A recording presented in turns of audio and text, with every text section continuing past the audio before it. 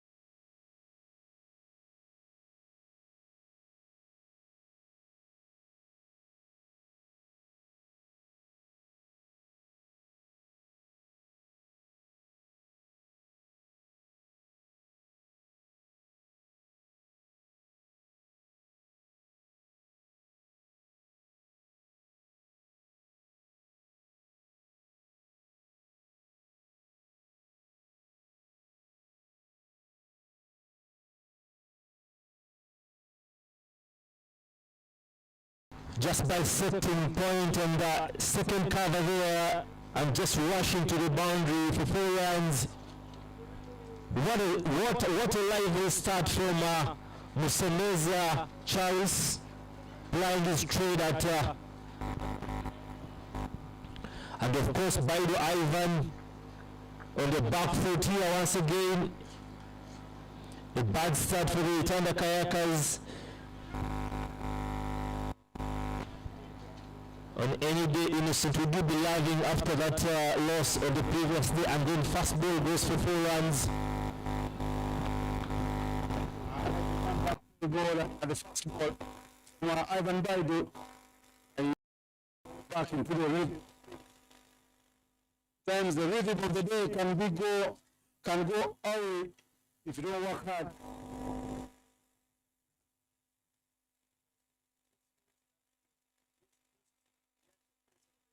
He's not growing any younger, but he's a little more wiser.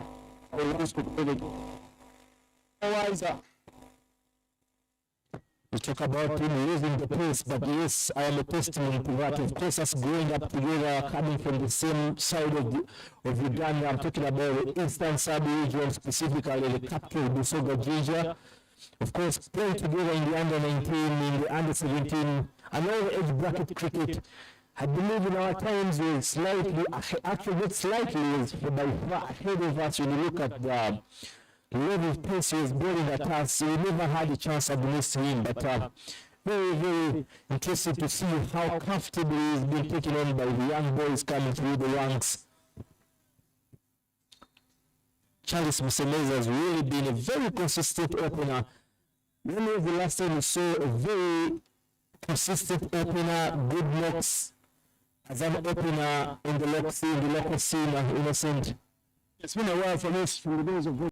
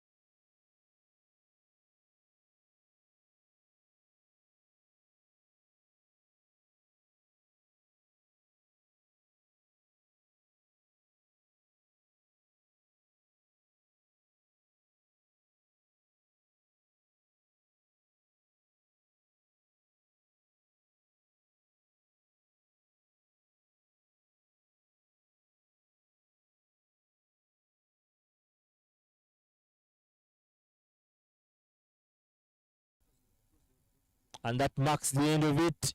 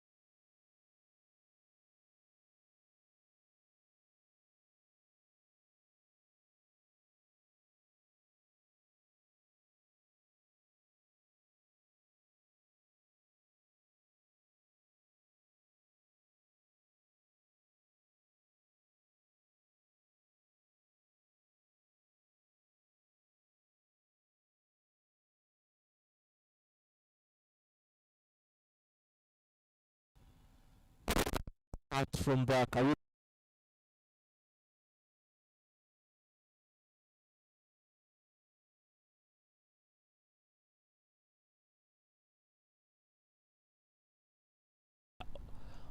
Once again, lofted there for 6 runs from Lutaya. What a start from Karuma Rapids. Finding his hitting range early on in the matches.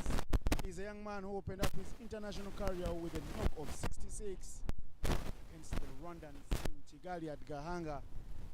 It was really making for him, and every time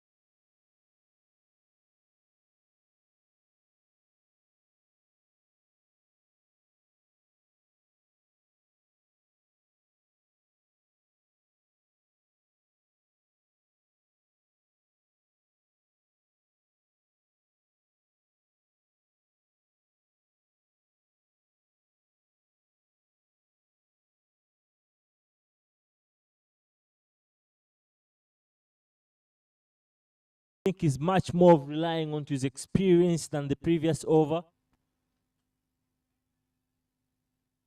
Into the deck there.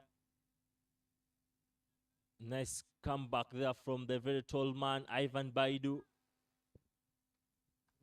It was very horrifying back in our times playing against Ivan Baidu coming from one end, and then Erumuka Timothy coming from the other side. Two left-arm tall bowlers. Very intimidating.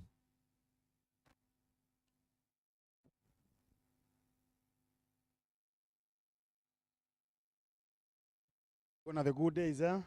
Very, very good days. It's intimidating.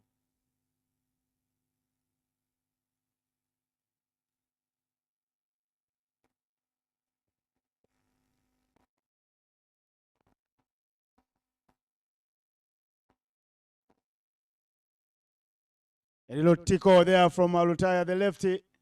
Pius Oloka onto it from the boundary. Only fielder out on the onside because we are still in the power play. The other fielder was flying down at third man. Quickly, just take us through that playing 11 of the Itanda Kayakas, the team on the field. When you look at from the batting perspective, it's a very intimidating batting side.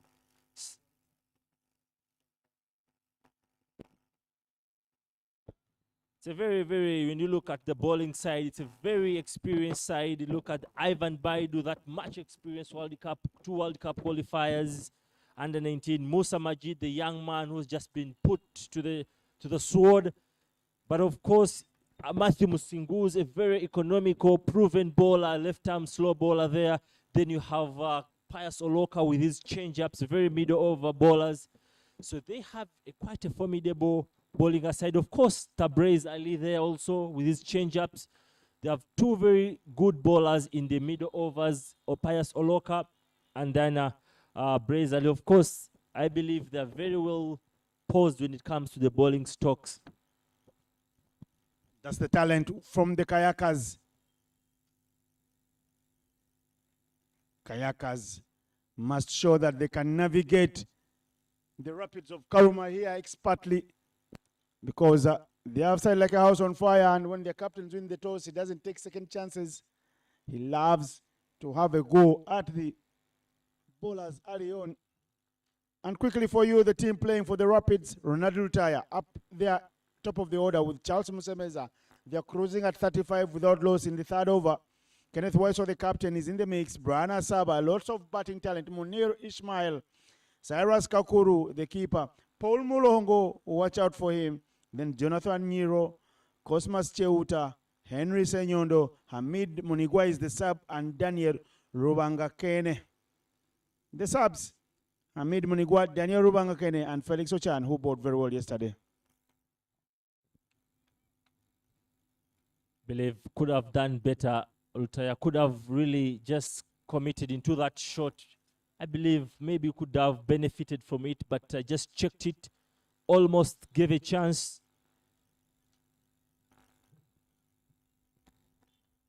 I think it's a good comeback from the Itanda Kayakas. They've tried to silence the onslaught from the Karuma Rapids. Let me hope you haven't spoken too early, because there are a couple of deliveries to go in the over, and Ivan Baidu must close down the over nicely, or else he will be sent to the cleaners by the lefty. Cut very well from Rutaya. The chase is on. Yes, a good fielding effort, but the 2 guys here running quickly between the wickets will get a couple of runs. Marks the end of the over, leaving us at 35 for 9, for 5 for none, 37 for none after 3 overs.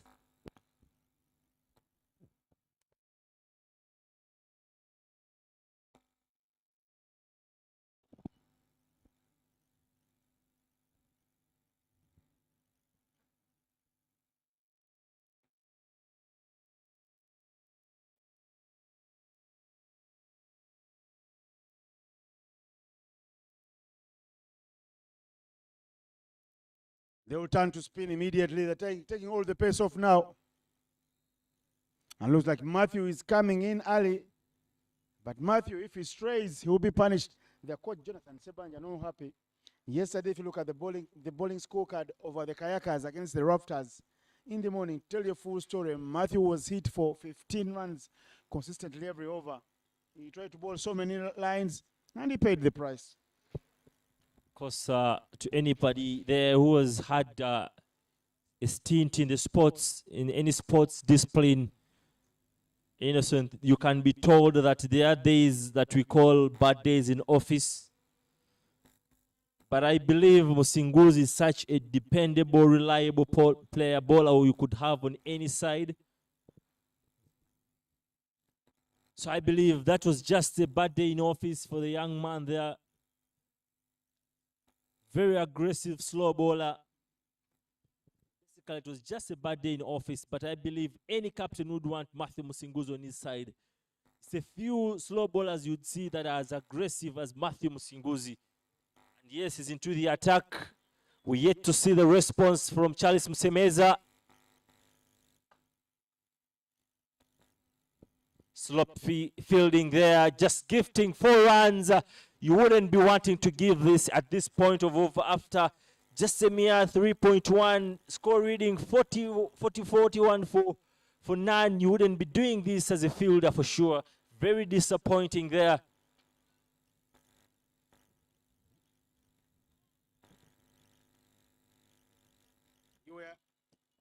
You were giving Matthew the flowers. I was telling you to hold it a minute because he needs to be smarter. He's been brought in to bowl in the power play. And look at the score. They're moving at over 10 per over. Look at that score. It tells a different storyline. Right on to 41. I think that was just unfair because when you look at Devanshi Patel just gifting away that 4-run, that boundary, I think Matthew was simply unfortunate there. But yes, he bounces back with the dot ball.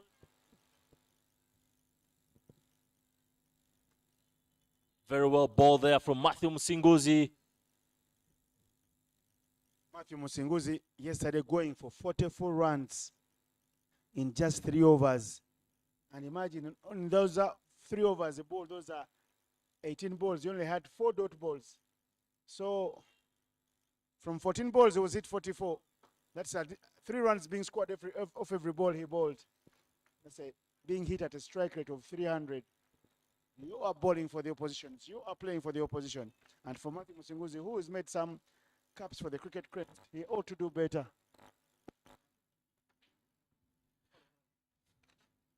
Very well bowled, very, very well bowled. Putting pressure back onto Charles Msemeza. This is what you expect to be seeing from Matthew Musinguzi. Creating that pressure and, of course, causing those self-inflicted errors from the batters. Innocent, as I said earlier on, it was just a bad day in office. You can expect Matthew to deliver on any day. Matthew doing very well here, and he's getting a lot of flowers here. And from a man he has seen who's waxing lyric about him, but that is the end of the over. Beautiful overboard by Matthew. Was the boundary up front, but he did well to bounce back nicely. 41 for no loss after 4.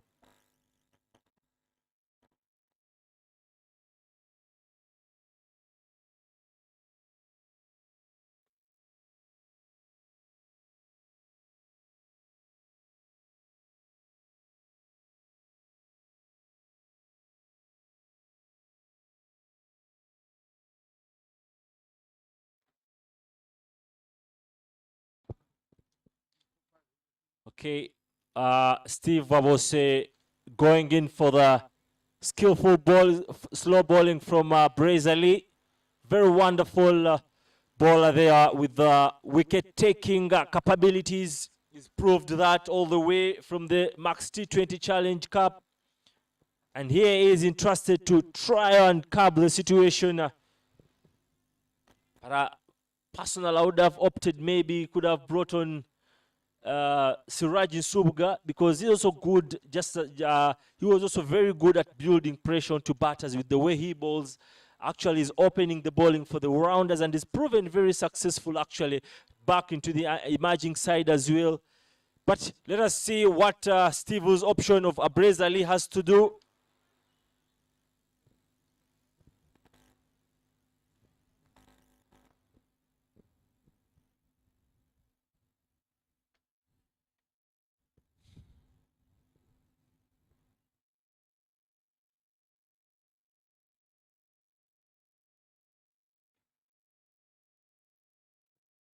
couple of change-ups there just to make sure everything is intact.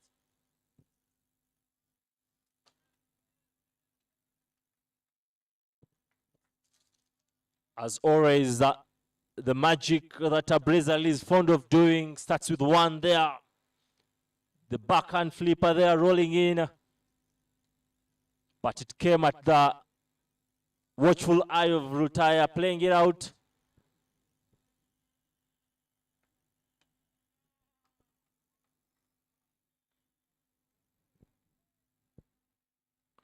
So far proving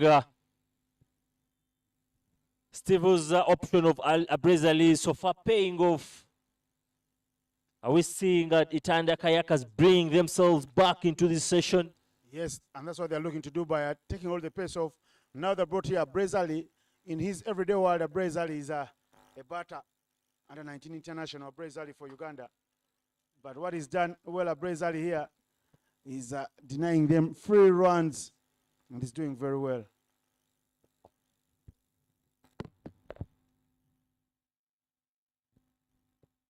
Very well said, Innocent. How's been the new year so far? It's been so good, Innocent. You've been served well. Early days, and we're happy to have some cricket early on in the new year. It's early days in the year. It's going to be an action-packed year. In the air, who wants that? That will be swallowed. Easy pickings there by that man. Anas Beg, son of the legend, takes a catch, a gift from the heavens. And it's wicket number one that falls. Bujjagali making the big breakthrough for his team. Exactly, that's what you would be wanting as a captain of Itanda Kayakas there. Just speaking to Chris Kidega, who's meant to be the captain of the Itanda Kayakas, as to why he's not because I was expecting him at the toss there. You go Bujjagali.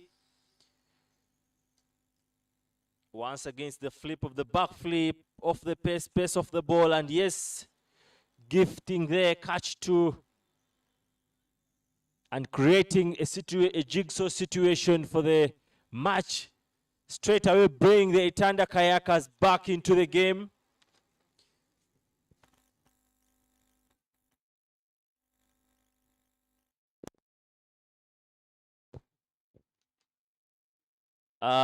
Speaking about earlier on, I was expecting Chris Kidoga to be with me at the toss there.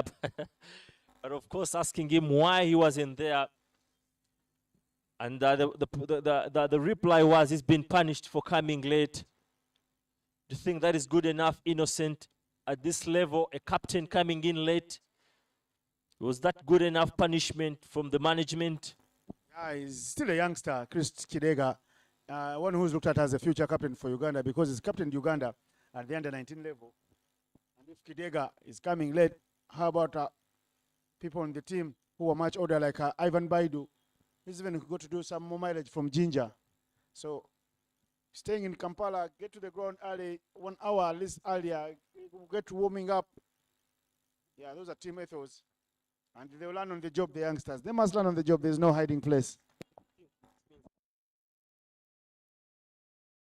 Actually, not only is he wasn't the captain today, but he's not on the XI with the sort of form that he had yesterday. Would you risk doing that, Innocent? He had a very masterful 47 off a couple of 22 balls yesterday. Yeah, I can see Kidega right here under our noses in the dugout. He got to learn. Team ethics are important. Cricket is not just about coming and swinging your bat. There is discipline. After all, it's called the gentleman's game.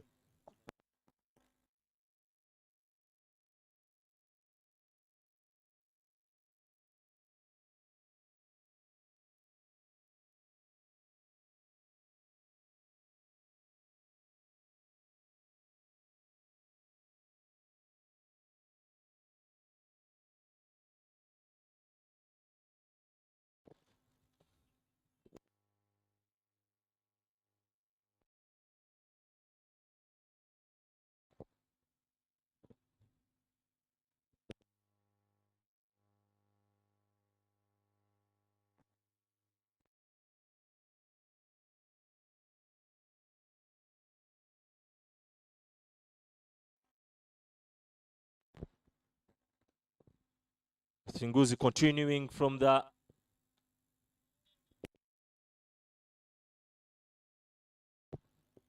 shell end. We're seeing right now Itanda back into the session.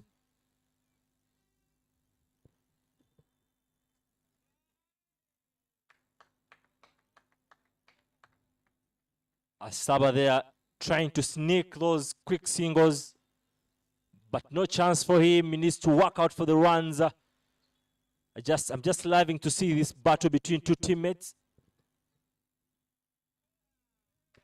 Both of them playing their trade at Abojo, who are finalists in the just concluded T20 Cup 2025.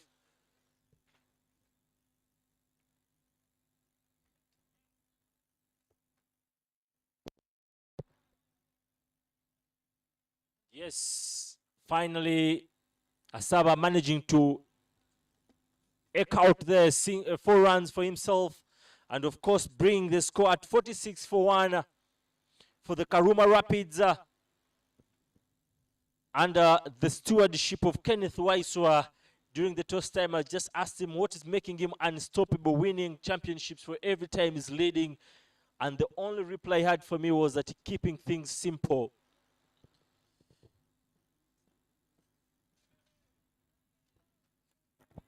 Kenneth Waiswa looking like a Janet Mbabazi. Janet Mbabazi, wherever she goes, for whichever franchise she plays, she looks like she never stops winning. When the CP Trackers, they were winning. Now she was with the Kayakas, and they won. Now Waiswa with the Rapids, hopefully he will be victorious. We saw him with the gold during the Bad Boy Max last year in March. It's the end of the over. 46-1 after the power play.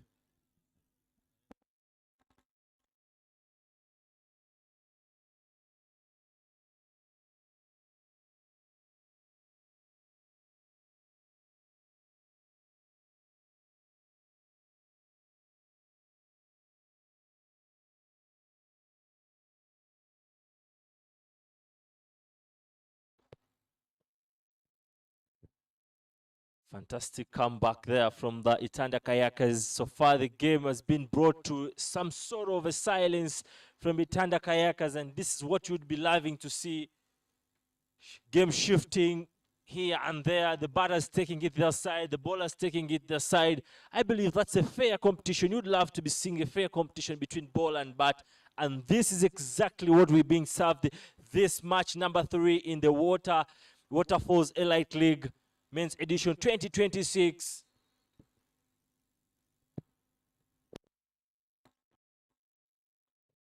Just for a catch. Who wants that? Oh no, you almost fell into a killing of a catch there. Musa Majid. That is real athleticism from the young man. Unlucky not to convert it into a catch. But that won't be a super wicket. And I tell you what, would have been wicket time. Asaba Brand there. Could have been a goner. Very great. I believe the only reason for him letting it out, he didn't believe he was going to get close to it. He didn't fully commit. He didn't really. But again, that is flashed through covers. But man there raiding the boundary, Paya Soluka, granting just 1 run. I think Musa was going to really take that if he had really 100% given it himself a chance. But he was quite 50-50, only for it to hang into his palms. Musa was in trouble of running to the boundary and was going to count for 6. So he had to throw it out of his hands because it was off balance and he was still running. A couple of runs stolen right under the nose of 2 fielders. Welcome runs. Very good welcome runs there for the Rapids. So far, things, the way they're looking at you, and you look at how things are proving out, seems everything's under control.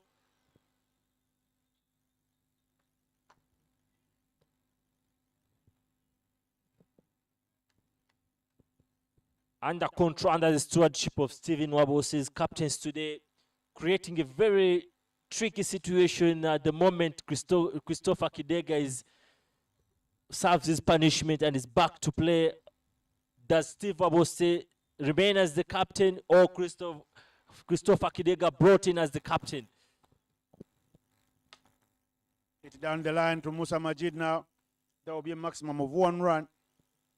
That is a very good migraine, a good selection headache for the coach, Jonathan Sebanja. We'll see what we'll be doing, because today is the double-header day for the Itanda Kayakas. So Jonathan Sebanja will be back in the afternoon to face off with Chuma Miyaji's Bujjagali Rafters. That is full of talent, with the likes of Fred Chelam. They are offering leadership duties as well. But for now, it's the end of the over, and they've continued to fight here. The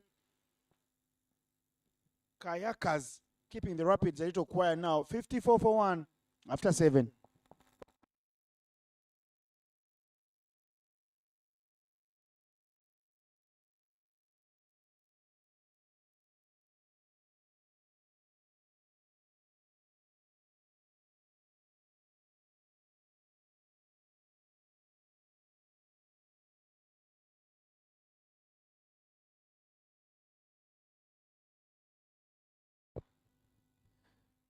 Very, very correctly said, Innocent. A very good migraine. I don't know if it's a good, but it's a good one, or it's a tricky one for Jonathan Sebanja. We're yet to see, just keep tuned. We're yet to see what decision he makes, just in case Steve Wabose wins the morning game, and maybe if Chris Kidega is back into the second game, who captains the side? Does Steve Wabose continue? Does Chris Kidega take over the reins after that loss yesterday? Yes, chance created, loose ball, but Suraji passes away by a whisk, by getting the danger man, Charles Musemeza. Very unlucky for him, but he has to march back to the dressing room. Very gutted there. He knows he was in control, but very disappointing from a very loose ball from Siraji. That call for match awareness, knowing what is the angle of the fielder, where is he placed in. It's a short ball, but where do I angle this particular shot? It's on such days when, as a bowling unit, you feel that you've gotten a wicket out of nothing. A ball that could have been at any part of the ground, it turns out to be a wicket.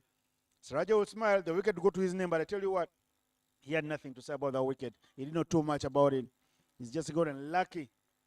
And sometimes you have to ride your wave of luck in cricket.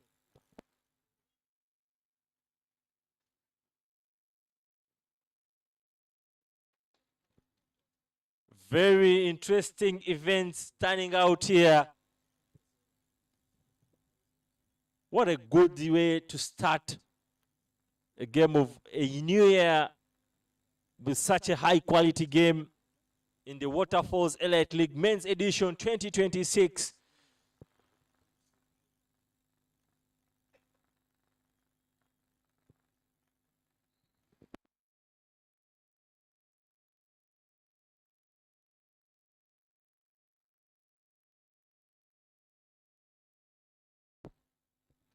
And that brings us Captain Charles Waiswa into to oversee proceedings alongside the charged Charles Musemeza.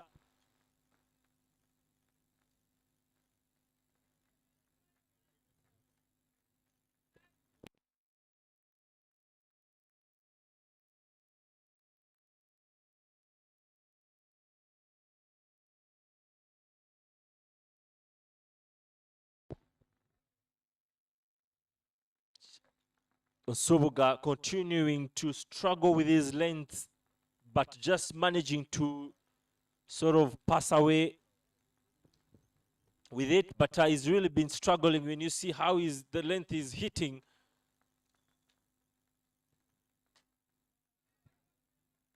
Yes, another chance created, and yes, well taken. This time round, Charles Musemeza has to be marching back.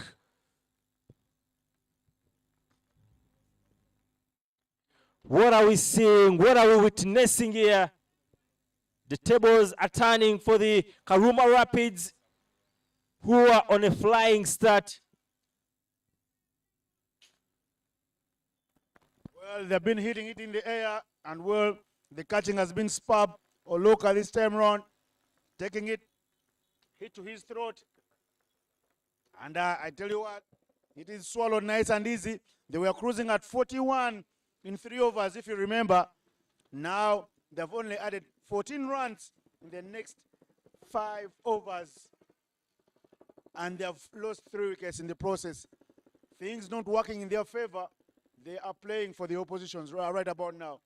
Kakuru and Kenneth Waiswa, his teammate at the national level, the cricket cranes, have got a rebuilding job to do. And there's no hiding place. They have to prove it out there in the middle, not with their big name tags. Because then we see them wearing the yellow, green and red. Here, they have to do something else.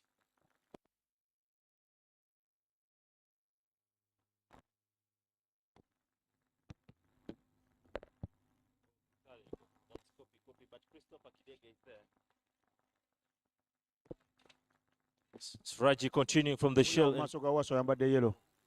Masoge kumuguwa.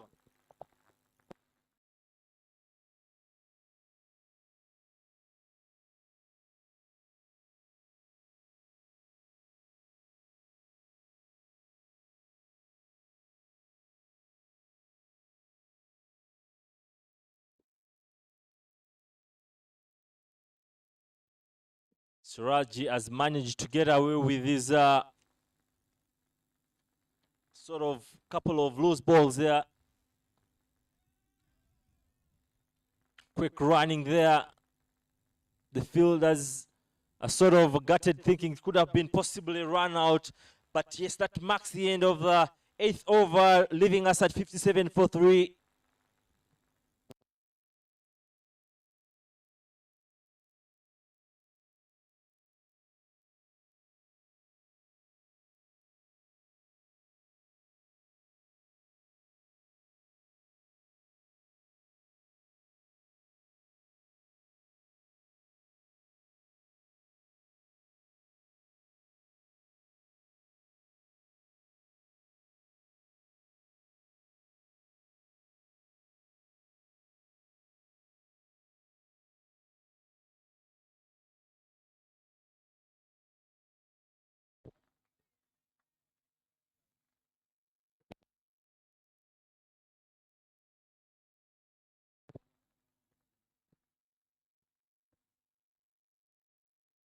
Cyrus Kakuru into his batting innings in a very critical situation alongside his captain Kenneth Waiswa in a very critical situation for the Karuma Rapids. They need a very stable partnership to see themselves out of this depth so far. But as usual, Kenneth Waiswa has always proved crucial in such moments. Chance for a chance there for a catch, but no, falls short of point.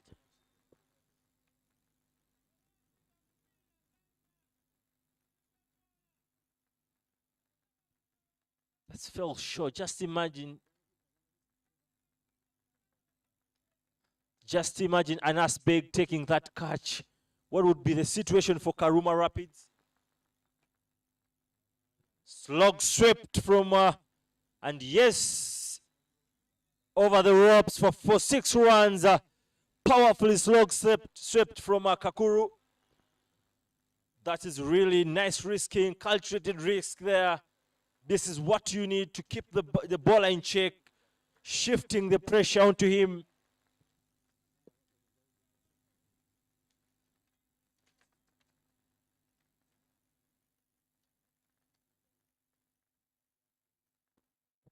Very good camera work as you look in the background there, the Victoria Pals earning some mileage here with the summer. Real good running workout here as they come from the break. We saw them last week, the Victoria Pals.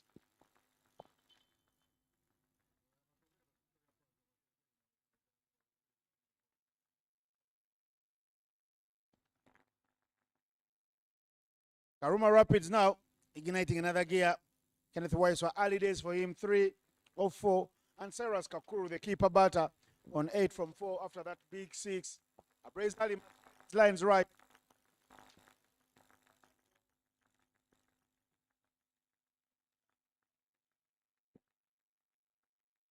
Not the coffee and walking up there, Anas bike. There they are, the Victoria Pals in your frame. Irene Alumo, second in the front. Naomi Jena Mongin. Imi Nakisoye. Teddy Oyela. They've got to work. Big calendar coming up for the Victoria Pals, but we told them last week, and they made everyone smile here in Lugogo. With the type of cricket they were playing, yet they were coming from an off-season, and everyone thinking they're a bit rusty. Of course, the Victoria Pals under the stewardship of Baby. That's the way he's commonly known as Baby, but actually it's Deus Muhumza and his assistant Brian Masaba, the captain that led the Uganda Cranes, the cricket Cranes, into its ever first T20 World Cup. Actually, the first Uganda team national side in the history of sports of Uganda into a World Cup tournament. What a milestone for Brian Masaba. What a legacy he's left behind. It's very interesting. Right now, Brian Masaba, the assistant to Deus Muhumza, who was his captain again at the national team. Just call the man a legend. Don't say too much about him. Brian Masaba, legend. That's enough. Whoever knows will know. It's a cricket thing, this. Sneaking in there for a single. Quick running. Yes, just of a run out. A big shout there. And yes, given out. What a moment. What a moment. What a moment for the Itanda Kayakas. What a moment. Kakuru has to be marching back to the dressing room. And that brings us into the break. What a turning moment for the Itanda Kayakas.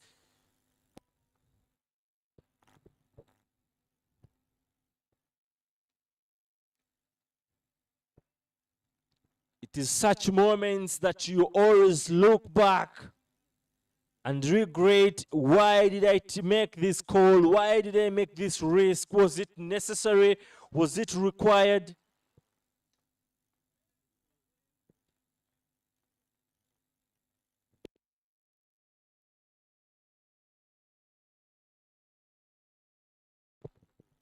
What a moment, but that brings us straight into the 2.5-minute break.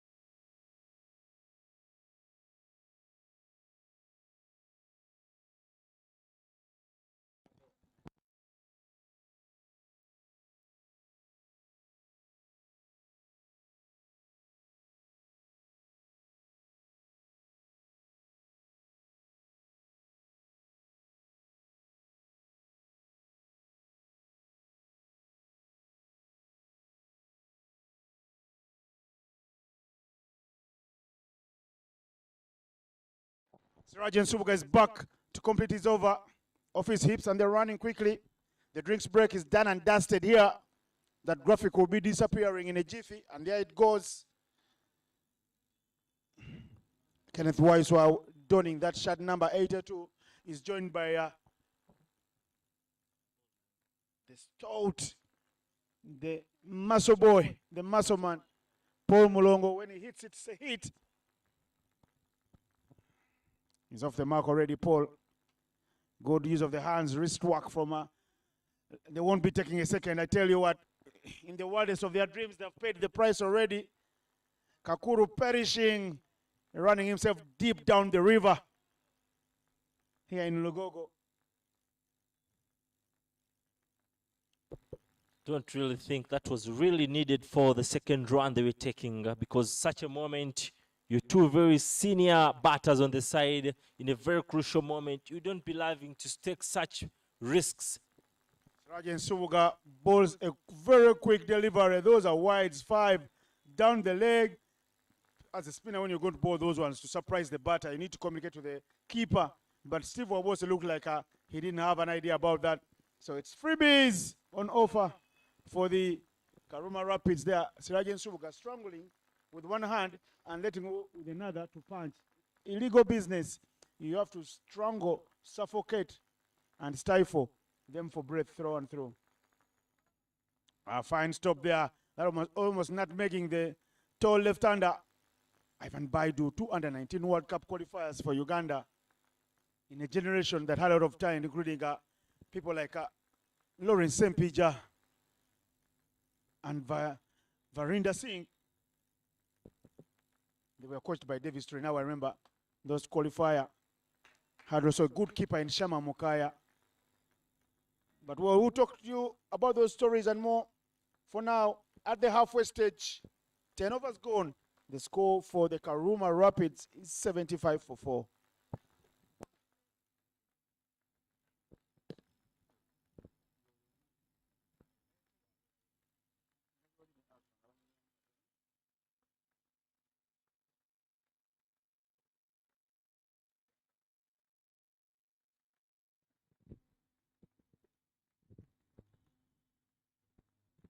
And now finally, Pasoloka into the attack from the Kampala road end.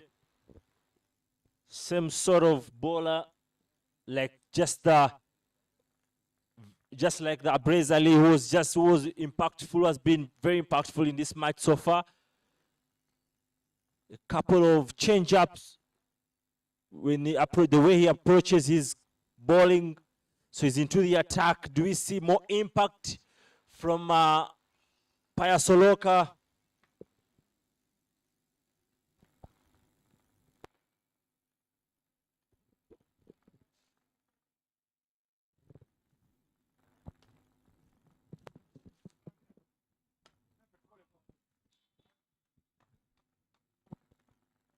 Starts with the back of length.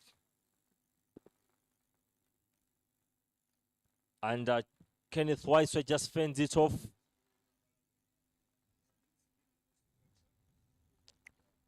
It's a very, very tricky situation for the captain, Kenneth Weiser. I know it must be running through his veins, knowing that any blunder at this point, the ship sinks.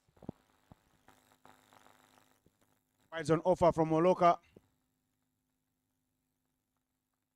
No bat on that one from Kenneth Weiser. Had he got the faintest of edges on it, that would have been running down the line for 4.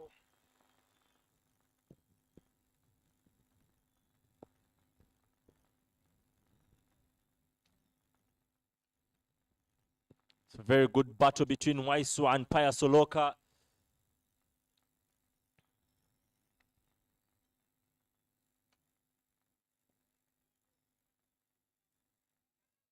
Call for 2 runs there. Chance for a second run out, but yes, misses out.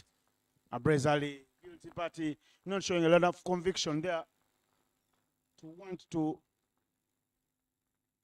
complete the run out. Look at one, that wasn't Abrazali. That was the bowler, Payasoloka. Abrazali is at the boundary here.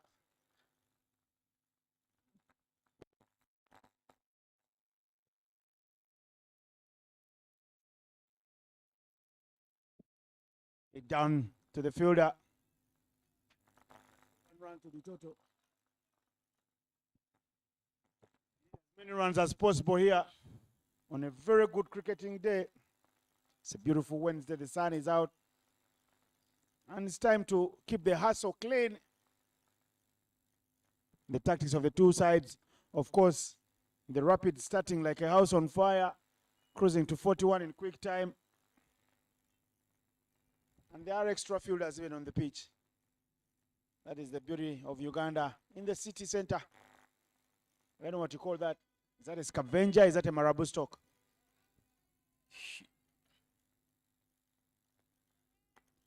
Marabou stock for us that we've done this a couple of lessons in there. It's a marabou stock there, a very famous bird in the adjacent Chadondo rugby ground. I just wonder why those birds are quite famous in that ground.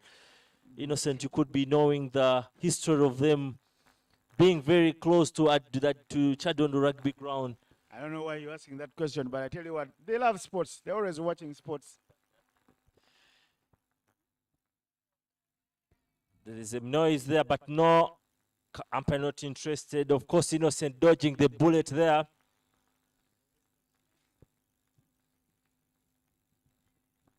A quick big shout out to all the sponsors of this tournament. Raji Gas Pro. As we look at some of the young players of the Bujjagali Rafters that will be coming into the mix later on, and some under 19 hopefuls. Raji Gas Pro, Leica, Scope Energy, your LPG trusted gas partner, and well, Nyakasura Alumni League, Alphabet, all these guys making sure this game gets the number of views it's been getting on the channels of Uganda Cricket. Big views. But that's the end of the 11th. 80-4.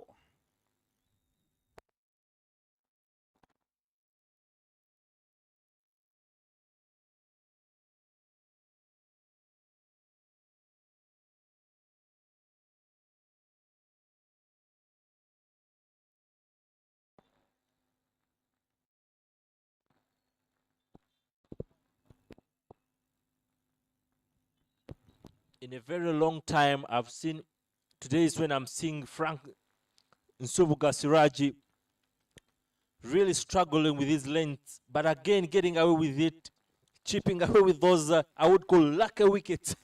Yeah, sometimes you don't have to bowl very well to pick up the wickets. 2 for 10 for Siraji in 2.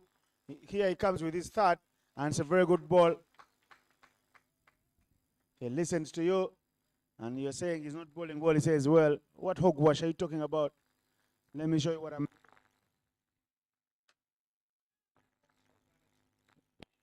Won't carry the load. And big muscles of Paul Mulongo. Only man carrying 1 run there. Seen a couple of balls being pumped with a lot of energy, but just reaching midway. Are we seeing the pitch coming into play as the match proceeds, Innocent? The wicket has been playing through batting surface. Edged by Kenneth Waiswa. He's gotten lucky with that one. He almost got himself caught. Chance for that. There's a run-out chance. Oh no, there's even no backup. Mlongo and Oloka and Wawose looking at her and Asbeg and saying, why aren't you coming through quickly for the backup? It's Kenneth Waiswa that rides his luck here with a couple of runs.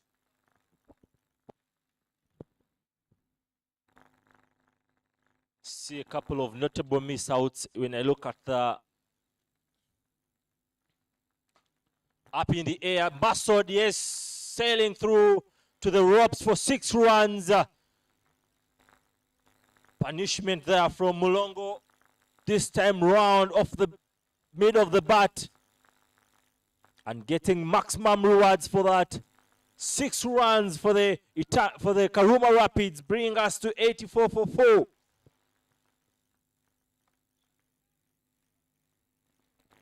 Yeah, nice gap found by Mulongo after the boundary. Gets the single, and that's what they call smart cricket. You've got to play with your brains. You've got to put on your thinking cap. End to the over. Srajan Subuga goes for 10 runs. Make that 11.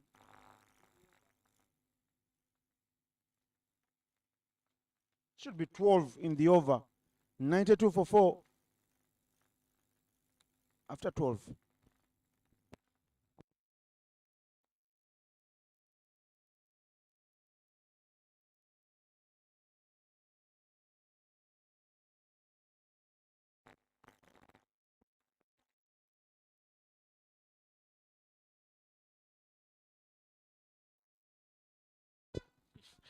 Christopher Kidega in there, the would-be captain for the Itanda Kayakas on a punishment, serving his punishment. We yet to find out, will he be playing the second game as they have a double-header today? Will he be sitting out? Is he sitting out for 2 games? But the interesting thing is Christopher Kidega, yesterday Itanda Kayakas, the top batters misfired.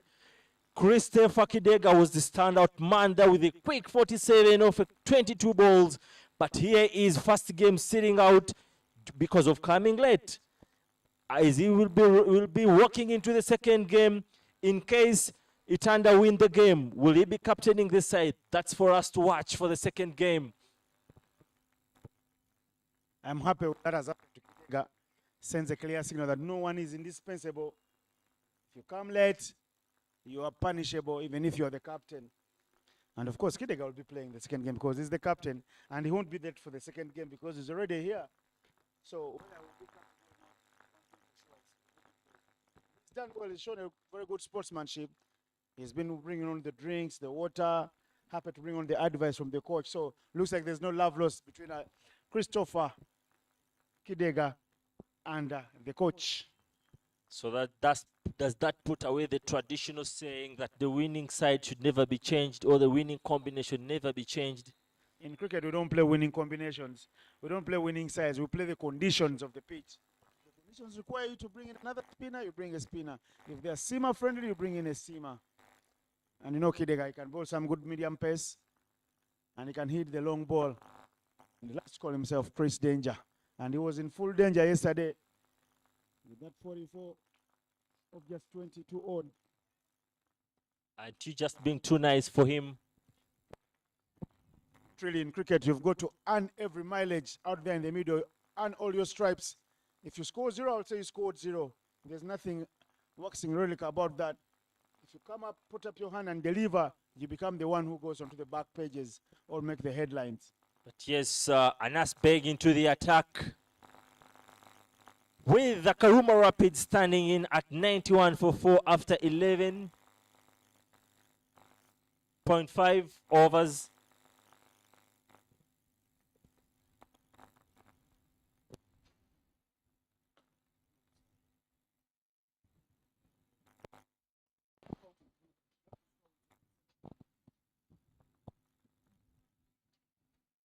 That graphic says 11.5, but tell you what, stove overs now. Looks like the graphic was right after all.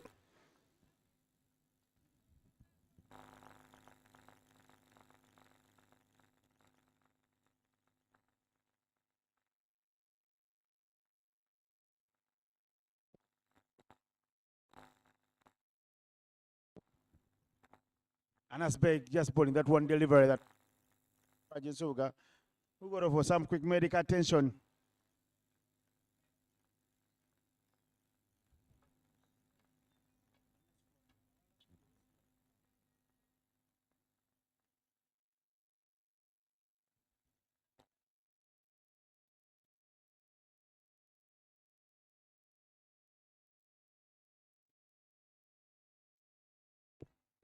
Shot ball struck, smacked it towards straight to Cesar there, getting a quick single there. The first high power shot I'm seeing from Kenneth Weiss, who I think has really reacted nicely to apart from that maybe miscommunication with Kakuru, but I can see Kenneth Weiss reacting to the situation nicely. He's basically stuck to the soft hand shots, just nudging around for quick singles.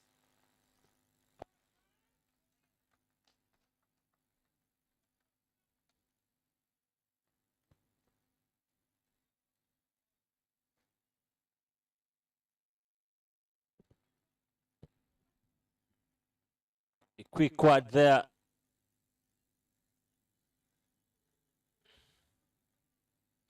Athula Sharon there, senior woman umpire, standing in that square leg.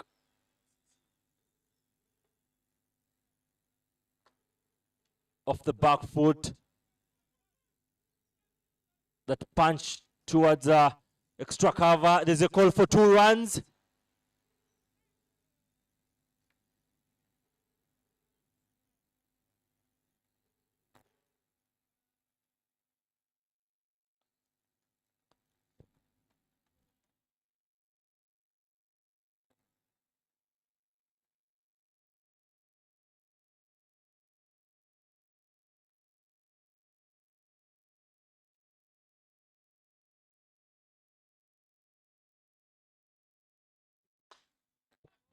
Slapped through covers for 4 runs. What a delay to watch from the captain himself.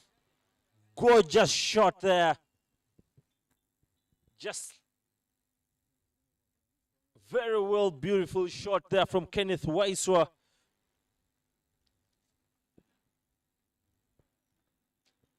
It's been really delayed to watch. Off the meat of the bat and racing it to the boundary for 4 runs. Incredible shot there. Yeah, the runs floor amidst the hustle here for Kenneth Waiswa, who is really trying to play now with controlled aggression since the departure of Cyrus Kakuru. Can see now that he's just moved into 15 over 12 into his legs. So go to the boundary.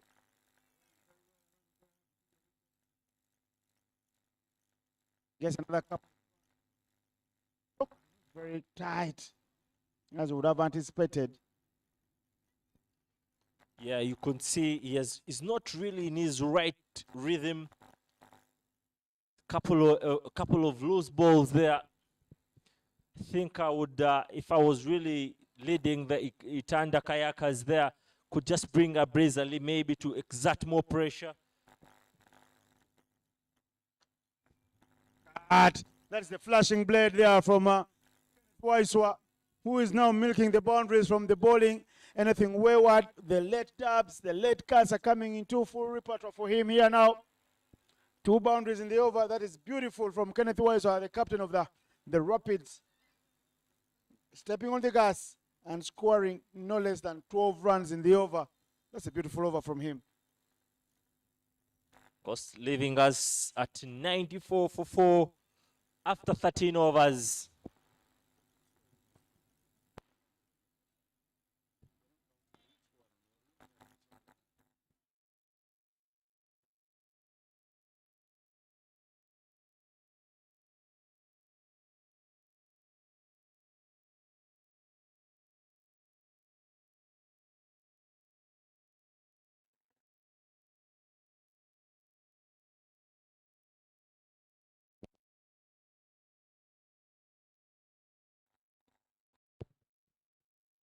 Musa, the young man Musa, coming into the attack.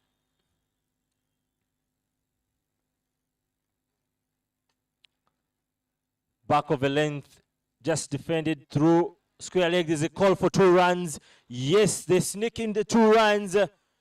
And just to get the score right, that brings us to 107 for 4 wickets after 13.1 overs.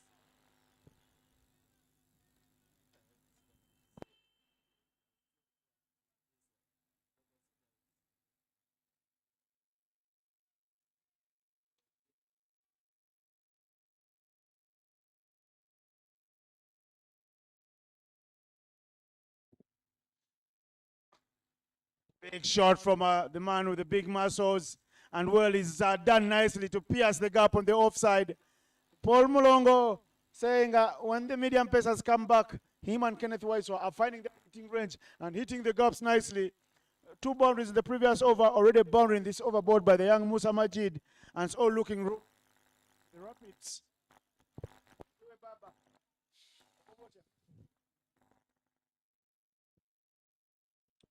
Just leaning into that shot with a lot of power and aggressiveness, and yes, sending it to squeak into the boundary.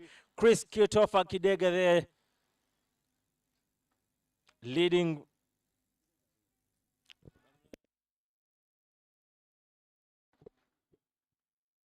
Doing the leadership roles from the sidelines this same round. After that late coming.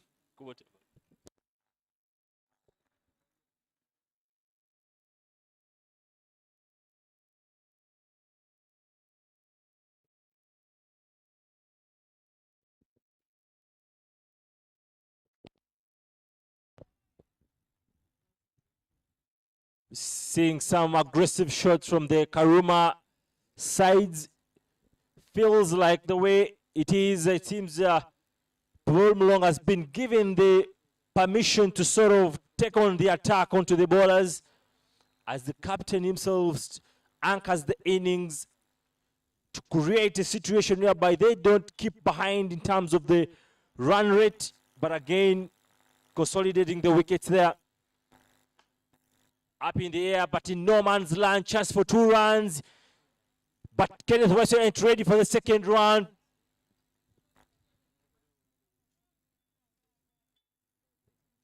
Misfield and gifting 2 runs.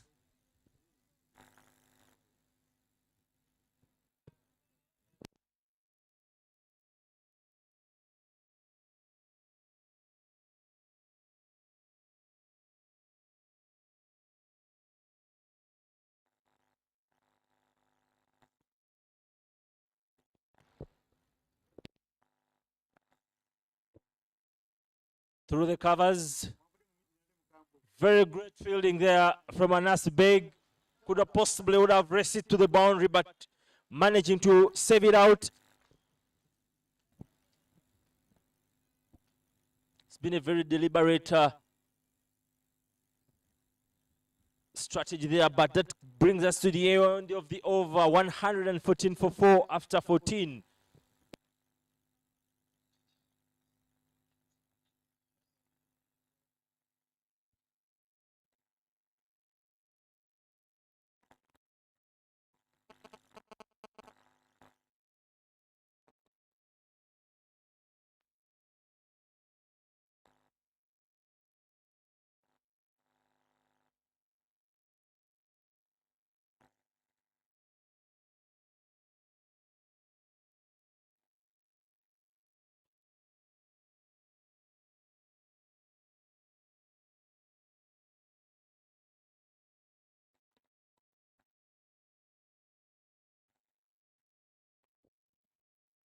$114 for 4.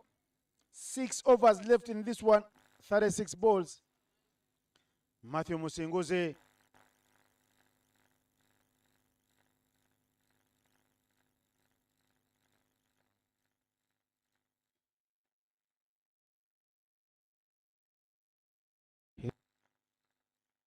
From our experts of physios, they are the 2 national physios. Omulangila Japheth Jukondaula and Imam Tukume done very well to make sure Silaj is back on.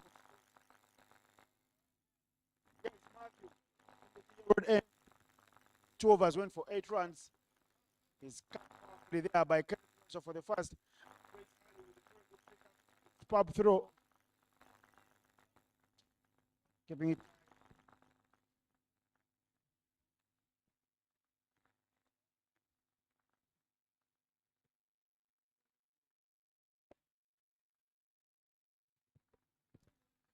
I feel we're really missing out 2 notable players in this particular one. When I looked through the squads, the reliable Bagaga Hassan and Dan Keith, who had a very good display, and I was really sort of surprised not seeing them in this particular one. Innocent, what's your take on that?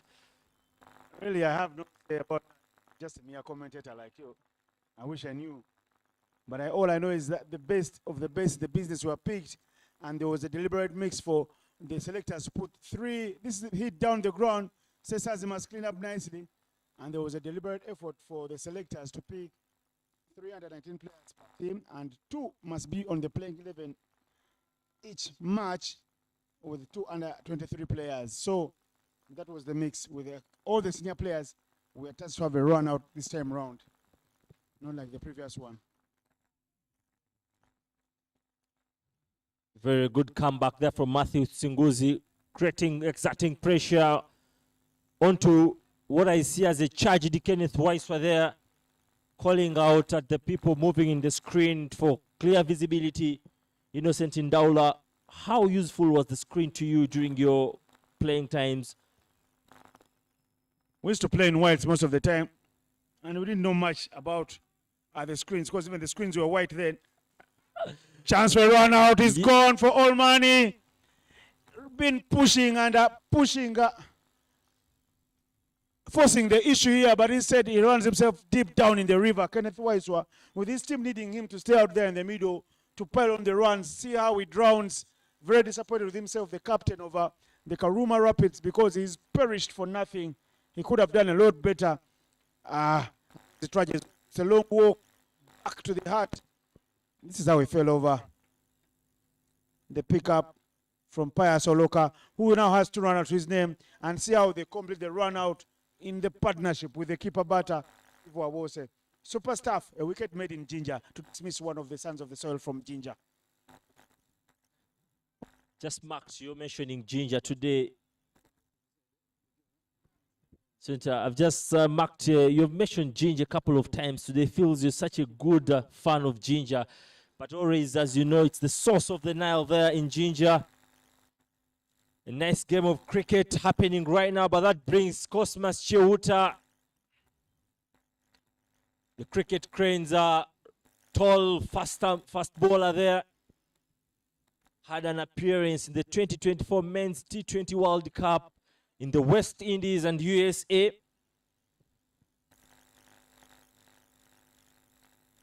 What are your predictions, Innocent, looking at that situation now? Kenneth out, a charged Mulongo still on the crease.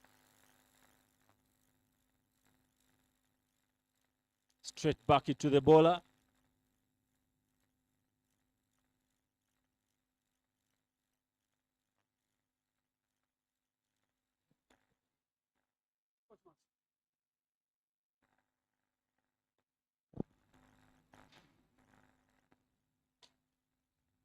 Leaning back deep into the crease there, long levers. Cosmas Cheuta is a bowler in your everyday trade, but he comes out today with his team in trouble. They need some runs on the board. Something he'll think he'll be able to bowl at and defend. And it's come on nicely. Getting off the mark immediately.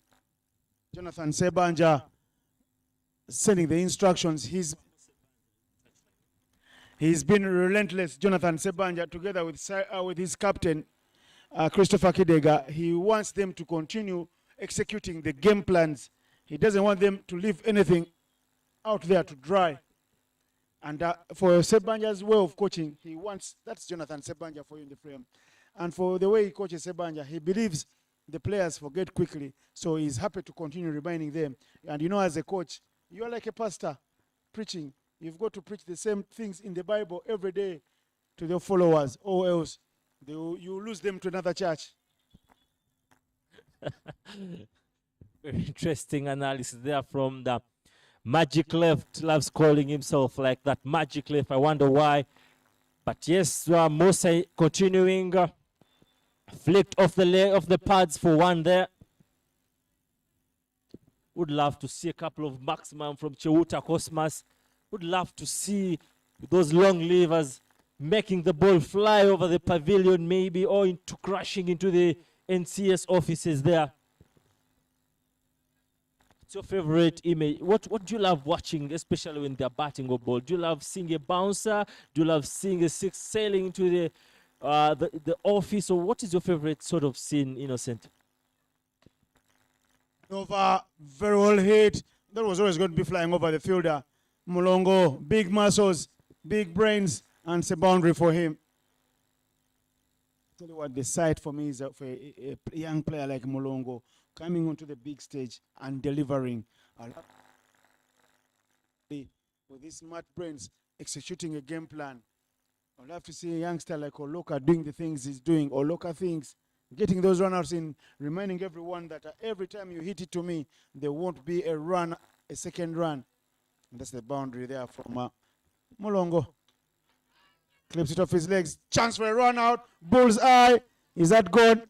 Cosmas Cheuta is home safe and dry just in the nick of time. Musa Majid taking the pace off. Almost had his man. Another possible chance for run out there. I wonder what kind of discussion they'll be having in the dressing room. Of course, those runouts in crucial moments to key batters. I really don't know what sort of discussion the coach will be lashing out to the players there, because if they go on to lose this particular game, I believe the source of all the trouble will be those two crucial runouts, crucial wickets at crucial moments. Standards have been way up there. The standards have been high. Cosmas Cheuta there. The bowler hit hard, but Musa Majid does well to come up from 6 feet up there. Working day, working time. It's all to play for. 124 is up. It looks like a good total, but can it be more? They will look like they would get 150. And they still have overs to bat. This is huge. This is big. This has been hit into the net.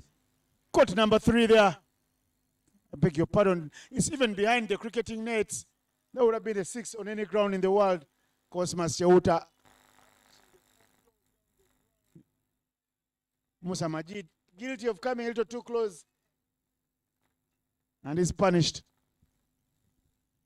You don't want to be doing that to a very tall man who's just going to be looking at throwing you out of the park. And it doesn't surprise me at any moment. Musa Majid was posted straight into the tennis courts. Bring us to 130 for 5 in 15.5 there. What is the safe score for the Karuma Rapids? Cosmas Cheuta now goes swinging blindly. That missed his leg stump by an inch. A whisker, the thinnest. And he's got a right smile on his face, the youngster, Musa Majid, taking all the pace off, and Cosmas Cheuta thinking it's in his hitting arc. Behind him. There's 130 for 5.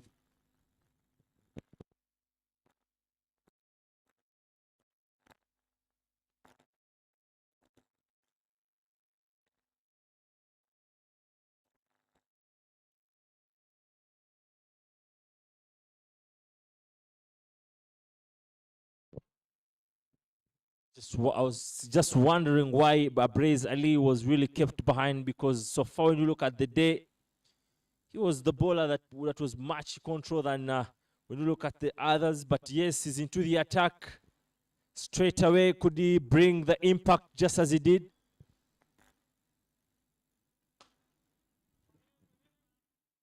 Back of a length. And then smashed off the back foot for an easy single run. Interesting tussle here between Abrez and the already charged batters.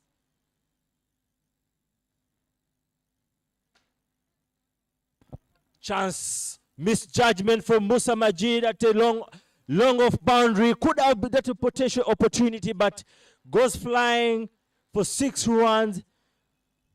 Very, very, very big misjudgment from Musa Majid. I don't know where he was going, but it looks like he got his feet stuck in the mud. He was coming out of the boundary very quickly, yet the ball was way back. Abrez Ali, you were calling for him, tonked for a 6 up front. How does he bounce back with Cosmas Cheuta on fire? Call it once again unlucky for Abrez Ali, because if it was not for Musa Majid to misjudge that could have potentially become a wicket, and the impact would have been felt from Abrez Ali. But you call it unlucky, and such are the days when it comes to sports.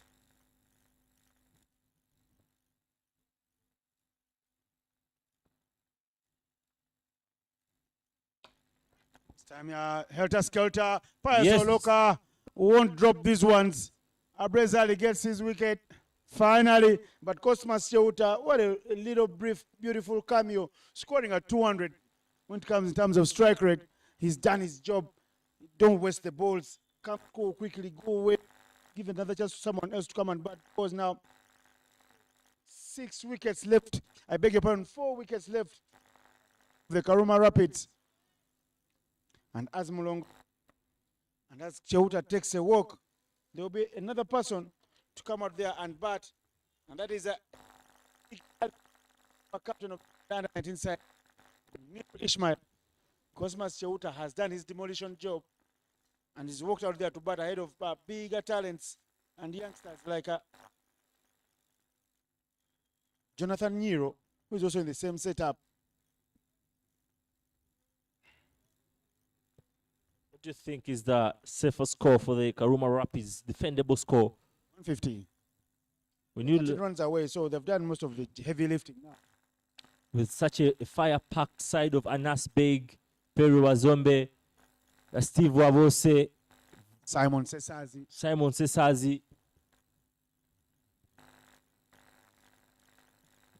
Just the concluded situation just reminded me the unlucky New Zealand losing out in the ODI World Cup against England, under very lucky situations, but again going on ahead to win the World Test Championships.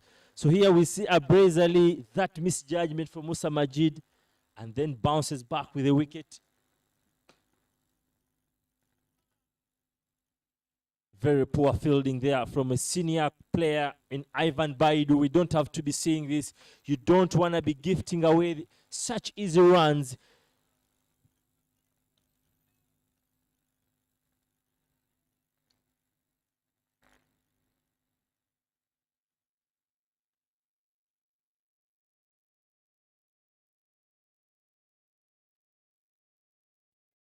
Some good real pace and bounce from Abrezali, who doesn't want to be taken on by the batters there. Mulongo, 23 from 21. Munir, early days in his innings, 1 of 2. And the Karuma Rapids are on 138 for 6 after 17.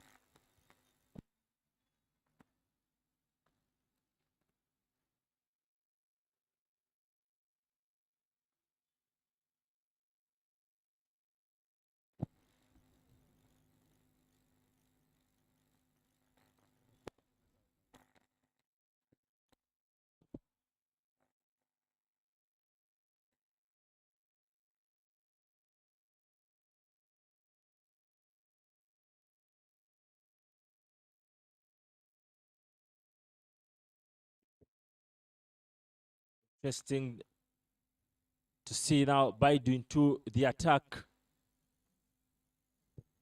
Left arm medium.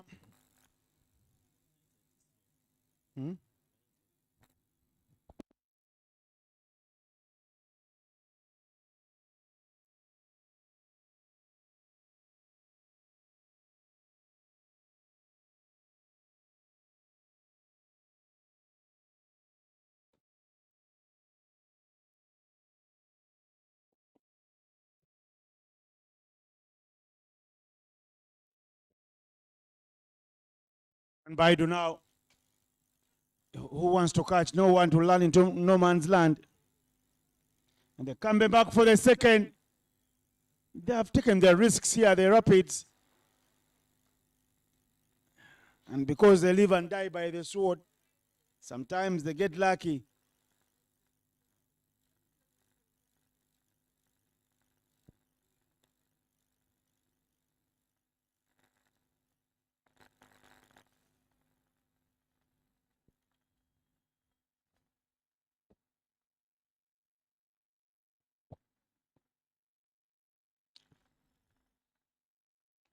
Up in the air, yes. Man and short fan. The bounce, non-favorable for the fielders, but they do well not to consider boundary. Abrezali.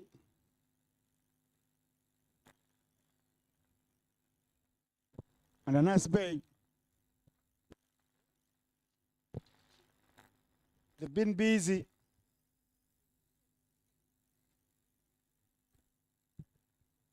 Biden into your attack, and so far going for 2.1 overs, going for 18 runs with an economy of 8.31. It's a very interesting decision.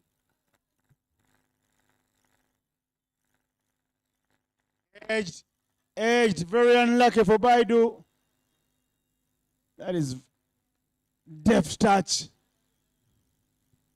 from Munil Ismail, who gets a boundary because the fielders are all standing in the 30.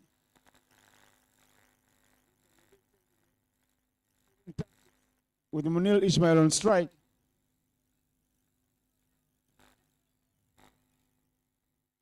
No change in tactics. Fine leg and third man stay in the third. The fielders at the boundary, there is extra cover.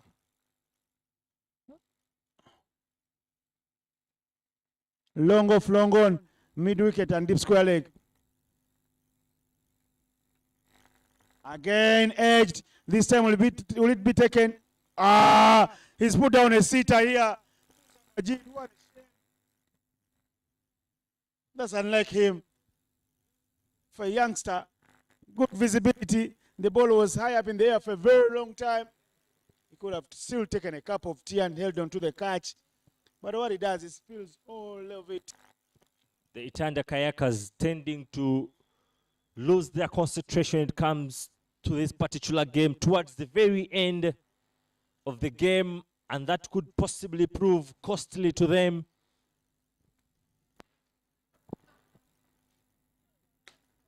Hit up in the air. Who wants that? Oloka, no ways, no chance. Just going over the boundary ropes. You drop him one delivery, and then you pay the price in the second. Paul Mulongo with the maximums. He's been dealing in the maximums. He said, I have lost all the senior counterparts in my team, so I will hold the bull by its horns, and I will take charge of this innings going on forward.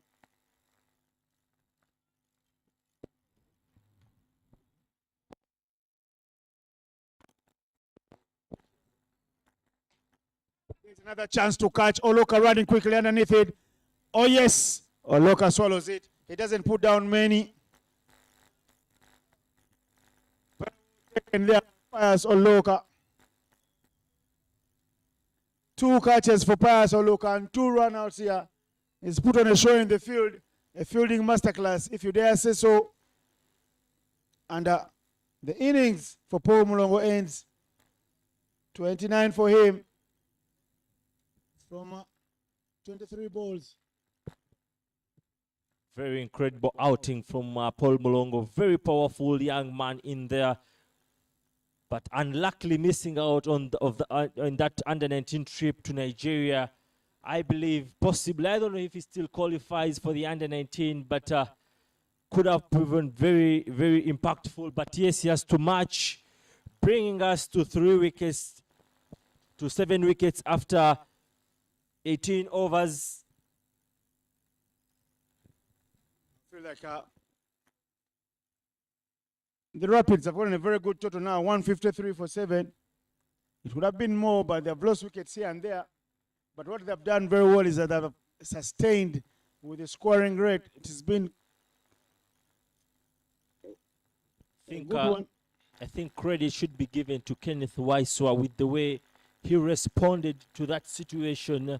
They're starting off in a flying manner, and then they have that collapse. But again, he comes in, reacts to the situation very nicely. Hitting it down to the sweeper, deep square leg. Good, very good pickup there from the fielder. And the backup is good from the keeper and everyone else, including Pius Oloka, who was putting on a very good show for himself as a fielder. His figures, none for 18 in 2.1. Just as I was saying, much credit should be given to Waiswa. He resorted to just playing the soft hand shots and, of course, anchoring his side to a much more safer side, apart from that miscommunication he had later on. But also credit to the Itanda side for getting him back stronger. Nero, just touch and go affair from him. to get his innings started. He realizes they can't afford to waste balls, so he's happy to get one if there's no boundary on offer rather than giving away dot ball and trying to throw his arms at the next delivery. Credit also should be given to the Itanda side. They've had high levels of concentration when it comes to fielding. Shot smashed on the back foot. Yes, racing to the boundary. Fine there for 4 runs.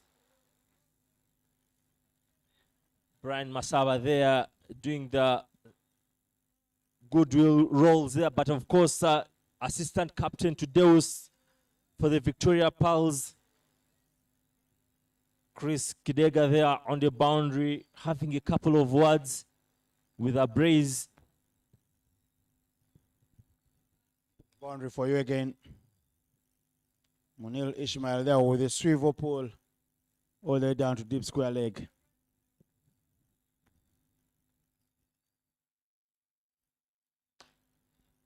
Drilled down the ground. There won't be runs on offer. Real business. Real good hands from Ivan Baidu.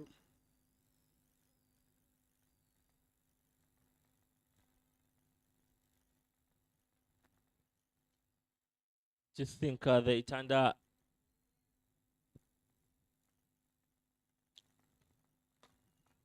little dab down to the covers. They're off running quickly. Jonathan Nero happy to score some singles here at the back end of the innings. Giving the strike back to Ismail Munir. we've been real served a very good cricket match. The game shifting in situations towards the Karuma Rapids, shifting back to the Itanda Kayakas. It's been a very fantastic game. But nowhere they want to. The throw is good to the keeper. They won't take on the arm of Abaidu. The over now. And the score is 162 for 7 after the penultimate over.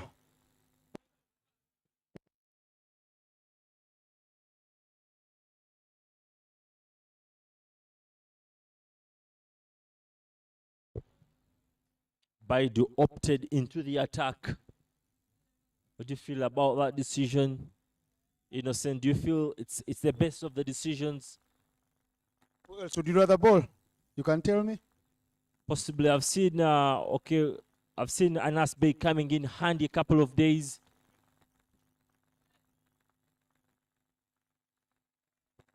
No ball is the call. Unfortunate for Baidu again. Overstepping there. Umpire Sharon Atula with ICC accreditation. It's the big call. But in cricket, there's no hiding place. On the team, Baidu signs up as a bowler. Let him bowl his quarter or 4 overs. If he goes fetching, let him go fetch. We have Anas Beg has a job to do with the bat. If he doesn't perform with the bat, he will be hiding and saying, I contributed with the ball. And don't want players like that who are hiding in a cricket match on a very large field like this. Let everybody play their roles and sign up for. we have Nsobuga Siraj. If he's still in position to bowl with that finger, I would possibly bring him into the attack for the last one. Ashiraji went off because he was injured. Didn't bowl that last ball in the over that Anas Beg bowled. And he's not bowled since. He's not fine. Otherwise, he would have been bowling.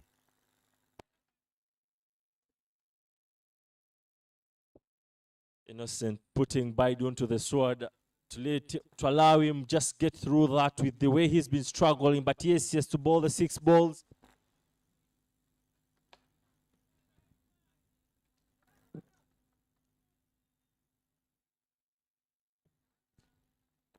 Think he was going for the Yorker, but missing out on the length.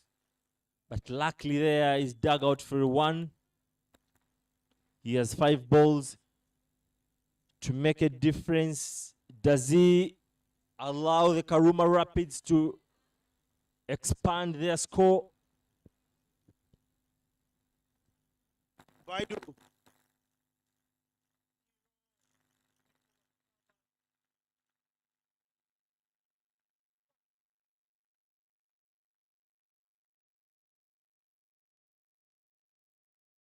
in 2 quick runs. Nero and Cosmas Chauta, big lookalikes now in terms of physique.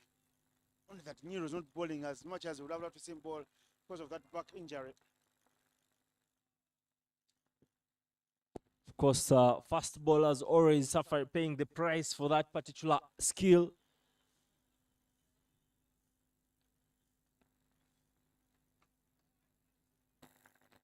Hitting it harder into the deck there. Baidu. And see what they can do here. Nero just getting a single. It's not been explosive. Explosive Nero can be.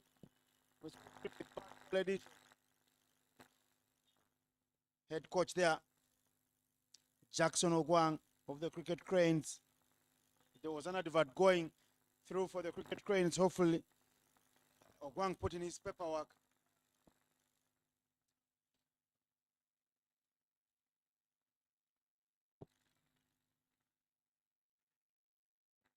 Musa Majid does very well to cut it off. He dropped a catch earlier, but this time, well, he's done well, and he gets a fist bump from Steve Wawose. Good stuff. Very good stuff. I think I really liked that surprise bouncer from Baidu Ivan. It really caught Nero off guard. If you to see how Nero reacted to that particular bouncer, it showed that he was really surprised by it. So this is the kind of thinking you should be having as a bowler. Get that batter in a surprise, and you never know that what comes out. Again, chance for a run out, but they will take a bye. He's done very well here. Baidu hit all over the park yesterday. He's done much better today. Improved lines, improved lengths. That's how you operate. Had to tuck away at the back end here. But there is still a ball to bowl, and how he wraps up things there will be very important here. Ivan Baidu, lefty.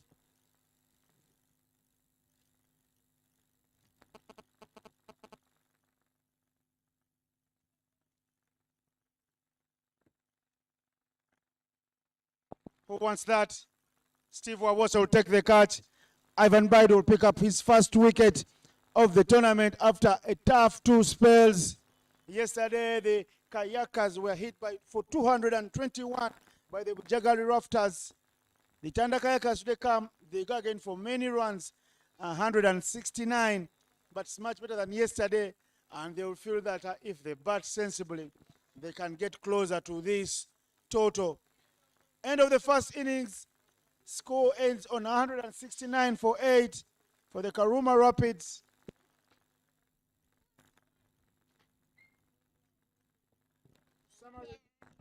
We'll be coming up here, but what a shift it's been. Baidu ending with 2 wickets for 37 runs in his allotted 4 overs. If you've just tuned into the live stream, do please share it with everyone else. And I tell you what, it was the Kenneth Waiswa's Karuma Rapids that won the toss and said, we will have a bat. And this is the batting card for the Rapids. Of course, the Karuma Rapids there, Charles Musemeza coming in with a vital 24, 19 runs. Lutera Ronald there alongside Lutera Ronald, 21 of 13. And then the captain himself there, marking 28 of 20 there. And then later on a surge from Paul Mulongo, 29 of 23. And of course, that bringing us to 169 for 8 after 20 overs. And this is what the bowling card does look like in the first innings. The bowling card, Ivan Baidu with the new ball, 2 tough overs.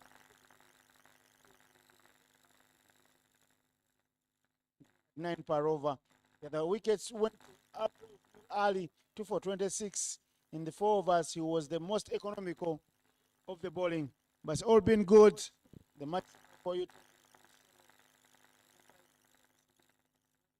For 6 for Ali and the batting. Couple of runs here and there, especially from the openers. And Ronald, who started like a house on fire. And the Itanda Kayakas needing 170 runs from 20 overs at a run rate of 8.5. So we take an innings break and we shall be shortly back.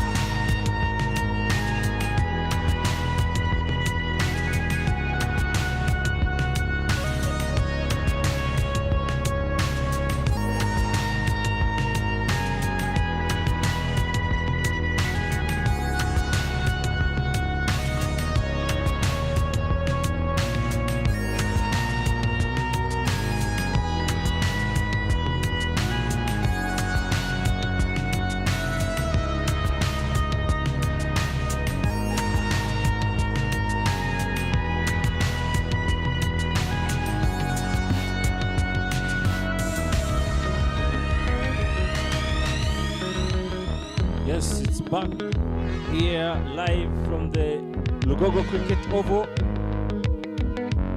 almost in the center of Kampala, the capital city of the Republic of Uganda, in match number 3, innings number 2, as the Itanda Kayakas will be looking to chase that I don't know if it's a mountain or it's a chaseable or it's a moderate one, but a 169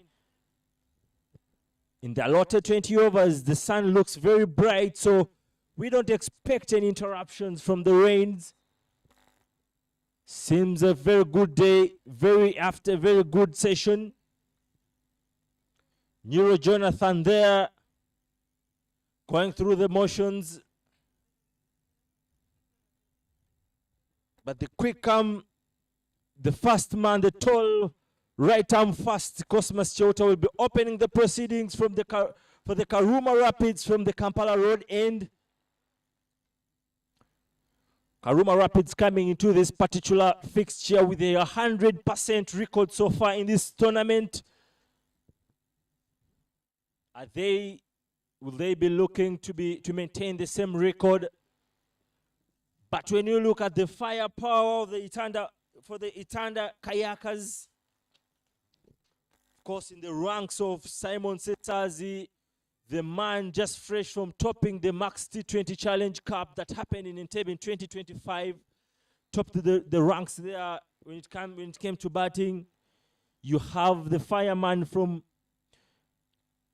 Wanderers Cricket Club, Peru Wazombe, the likes of Anas Beg, son to the legendary Beg, Stephen Wabose. But of course today, Christopher Kidega sitting out on a punishment for coming late. But he had a very, very quick fire yesterday. Not forgetting Pius Oloka, a match winner when it comes to bowling, batting, fielding. The commentators are always not short of speaking about his extraordinary performances. So that leaves us to want more as we head into the second innings.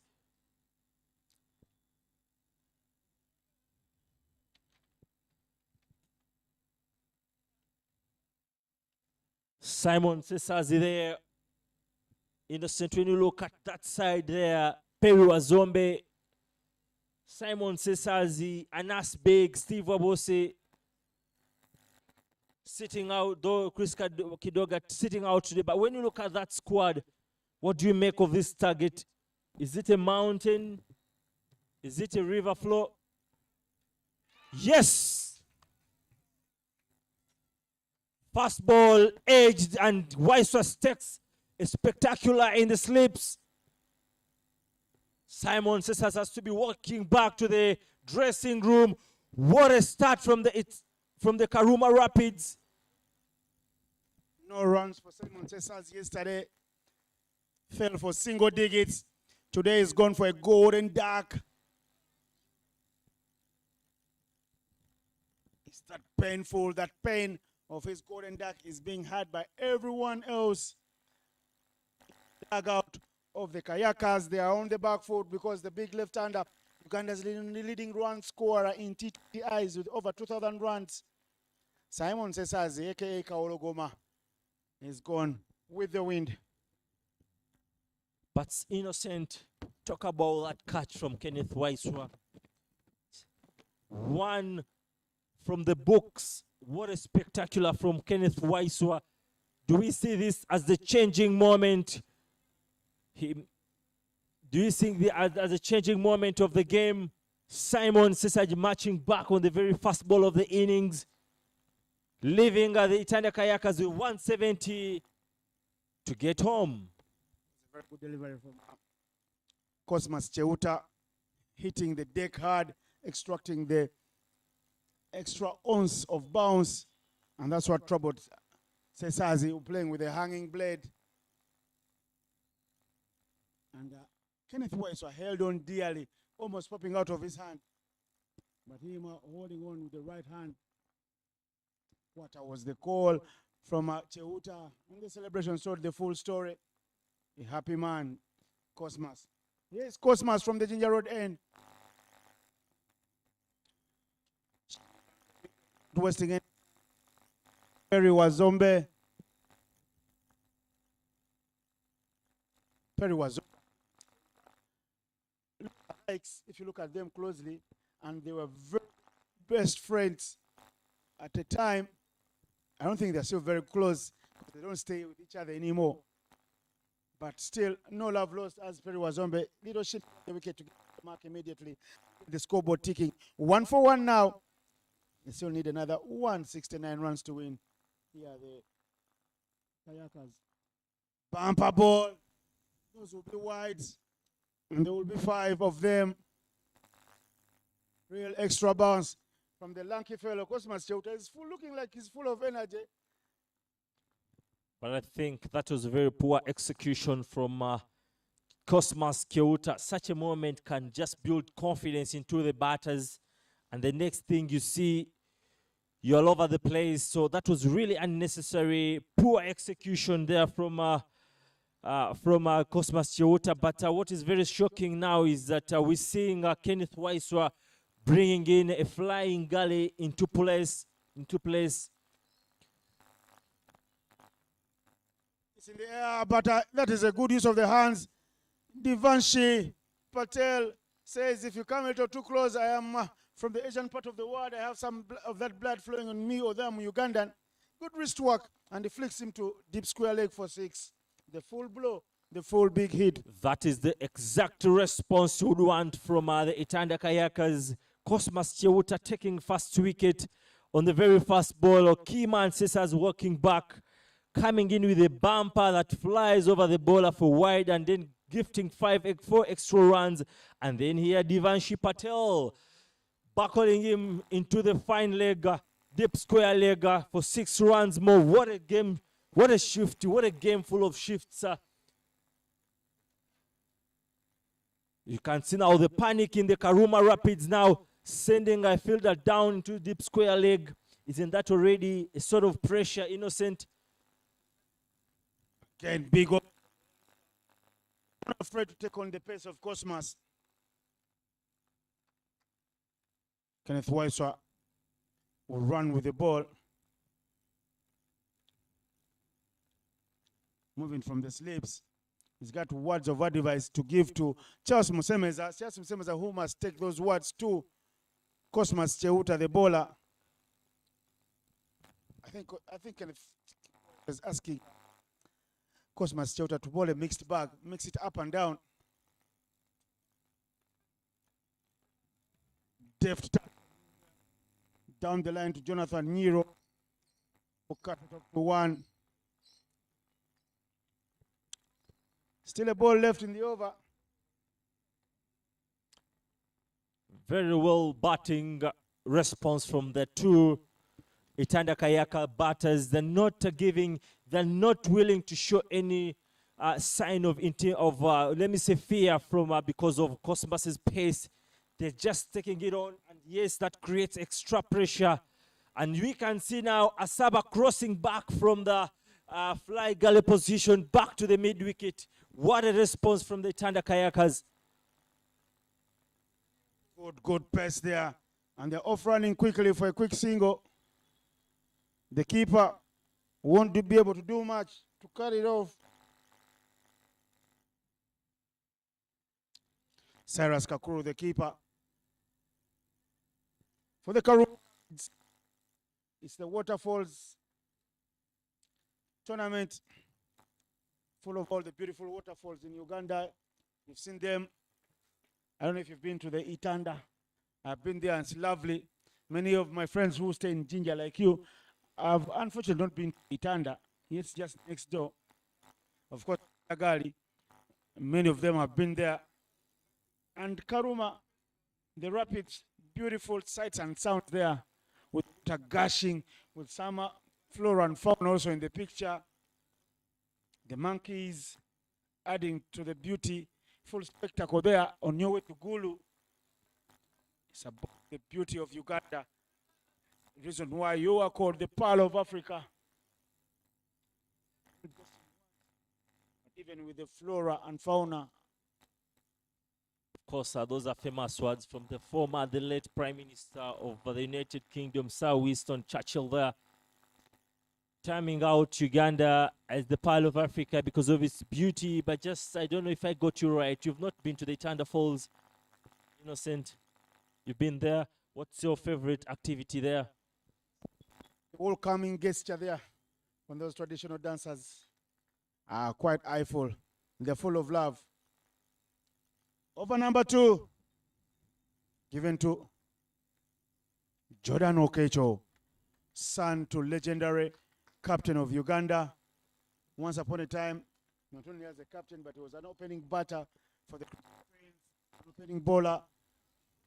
That man, Henry Okecho, also a coach for the Cricket Cranes, later on in his career, and a development manager for Uganda Cricket Association back then, which is now Cricket Uganda. He should be very happy because he was also an opening bowler. Dancing down. This is real big muscles. He won't be wasting time here. Perry Wazombe loves to go big and bigger this time round. He goes downtown, boom, and it's a big 6. Very good response from the Itanda Kayakas. This is exactly the momentum you need. This is the response you need if you're not to be really cornered by the Karuma Rapids. When you look at their bowling side, this is the kind of situation you need. You just need to be taking it back onto the bowlers. And they'll be, of course, making up for their mistakes. Because if you're to see the previous over, Cosmas Cheuta starting very well.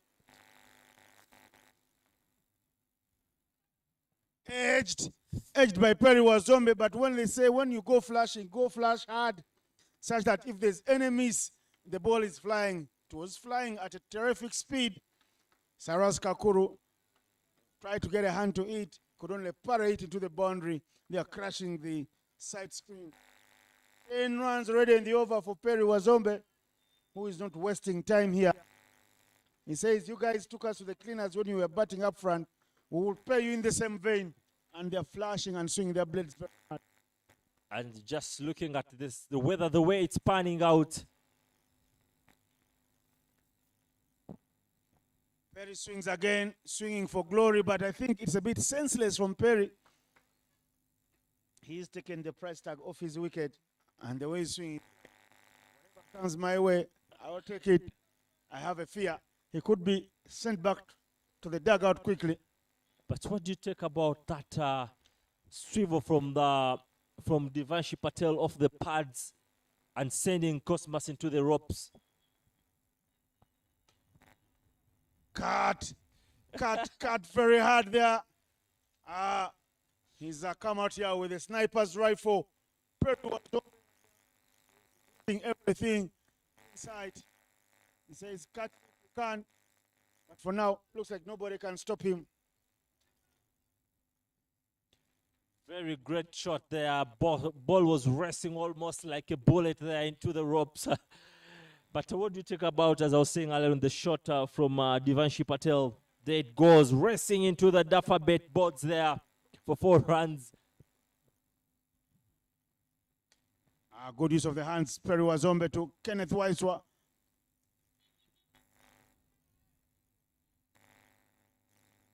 End of the over now. Young Okecho's over goes for the same, even more, 1 run more than what Cosmas went for. He goes for 15, having said with a beautiful dot ball. And the score at the end of 9-1 for the Kayakas of Itanda.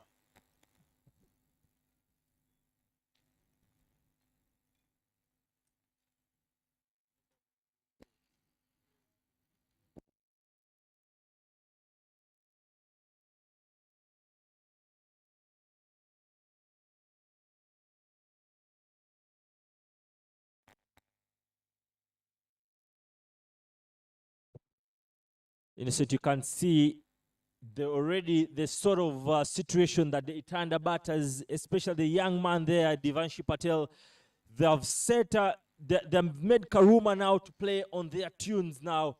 We're surprised to see that Cosmas Cheuta has been put off, and with the level of experience that he's having, being a future in the 2024 Men's T20 World Cup, and now Kenneth Waiswa gets himself into the attack. I think that tells you a lot, the kind of pressure that they're already feeling with when you look at the sort of reaction and response from the Itanda batters. Settings there are quite interesting. One man at mid wicket, another at Charles Musemeza. Here's Kenneth Waiswa to a brace. Hitting it straight. Oh no, Cosmas Chauta's effort is in vain. Kenneth Waiswa got a little too close, and here the guys have got their blades hot and fiery. That's a good shot. Alvin in there alongside a couple of Bujjagali players, alongside the coach there, Okse. That was very close, slow, pace off, but he smashed through for 4 runs, and only what he could do, Cosmas was allowing it into the boundary. But there the Bujjagali Rafters watching closely. What a response from the Itanda Kayakas. They need to get themselves back into the tournament.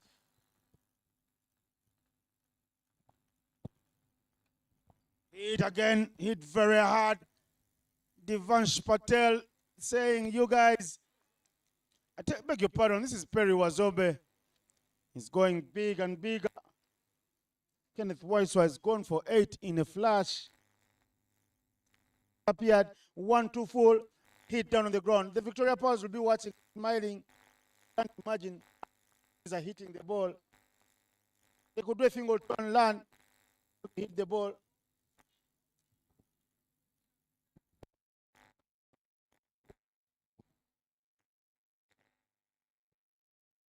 The quality game that is on today. The Karuma Rapids are looking to maintain that 100% record so far. Solid.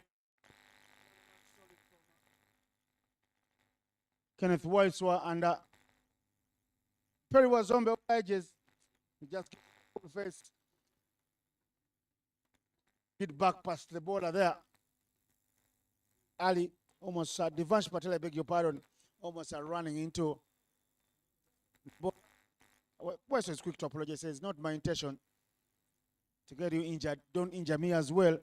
Let's play the game. 24-11. Perry Wazombe has given his team a flyer they desire. They must rebuild from this because they lost a wicket on the first ball. And here is Kenneth.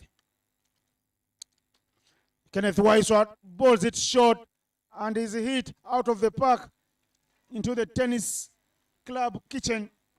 They will be cooking lunch there because also here out in the middle, something is brewing, and all that is brewing is from the bat of Perry Wazombe, who moves into 30 in quick time. Kenneth Waiswa is over, gone for 14 already. Very incredible stuff. I think that was a poor bowling from Kenneth Waiswa from that particular ball. Short ball, no pace, no nothing there.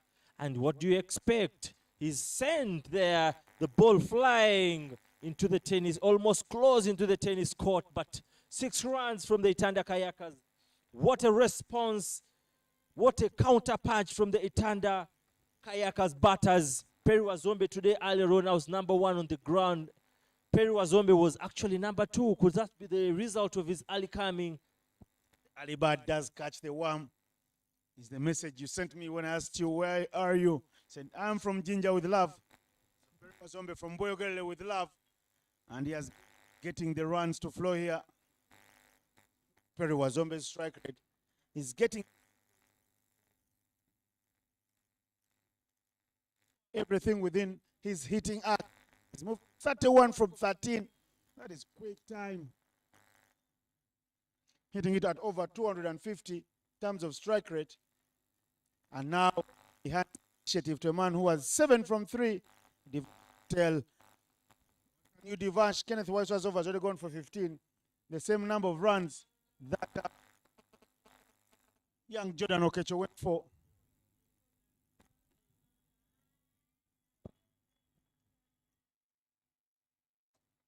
You know, dab, that's a bisector. You could go to buy a bike to chase, Ronald retire chasing in pairs with the help of Jonathan Niro. And they get a couple of runs to end the over. Sensible batting from the two, Devansh Patel and Perry was up over on 9. Perry 31 from 13. And in quick time, the score is 46 after 3.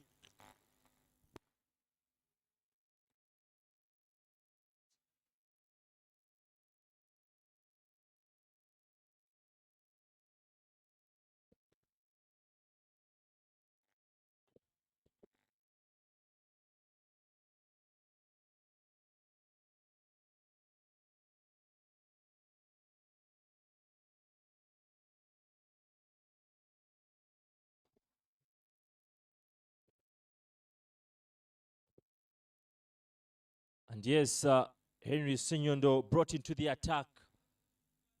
But at this very stage,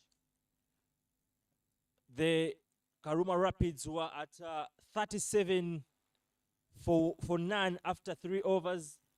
But here, the Itanda Kayakas are high flying with a 46 runs off 1.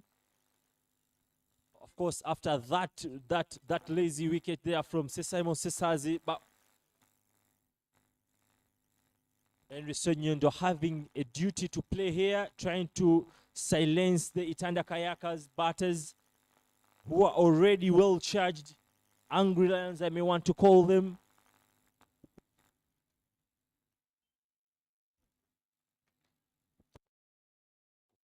Henry Senyondo, play of the match yesterday in the afternoon as the Karuma Rapids defeated the Bujjagali Rafters by 7 wickets. Henry Senyondo's spell was 3 for 21.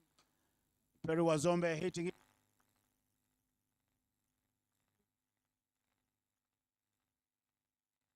And long on, the only 2 fielders there in that arc.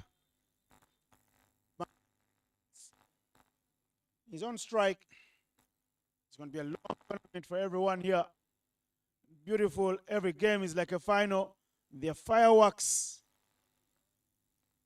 in every game that is being played here in the men's edition.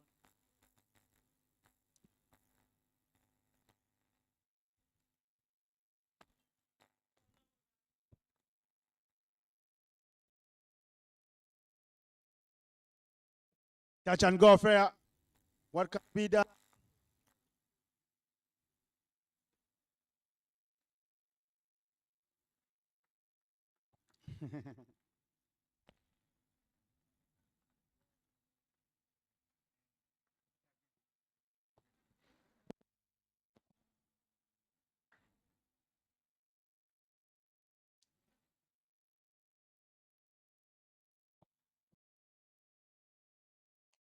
Hit very hard. Will be flying all the way for. Look at it. It's not a bird. It's not a plane. It's a ball flying over your head. Half tracker from Henry Senyondo, and given the rightful treatment there. 6 to the total of Panch Patel. He rocked back onto it. Had enough time. Not even trying to hit it so hard. Just hitting it over the gap. Just speaking to Roger Mkasa, the current Karuma coach.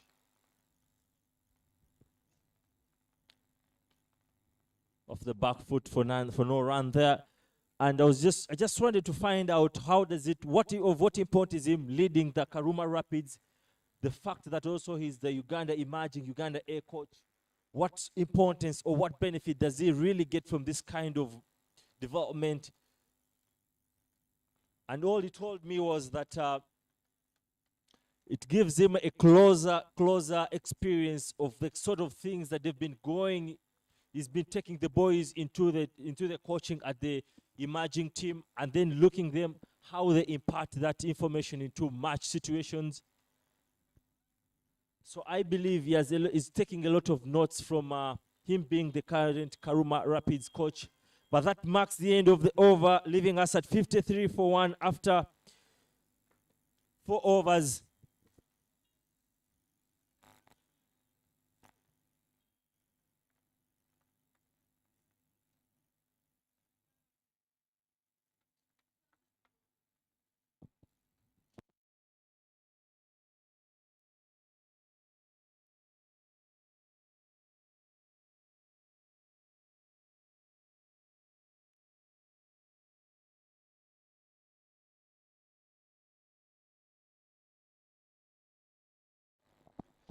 53 for 1 after 4 overs left.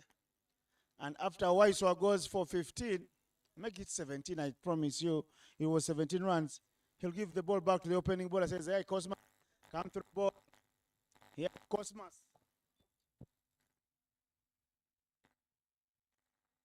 Perry Wazombe swinging very hard. So it pitched out. Won't be wasting time, Perry.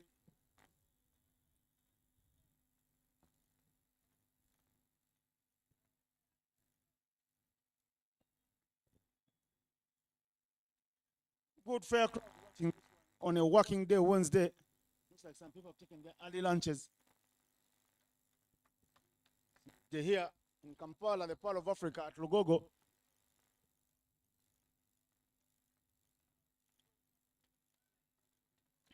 Two dot balls. Big offers from Perry. So far, the reward is 0 for him, but the reward is immense for the kids.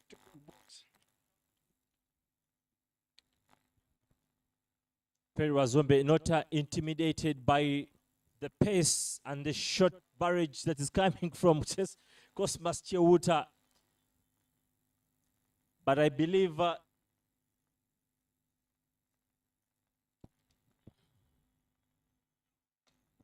that's full into the legs, but yes, bashed out for one there.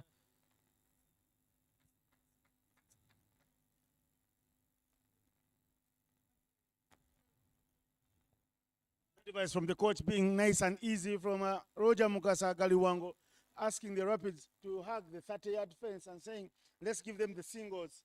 Let them take the singles. Let's not be too overzealous to cut off the boundaries. Let's give them the singles, and then we'll get the run rate back in our favor. Because at this rate, the required run rate is just 7.4.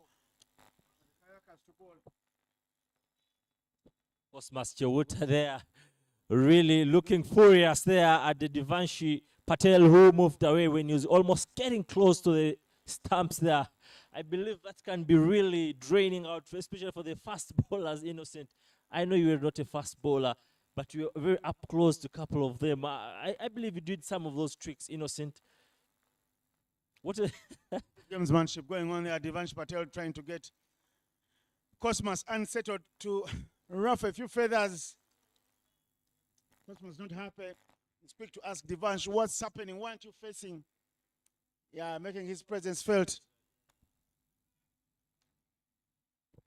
It can be very, very frustrating, especially for the fast bowlers. But he's got to walk back and give us that legal delivery.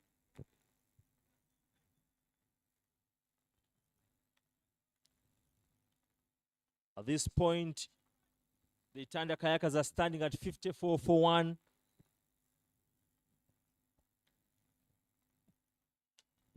Good use of the hands, good flick, chance for a catch. Oh yes. Kenneth Waiswa holds on dearly, and Cosmas Chewuta, I beg your pardon, Sir, holds on dearly, and Cosmas Chewuta celebrates. Vansh says, go take your shower. Been wasting a lot of time here in the middle. It's a wicket they desired, but I like from who trudged backward. The shot was on. He didn't just flick it with the good energy. But now they have runs on board, but the wickets are quickly. Yeah, that's very, very unlucky in such a situation because when you have such a good start from such a young man taking on a more experienced Cosmas Chewuta, I would have loved seeing Devanshi Patel really going on and having a very big score. But yes, to go to the dressing room.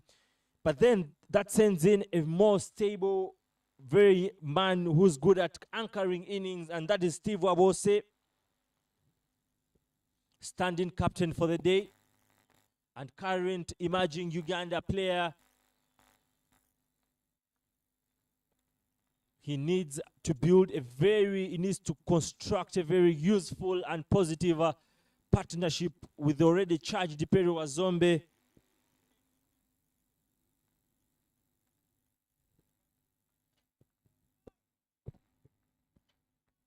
The idea for the Rapids back of the two batters whose blades have been hot there. You can see that Divansh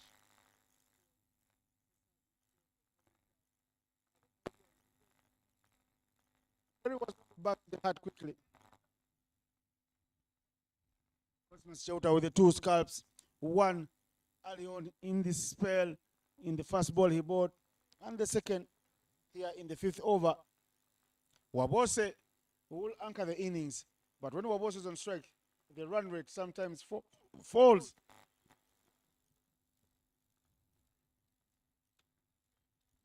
He goes flashing outside off stump, nothing on the bat.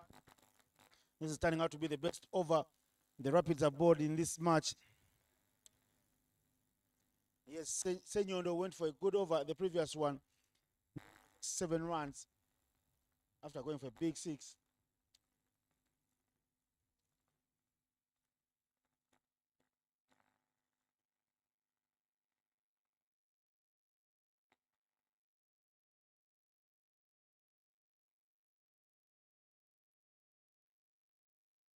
Short of Two back-to-back dot balls there, short of a length.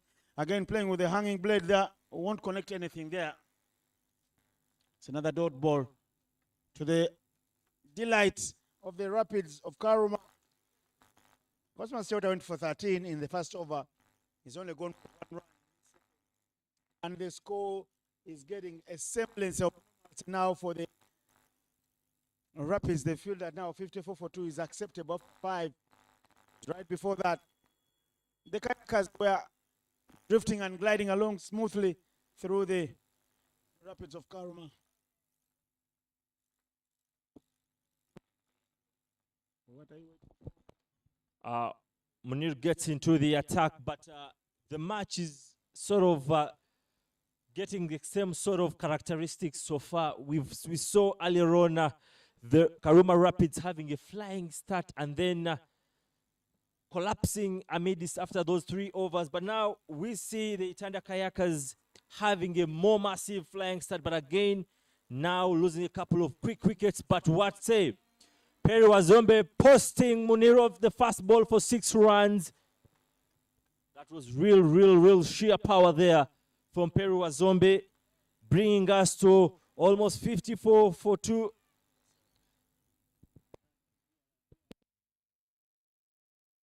That bringing us to 60 runs, I beg to say, for 2.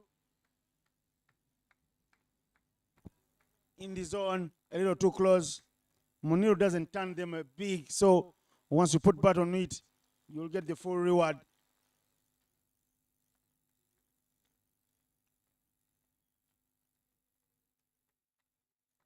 I like what Perry is doing. His feet are staying rooted in the crease. That was a bold quicker from Munir Ismail saying, I see what you are trying to do. Spoil my figures early on. I won't be coming to you. The 6 is a dot ball. That is good. Perry Wazombe going now downtown. Mulongo Paulo.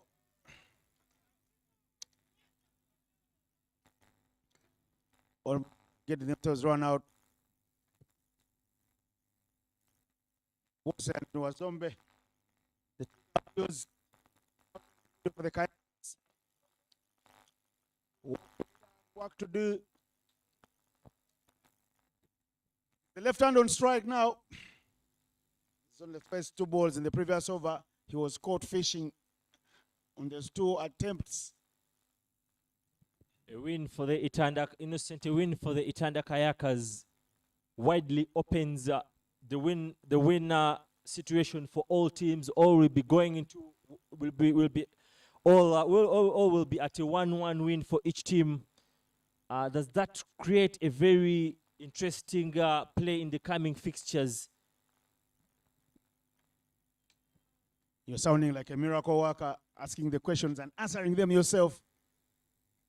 You already answered the question. I have nothing more to say, of course. The win opens up everything.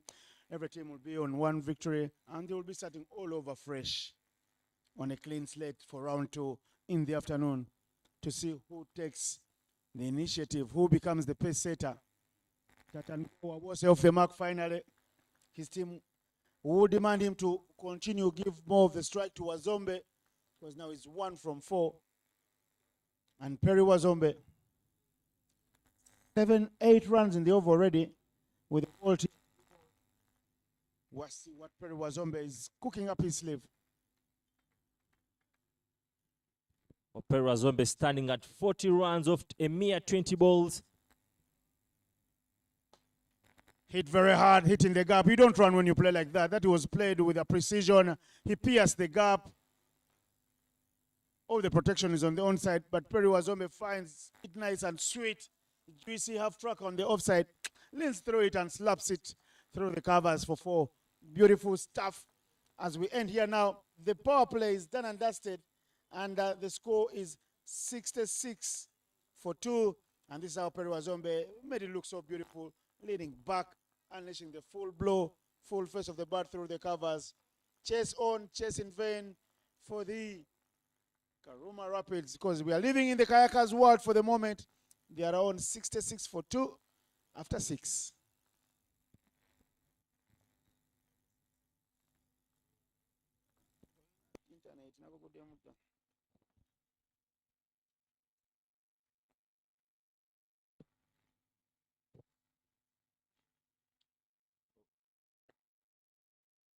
Senyondo into the attack, coming from the Kampala Road end.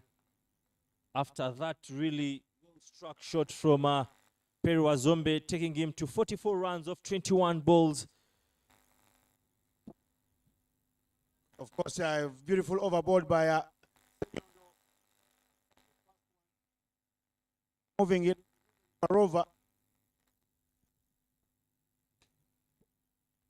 Chance to run for 1, chance for a run out, direct hit.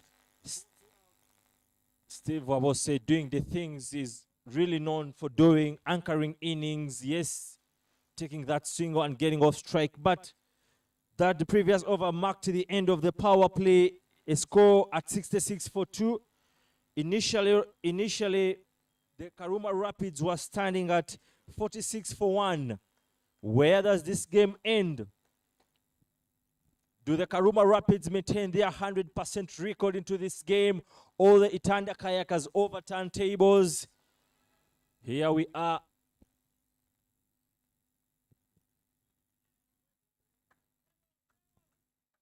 Staying in his ground there, Perry Wazombe again, but he swung a little too early with a lot of fury. Shot played out of anger for Perry Wazombe, who is on 44 from 23 now. Beautiful little cameo from him. I think he really took eyes off that ball at the very last moment and could have easily cost his wicket there, but luckily to get off that.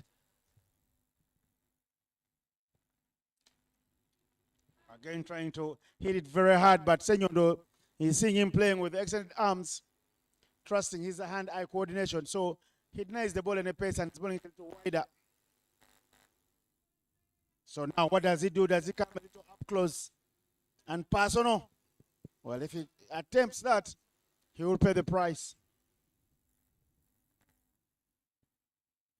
Senyondo to Wazombe. Hit over the top, over the covers. The chase is on. They won't catch up. 48 now.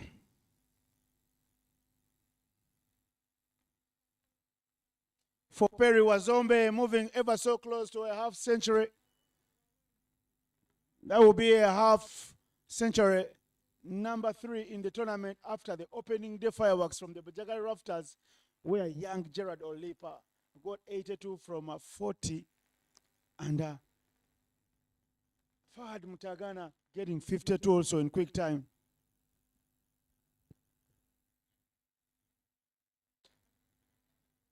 Full face from Wazombe. He's already gotten 4 runs in the over, but there's a total of 5 runs, and there's 1 ball to be bowled. Senyondo being tight here. Because that is the chance for a catch. Oh yes, fine stop. Fine stop from the fielder, Musemeza. And that finally brings us to the 7th over leaving us at 71 for 2.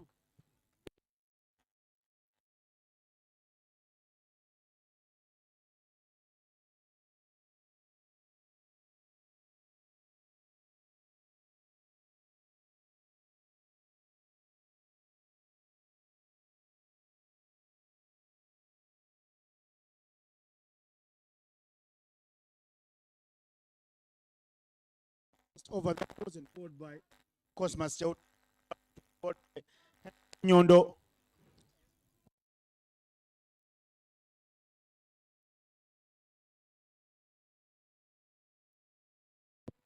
Very bold decision there from the captain, continuing with Munir from the shell end. Be taking on the well charged Cosma Peru Wazombe, who's proving to be unstoppable with this rate. I see him scoring, maybe going on to score the first century of the tournament. Yes, touch and go. The 50 does come out for Perry Wazombe. He comes there with the celebration, gunshot celebration. He says, I'm shooting them down single-handedly. Keep an eye on me. But he will know the job is half done. Little fist pump with that. Wabose who gives him a bear hug, says, keep fighting for us. We need to get off the map. We don't be chasing the tournament at the back end. It will be a tall order for us. If we pick up a victory now, it will keep us in good stead.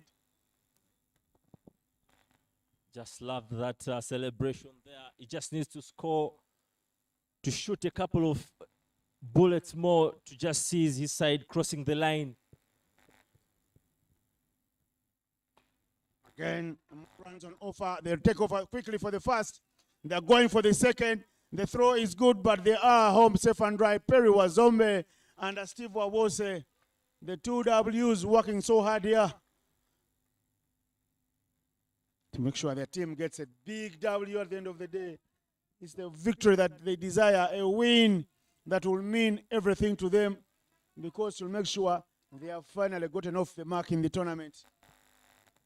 I think it was the wrong decision, because on that particular ball, Kakuru throwing in the ball, but I think he would have left it to Asaba, who was in much more control. And possibly there's a call for a single, but no. And Asaba could have possibly had a better chance at effecting a run-out, but in the end, Kakuru deciding to take on the throw, and yes, giving the two Ws a quick double there for themselves. Good effort there in the field from Jonathan Nero. Steve helps it along nicely. 6 runs, effortless. Looks very sweet from the left-handers. Just as if a lap over his head. Of course, that is the price every time you bowl the wrong lanes and lengths. That's the price you pay. Left-hander, you bowled it down the leg, drifting down the leg. No turn, no nothing. What else could you expect? There you are. Down the leg, he pays the price. Steve Wabose just tapping it further away, helping it along nicely. Backward of square. Steve goes this time down. That will bounce in front of the fielder. There's a little fumble, and they're taking him on for the second. And yes, they'll get 2 runs. Guilty party, Brian Asaba down at the sweeping area. Munir Ismail suffered here some real brunt. Finishes 2 thus far for the day, but it's already gone to 3 with the ball to be bowled. Here is the half-century man. Can he become Wazombe? Full and straight, hitting it to deep square leg. Again, there is a fumble, but no awareness from Wazombe to help Wabose. And this is the end of the 8th over. The score is 84 for 2 for the Itanda Kayakas. They are keeping with the rate, and this is interesting.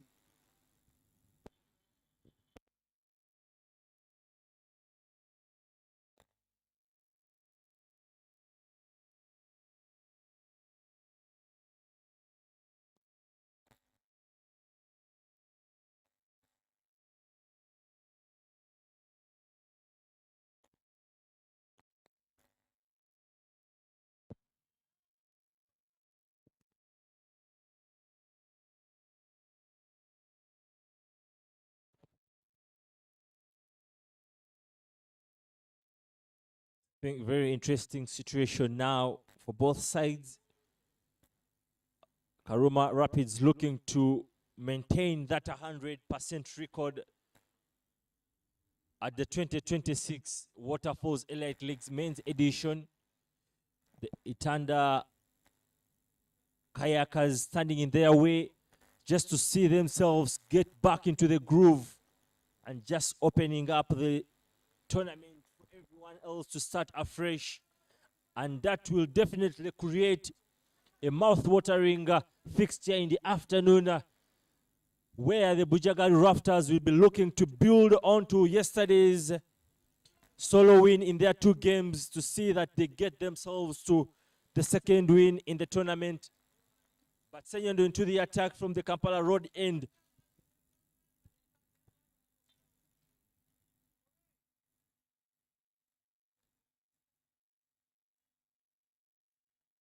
'84 for 2.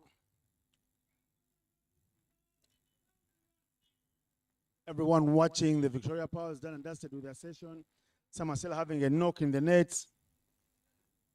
But there is to be done. Big appeal. Has been stamped, the lefty.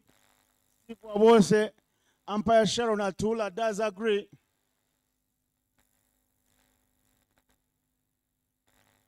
Drawing him out of the crease.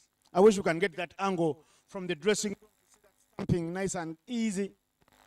Will be interesting addition to our commentary here. The angle that gives us the head on. I wish we can get the angle sight on here. That's the angle we need. Mr. Producer, if you can give us that angle, we'll be very grateful. You'll give us a very good perspective. But Wawose, the skipper, goes 13 of 30. Unhappy with himself.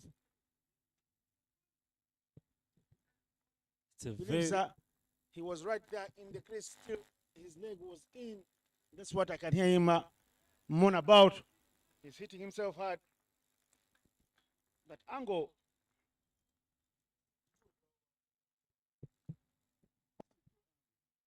Very interesting now moment for the Itanda Kayakas creating, bringing the Karuma Rapids into the game once again. It's a big wicket for themselves because they had created a very formidable partnerships among themselves alongside the well-charged Peru Azombe. But again, now we have 2 danger men onto the crease in Anas Beg. Very surprising to see Anas Beg coming in at this number.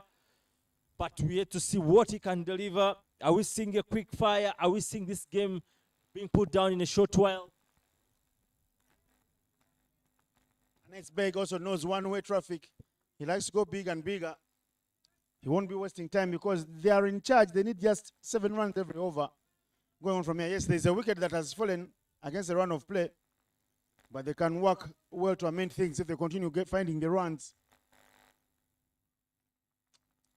Slaps it down to the sweeper. Jonathan Nero is your man there. Riding the boundary at the long on. Interesting partnership right now on the crease for the Itanda Kayakas. 2 really big hitters of the ball. Love hitting the ball very hard. But what I feel maybe that it could be very... It was big. This is huge. You won't be catching that. Peru Azombe with the slaps here. He's punishing everything within range. And it's 6 to the... Oh, the big partners that have come through to support this tournament. Raj Gas Pro, Scoop Energy, Nyakasura Alumni League, Leica, your best data packages, connecting the world, Dafabet, and of course organized by Cricket Uganda. Azombe goes now. Is it a chance for Kayakas? Yes. Oh no, the anticipation not very good from Nero, who does very well at the end of the day to cut it off.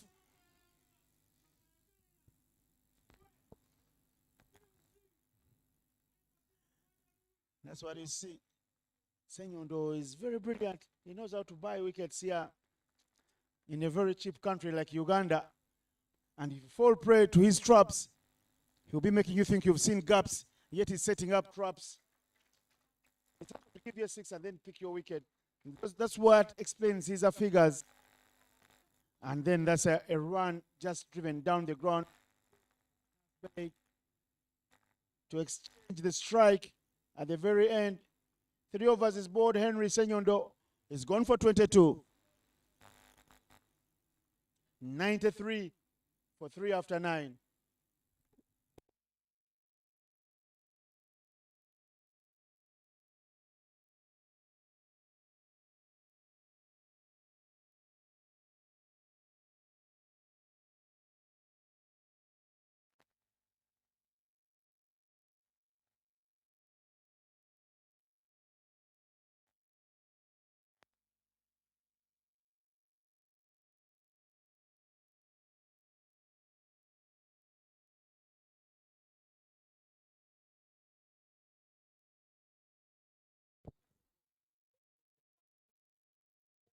Innocent, I find it really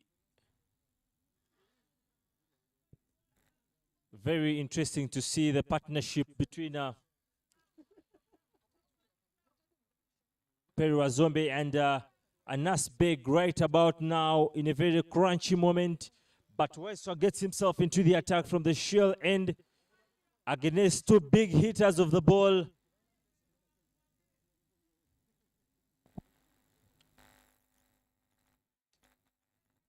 Of the pads into the mid-wicket region for call for 2 runs there, but no.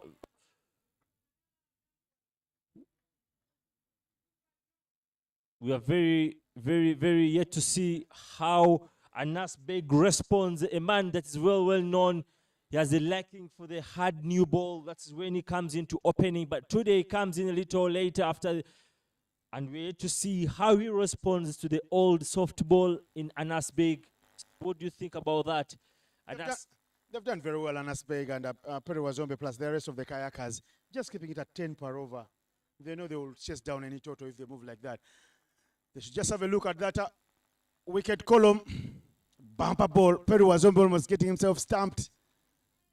Cyrus Kakuru does very well to pick it from outside off stump. By the time he came back to land the blow in terms of removing the bells, Wazombe was backing.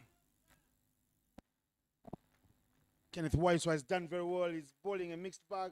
His first over went for 17. Now he's bowled 2 balls in this over that have gone for 1 run. He's only reintroduced himself back. First over, he bowled from the Ginger Road end. Now he's coming from the Shell end. And Perry Wazombe, what he does nicely for me is he never gets his foot out of the back crease. Wabose paid that price.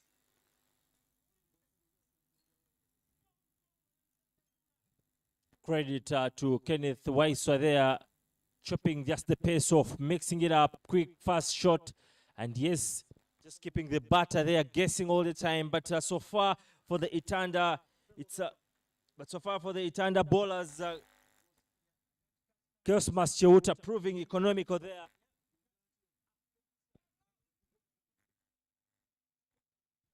Short ball there, just fended for no run. And of course, Henry Senyondo too coming in with a vital economy there of 7.3, getting that 1 wicket. Cosmas chipping in with 2 wickets. And so far, that proving the difference for the Karuma Rapids. But the Itanda Kayakers are not bowing anytime soon. They're pushing and pushing. We are yet to see where the push ends. With them needing 72 runs from 10 overs. Chance here to run for 2. Are they interested? Oh no, they slide. Senyondo already has the ball in his hand. They won't take on the arm of the experienced big left-hander. Call him Nyondo or Chinaman. Done very well, Senyondo. Play of the match. For every play of the match, do you wish you were playing or doing the commentary?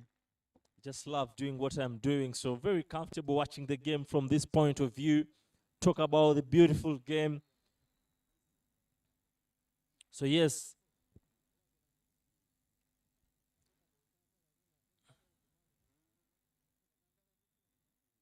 Waiswa proving very economical this particular over. More runs on offer. It will be one maximum. Reaction from Waiswa and Kakuru is good. And that's the end of the 10th over. The umpire will call for the drinks break. 96-3 is the score for the Itanda Kayakas, who still need 70 runs to win from 10 overs at 7 per over. We will take a drinks break, and when we come back, hopefully we'll also give you that stamping dismissal over Stephen Wabose.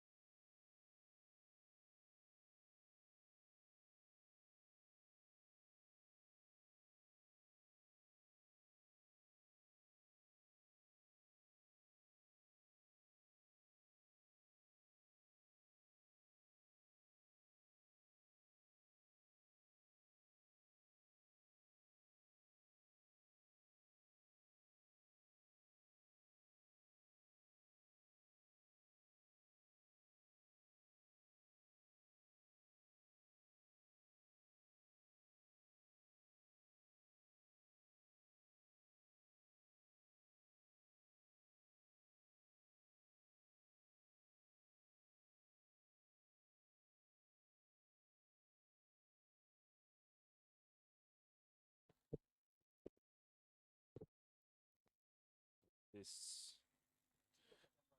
game poised now at 96-3 after halfway. Very sunny day at the Lugogo Cricket Oval with two very hard-hitting batters on the crease, and Nero Jonathan coming into the attack.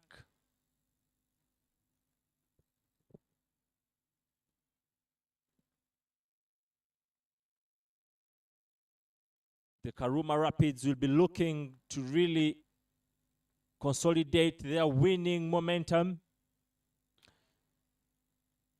as the Itanda Kayakas will be looking to bounce back into the tournament with a win today, keeping in mind they have a doubleheader, of course, in the afternoon, taking on the Bujjagali Rafters.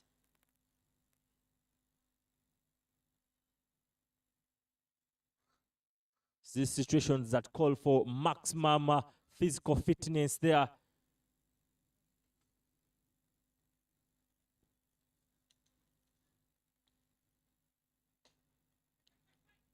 Just that's leaned in and driven straight to the covers. I beg to say it's Okesho into the attack.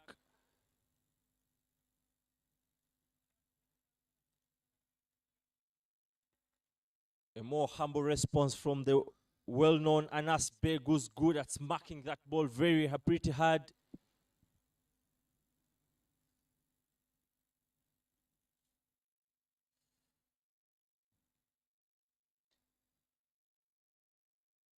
There's a mix-up there. There's a mix-up there. Chance for a run out.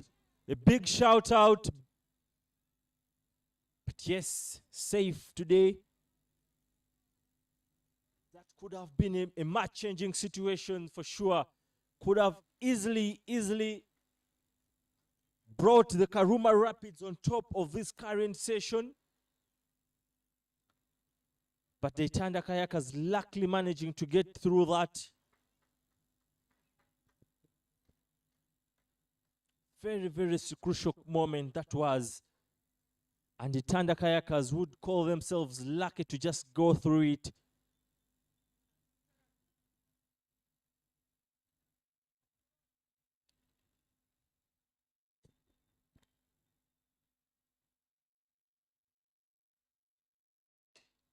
Struck hard, but getting only one. Can't just imagine if the already batter Perwazombe was marching back after that situation. His team needing 70 runs from the 9.4 overs would have left a really big hole for the side, but he is on strike now.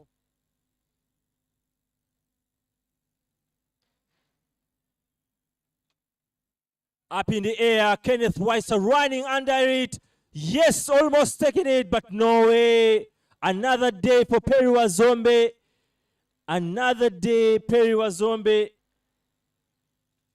Just a very big try from Kenneth. Ball actually stuck in the hand for a couple of seconds, but just as he grabbed his ground, it slipped out of his palms. And another day for Perwazombe. What an over is proving to be for the Karuma Rapids. Yeah, 2 dot balls up front. And then Perwazombe gets lucky. He rides his luck there.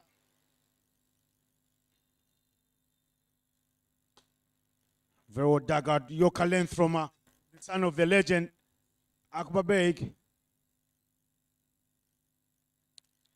Bowling to another son of a legend, Anas Beg.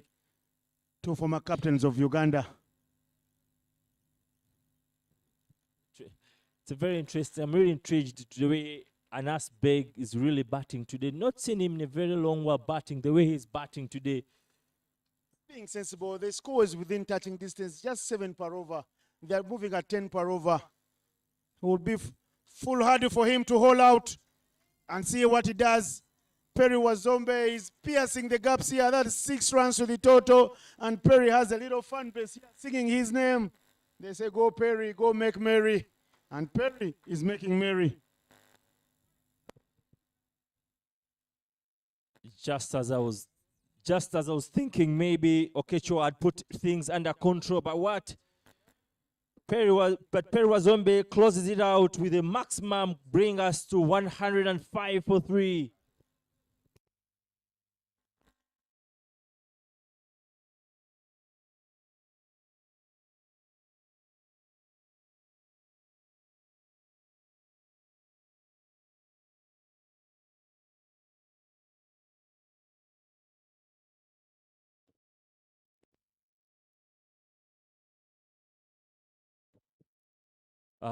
Patrick Makumbi there, one of the very much senior umpire in the Ugandan fraternity there, actually the current umpires manager in there, having a little chat with the umpires, on-field umpires in Michael Okoth and Sharon Atula.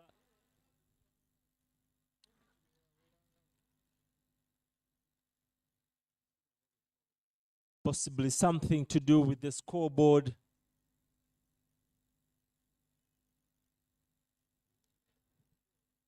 It's a very senior umpire there, Patrick Makumbi.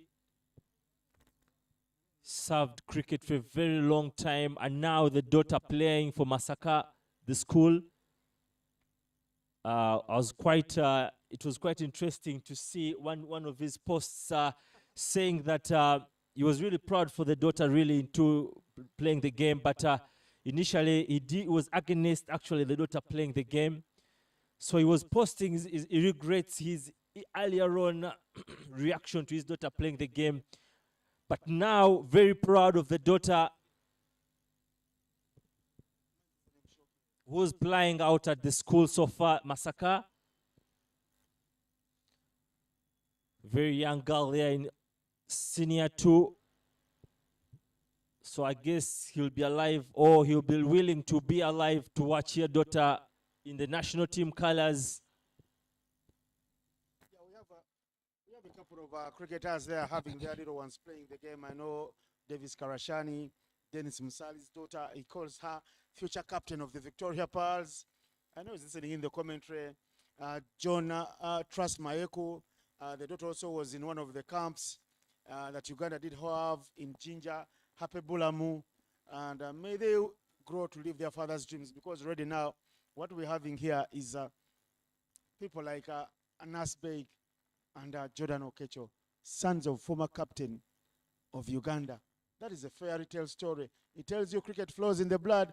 Hopefully, Yasin, you also get to see your little ones play the game. Have any of your brothers played, or sisters? No. One-man army. Yep. But hopefully the future generation, the future looks bright. Yeah, so you whatever you're doing, your other activities off the oval, may they give us those offsprings that will play the game. Of course. But yeah, the umpires marching back. So in a short while, in a couple short seconds, I believe play will be resuming. We yet to find out. But it wouldn't be something very serious.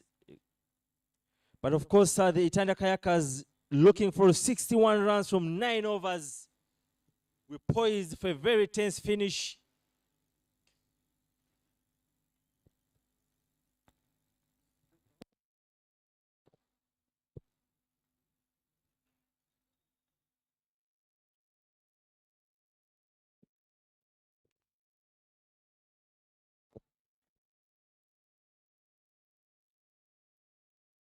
This is a very crunchy moment. This is exactly what the Karuma coach was telling me earlier on, and the current emerging team coach, that it was really a good experience for him as a Karuma coach, as a coach in one of the clubs in the Waterfalls Elite League, because it gives him a very close experience to see some of the players that is coaching in the emerging side, how they are imparting the sort of knowledge they're getting in there during the trainings, how they're applying that knowledge in pressure situations. So this kind of situations, we are to observe the likes of Siraji, how they take on these situations. Perry Wazombe, also in the emerging side, how does he handle this current situation?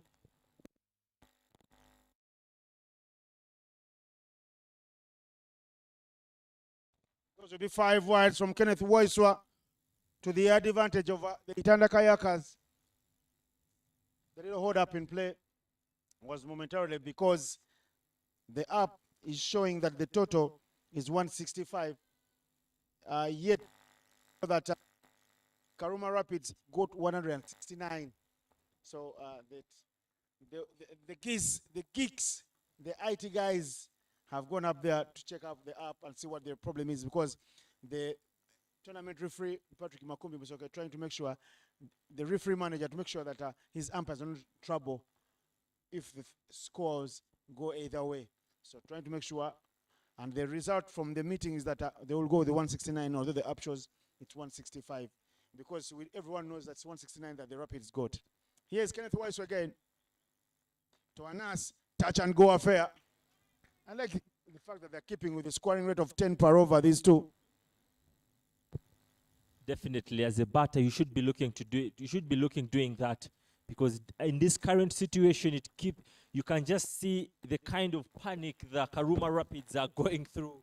You saw the reaction from Kenneth Weiss after that wide 4. You saw the reaction from the keeper banging the ground very hard. They know gifting just easy 5 runs, what it means to their side.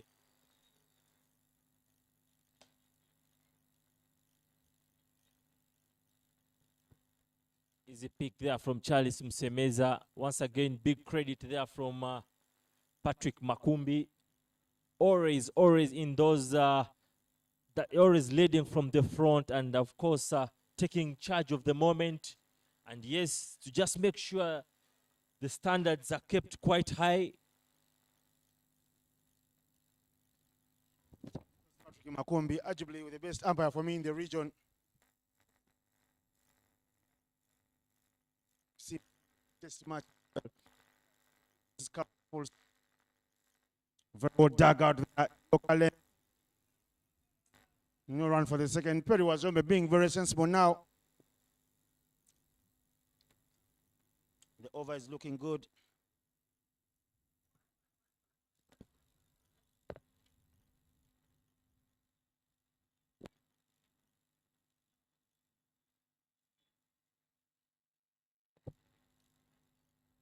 Kenneth Weiss on his knees, just thinking, what do I do? What magic do I have to do?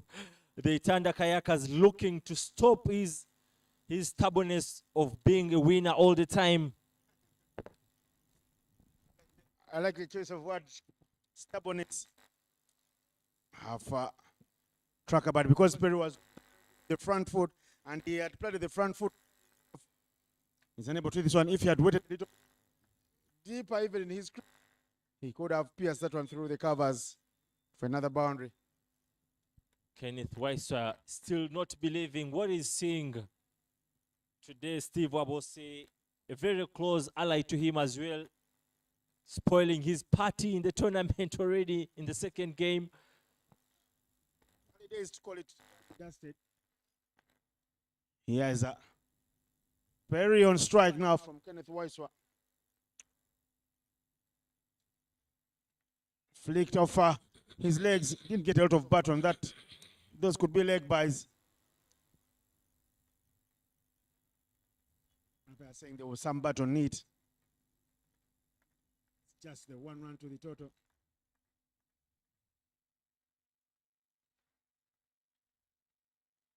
Kenneth Weiss are not happy that the umpire has not called it a leg by. Can see him, he keeps asking, says, what's happening here? He's demanding the standards to remain high for the umpires. Says we're putting in a lot to players. We demand from you as umpires. Kenneth Weiss is one player who will leave nothing to chance. Of course, you can see the response. It tells you a lot of the reaction inside him. He's already boiling because of the situation.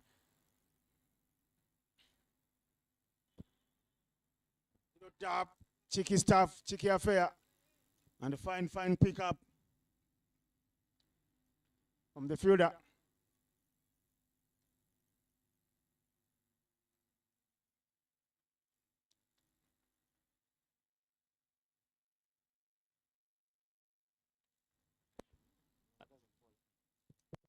That brings us to the end of the over, leaving us at 115 for 3.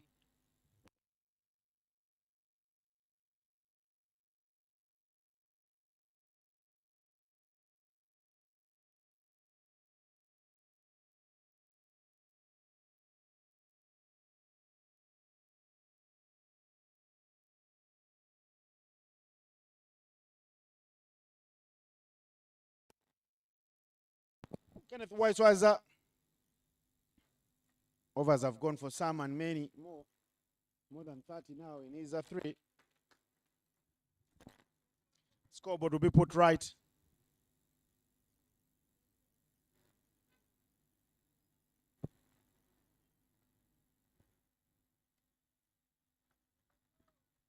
Jordan Okecho with a very good delivery there. He's looking much more stronger, more consistent. Before he used to bowl 2 over bursts and gets tired. But he's a stronger lad and he's very young. Age is on his side. And as a bowler, you have to reap the dividends while the sun still shines. And that's meaning while you're still young. Drill down the ground to Cosmas Cheuta, who stopped that one. For 1. They need to find a way to keep the Kayakas smoothly since Perry Wazombe came out in the middle, getting 10 runs every over consistently. And look at that required rate now falling to 6. Of course, 34 runs for Perry Wazombe to mark the first century of the tournament. Hitting down the ground again. Sweeping duties, fine effort there. Jonathan Nero, I don't know where he's lost his sun hat too. He had a sun hat on earlier. The cricket crying sun hat. When you hear the tremors of pressure, those are some of the exact signs that you tend to see. Earlier on, we saw the captain himself getting onto his knees. Now we see Nero Jonathan losing and getting his sun hat back.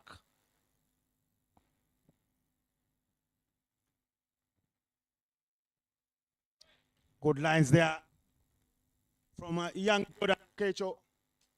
He put it on that fourth stab there consistently. The batsman there, Anas Beg, waiting and waiting. Look at Anas Beg. He's batting for some good overs, but he's stuck in the tens. He's got 10 from 11. It's quite shocking to see how he's really, my very first time to see how the way he's batted today for sure. Good use of the hands, good use of the wrists. Can they get a second? They won't take on the arm of Ronald Rutaya. Look at the throw, good stuff. Look at the pickup from Kakuru. Good all-round cricket from the two. And there was even a backup from Brian Asaba. Because every time to every player you walk out to and you ask them about Anas Beg, is Mr. Blaster. So shocking to see him how he's batting today, but that's very nice of him. Clever batting, reacting very nicely to the situation.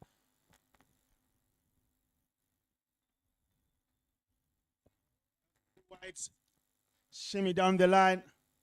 Nero's not happy with Michael Okoth, the umpire's call. But I tell you what, Nero, you better sign up as an umpire or a player, because those jobs are clearly set. You're either going to play or you're going to call the game.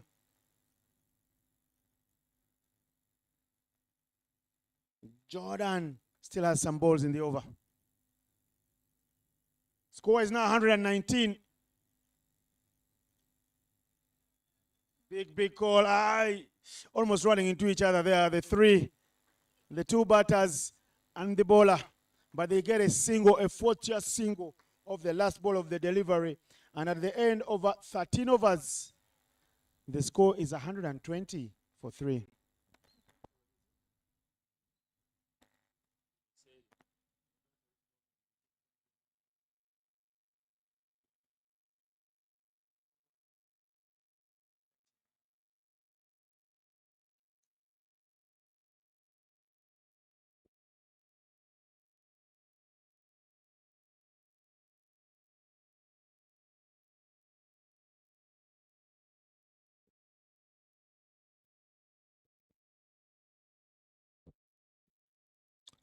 Very meaningful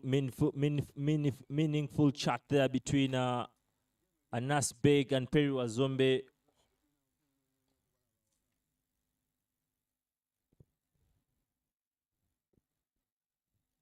Kenneth Weiss were there making all the required necessary changes to see that he sort of brings a block onto the surge of the Itanda Kayakas. But Perry Wazombe is not ready to stop alongside the trudging Anas Beg.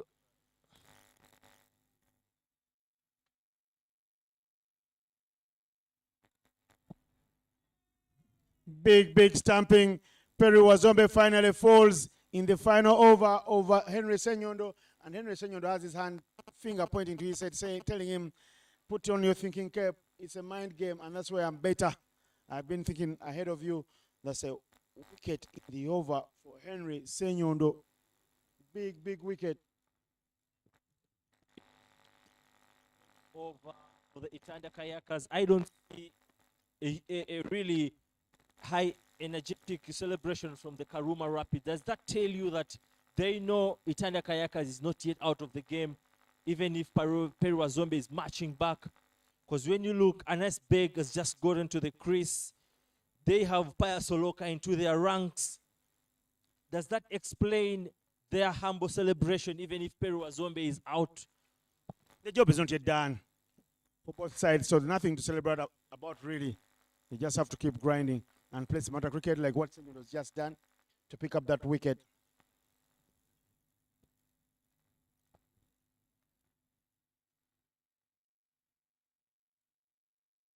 done well for his 75, but you feel he's left a lot in the gas. I don't know if he has worn out because he still has another match to play.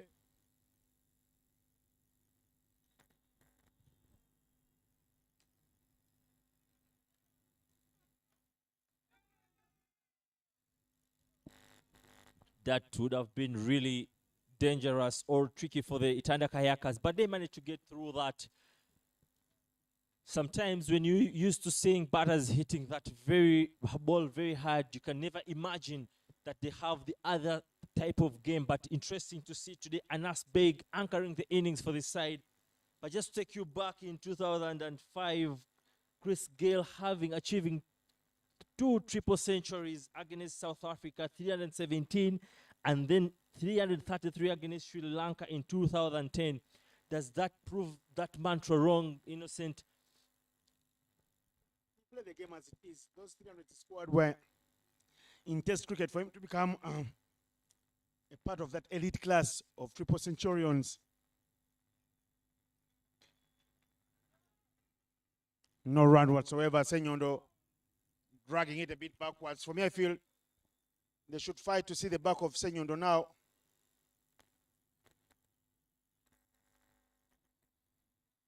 Side over from Henry Senyondo now.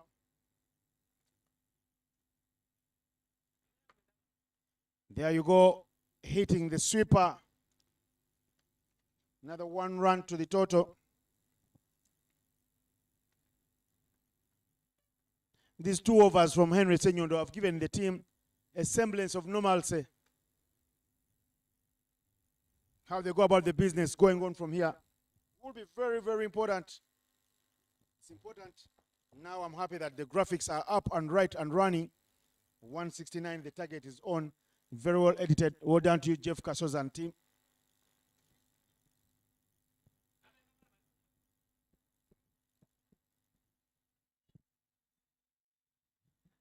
Clipped off the hips, but they won't take on the arm of the fielder.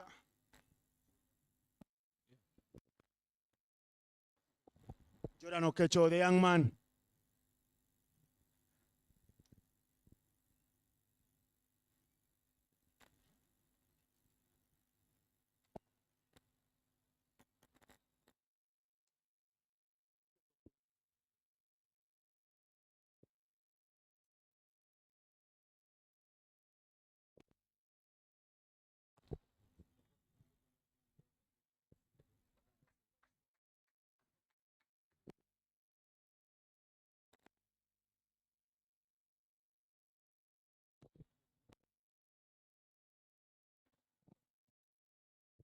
And that brings, of course, the end of the over at 123 after 13 overs for 4 wickets. 120, I beg to say 123 for 4 after 14 overs.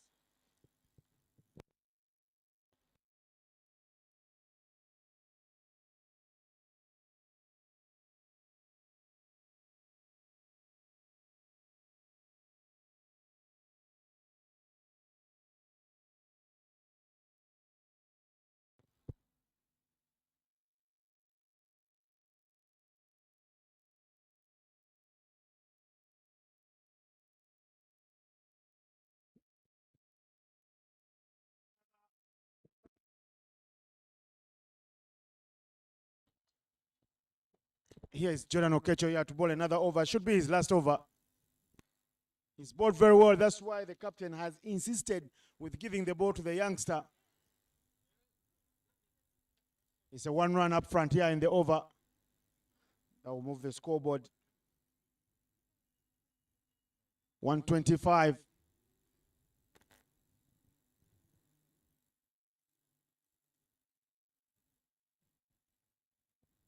Okecho. Big swing from Anas Beg. Anas Beg hasn't found his hitting range thus so far. And he's got there a young Abraiz Mil Ali, another one who can bat. Very good up the order. I think they need to see that he delivers the side to a victory today is sort of creeping into his mind. And that's why that explains maybe his adjustment in the way he's batted out today. He knows he needs to deliver the side. Over the covers, chance for a catch. Paul Mulongo doesn't take the catch. Captain Kenneth Weiss were there in your frame. He reminds him, says, let's keep working, let's keep pushing. This is a chance for you to take. We need to create some magic to be able to be victors. You can't just be hopping around for balls to bounce to you, one bounce, and then you think you will be on the winning side.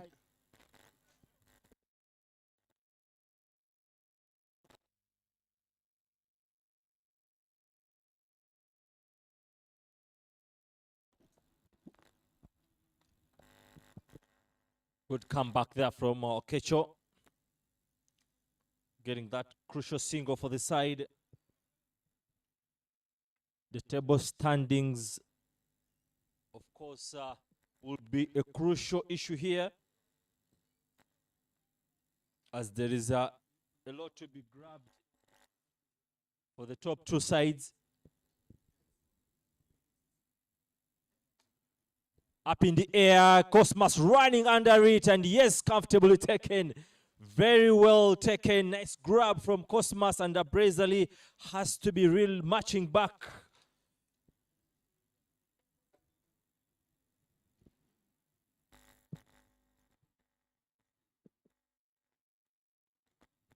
Fantastic wicket. That is the kind of breakthrough the Karuma Rapids needed. But danger ain't over for them, because the well setter Machaz is silent today. Anas Beg is still on the crease, and now he's joined by the match winner Pius Oloka, who has had a very good season for his club, the Avengers.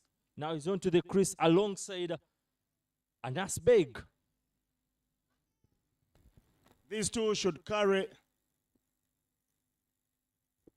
the heavy load for the Kayakas going forward.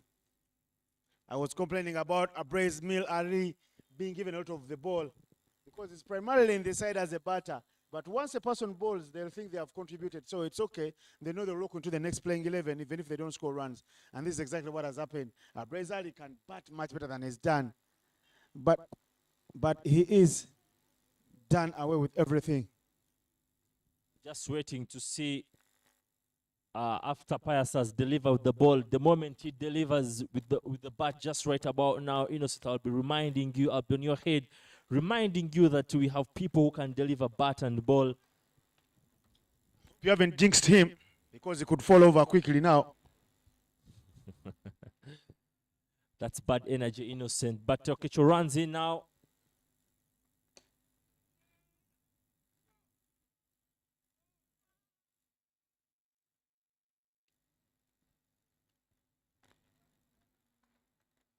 An end to the over spell over young Okecho.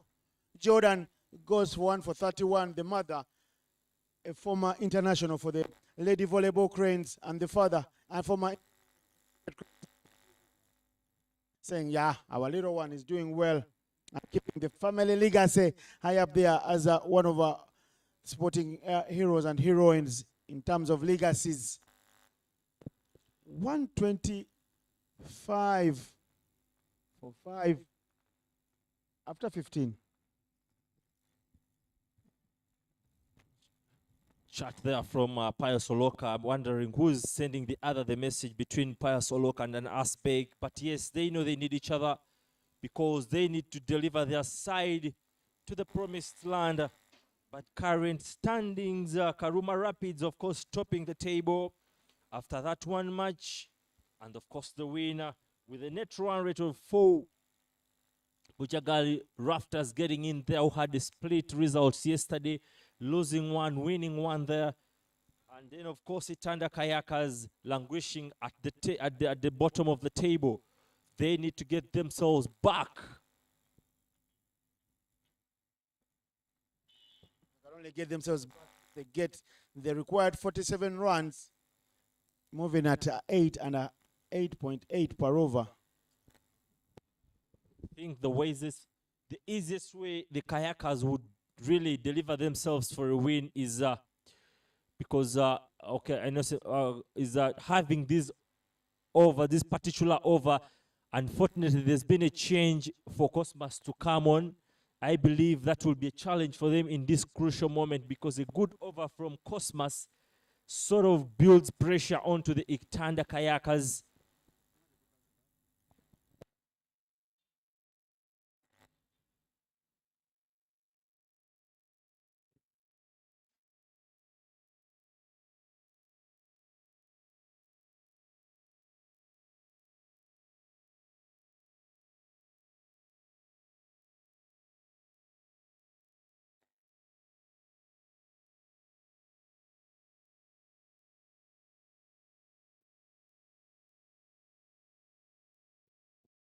Cosmas Cheuta given the ball now. The new fine over from Cosmas will give the Karuma Rapids some cushion of more runs. They want to take this required run rate of 8.8 to 10 per over. Even if Cosmas does ball out now 1 or 2 more overs, they will know it will be a good timing, because the final over, even if it's a bit part bowler, he will have many runs to play around with. That's the idea these days in cricket. Don't save your best for last. Bring your best now, so the asking rate can go high. Very smart change-ups there from Kenneth Weiss, of course.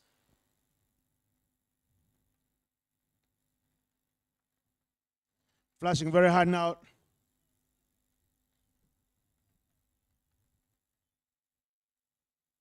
Bringing in such an experienced bowler at this very crucial moment, that is very important, because as we've said, if Cosmas gives in a very good over, that means pressure will be onto the Itanda Kayakas, who will be having a mountain to chase in the next couple of 4 overs. So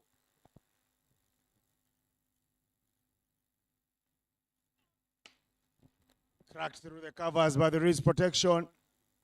Will only get 1 run again. 1 run won't hurt the Rapids.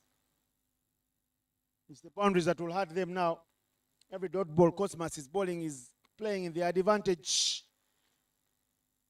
of the Rapids. Every dot ball, every single is a good hustle from the Rapids.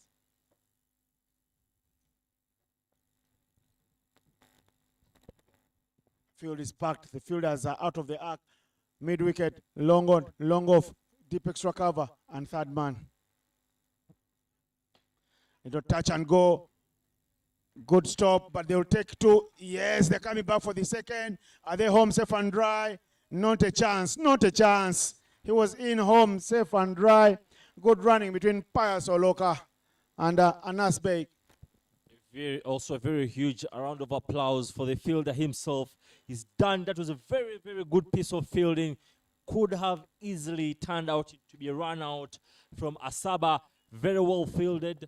But yet again, the Itanda Kayakas not wanting to be unstoppable today, and getting a crucial 2 runs for themselves.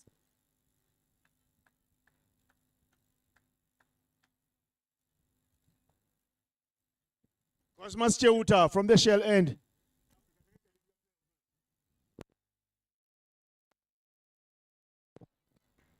That is a French cut over the infield. And that won't run away for 4. They'll get a couple of runs again.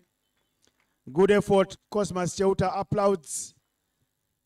Okecho says him, well done, mate. You're fighting hard, keeping the hustle alive.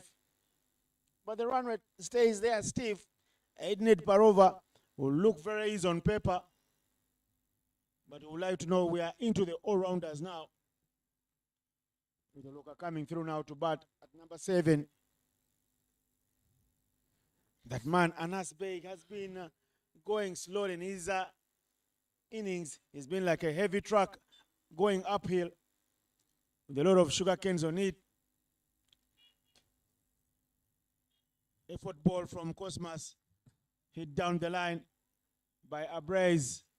I beg your pardon, by Anas. Bringing us to the end of that over, with a score at 133 for 5. after 16 overs.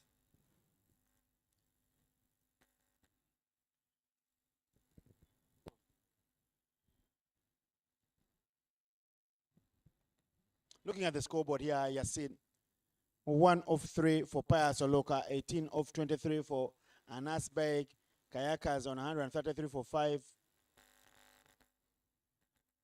They need another 37.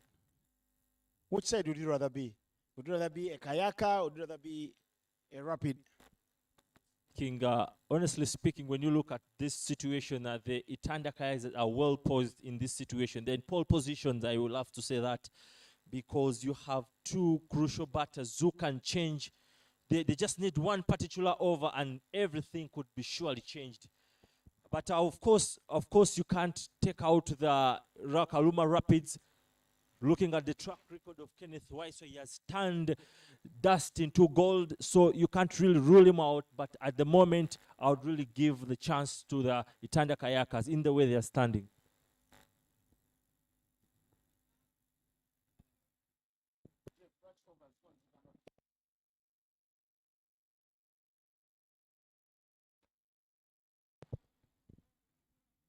So Innocent, now I think this is also now a very interesting decision from the Karuma Rapids captain, who has brought in Neuro Jonathan, who has been off the bowling for a very long time.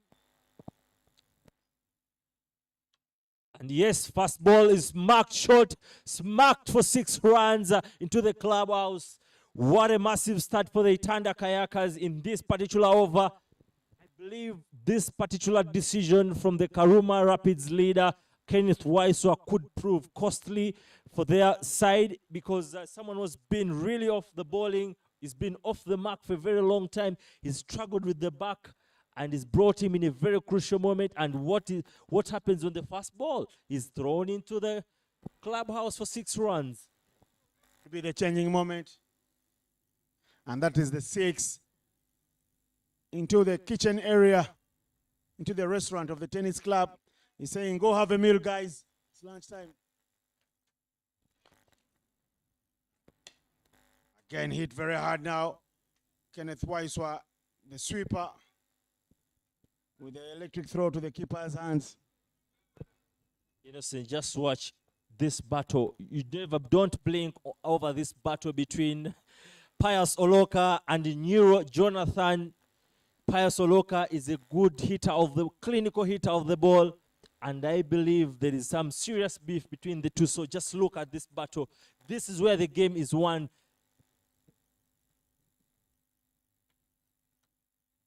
Edged, thinnest of edges. Young Jordan Okejo can't do much, because now they have said this is the over that we have to seize and bury the initiative.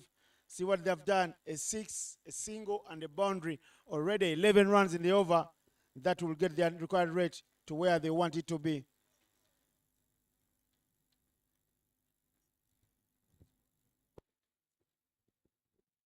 Innocent, I can tell you the battle between Neuro Jonathan and Pius Oloka, I believe this is where the game is going to be won from.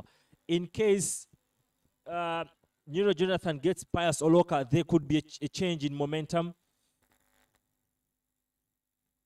Big swing. Tell us, what do we know? What beef is brewing between the two from Ginger? It always comes from training him. Jonathan, of course, calling himself fierce. But of course, Pius Oloka believing his skill set as a match winner. So always posting the ballers all over the place. But also Neuro Jonathan, remember, he's a big hit of the ball, taking all over Pius. So it's an interesting one. There he goes. Helter Skelter. That is gone all the way to the nets. Are everybody safe? Yes, that lands safely in the nets. Neuro's over, proving to be the determinant here. Could be the one that decides the match for the Karuma Rapids and the Itanda Kayakas. Of course, the young Itanda Kayakas batters, both in the emerging setup of Uganda. That is coached by Ruja Mukasa, who is coaching the Rapids, the opposite team now. Is taking on another bowler who is also in that young setup of Uganda A. Look at that one. Hoiking it right away into the net session. The guy is having a hit. Hopefully they are safe. I think you can believe what I just told you, Innocent. The beef is always there. You may not see the words, but just look at the action. Don't blink, Innocent. Just prevent yourself from blinking and see the action pack here.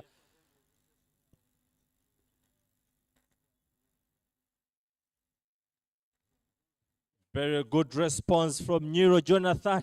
A look at Payasoloka, but then that closes the over at 149 for 5 after 17 overs.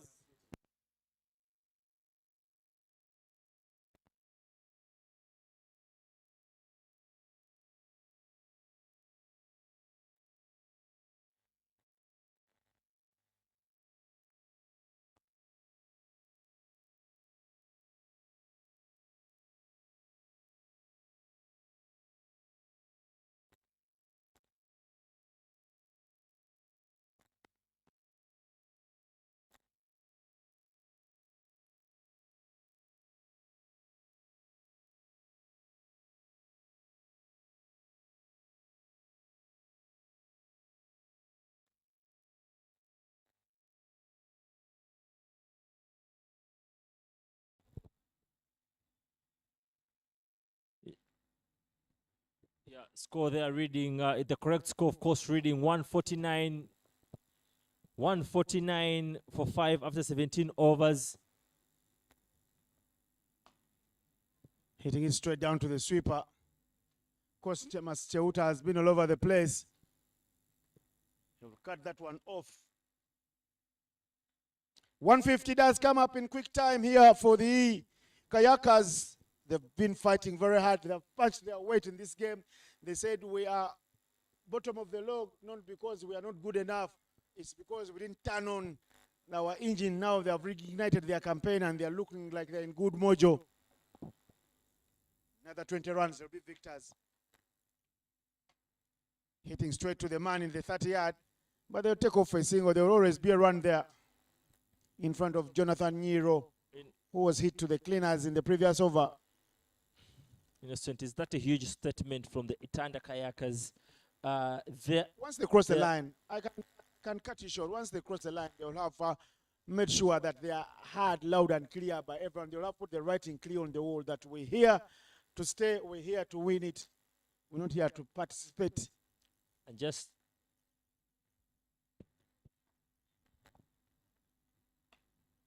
Rido Swivel and the pull from Anas Beg, who is starting to ignite the gears here in his innings. 6 runs already in the over for that man, Anas Beg, and the Kayakas are motoring on nicely. This victory also put a smile on the face of their coach, Jonathan Sebanya, knowing that on your double-header day, it's always illegal business if you lose the first game, because you could end up losing 2 on the day. so doesn't that create, once we go back to that discussion about the headache, I've just seen Christopher Kidega donning the match jersey. That means it slots back into the XI, captain or not captaining the side. That's for us to see. But now, does that destabilize the stability of the side because it comes to batting? This is beautiful from Anas Beg. This time around, he stays a little late because there's peso from Kenneth Weiss, who balls it out from the popping crease. He just laps him there, Dilshan, like they do with the deal scoop for 4. Those are good boundaries in the over. Kenneth Weiss were here being taken apart.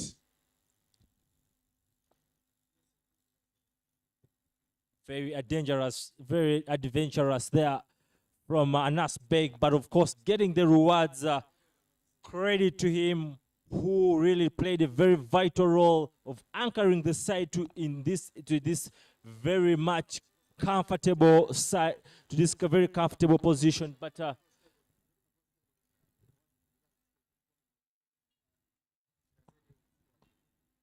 they are reading 159 for 5 wickets after 17 overs. He's gone downtown there. You won't be catching that Ronald Rutaya. It's 6 runs to the total. Anas Beg started slowly. He said, I will play second fiddle in this chase.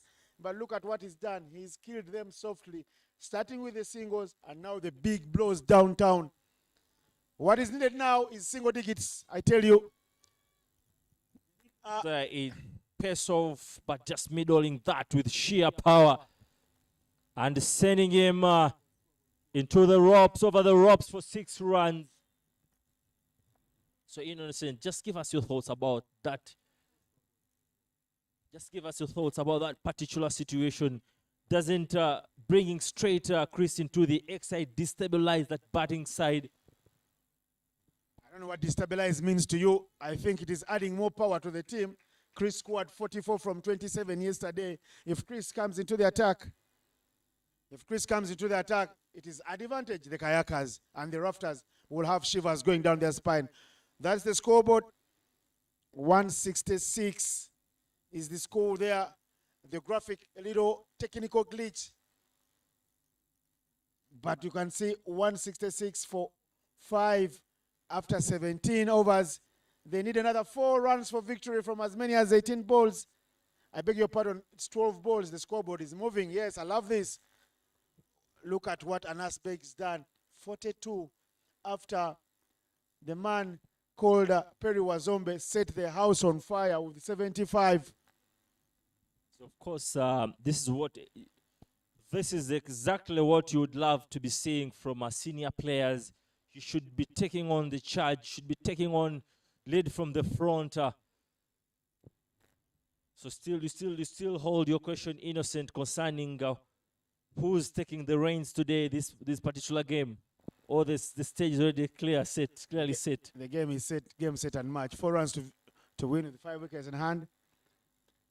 The Karuma Rapids will need a strong wave of a tornado in those rapids to disrupt the flow for the Itanda Kayakas, who have been gliding smoothly through those rapids. Here's Cosmas Cheuta with his final over.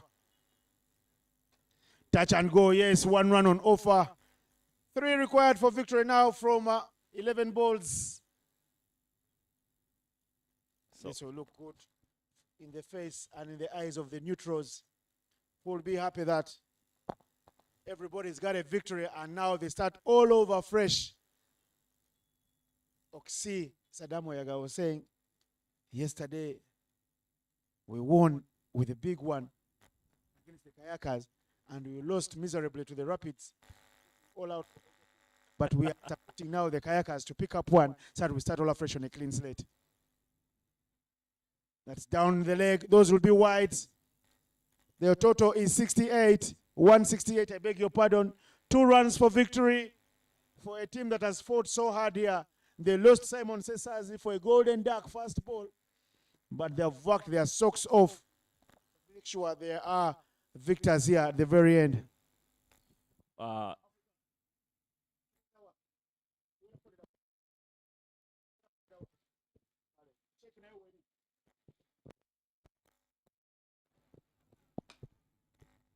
Umpire, they are calling something like a no ball. All is it, but we won't need to face the no ball because it's 4 runs. Cosmas Cheuta with the effort ball. It is hit down the line, and it's game, set, and match. Well done to you, the Kayakas. Well done to you, the Kayakas, for the big victory. The handshakes all going around there. Kenneth Waiswa, I all feel dejected. He doesn't love to lose many games, but the scoreboard will move to 172 in quick time.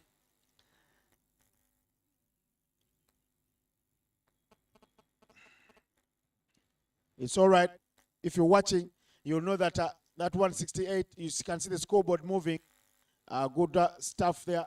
But the scoreboard is not moving to give us the winning score. It's moving to 0-0 because the required runs were 170 and they have moved to 172. So we're going now for the post-match presentation. But Mr. Yassin Ali, Yassin Ngobi, please just take us through the batting card and the bowling card of these two teams. Just tell us how the Kayakas went about their business in their innings.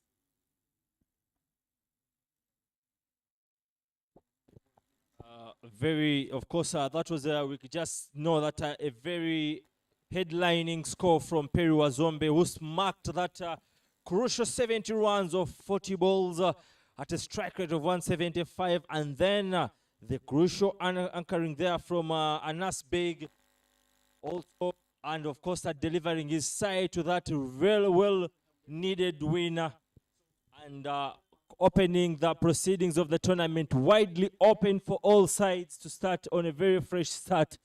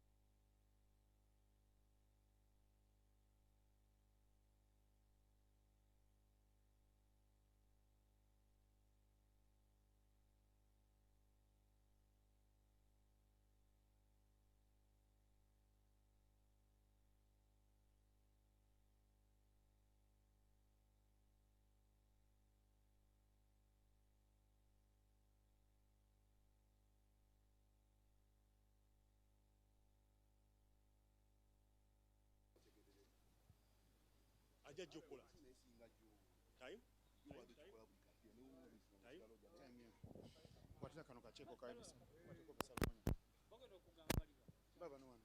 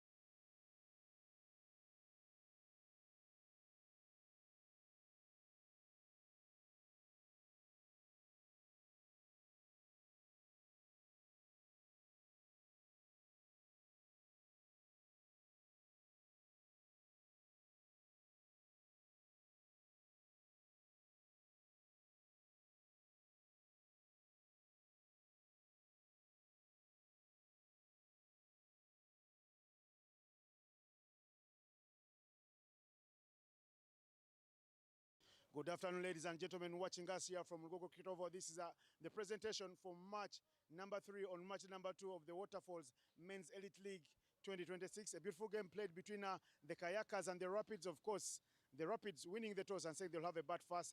They set 169 with some beautiful knocks there out there in the middle. And in the chase, it was a beautiful chase anchored by Perry Wazombe and Anas Beg at the very end.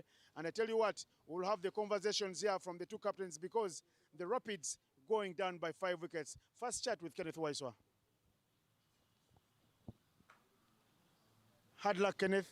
Looked like everything was set up for your second victory. Where do you think it went wrong?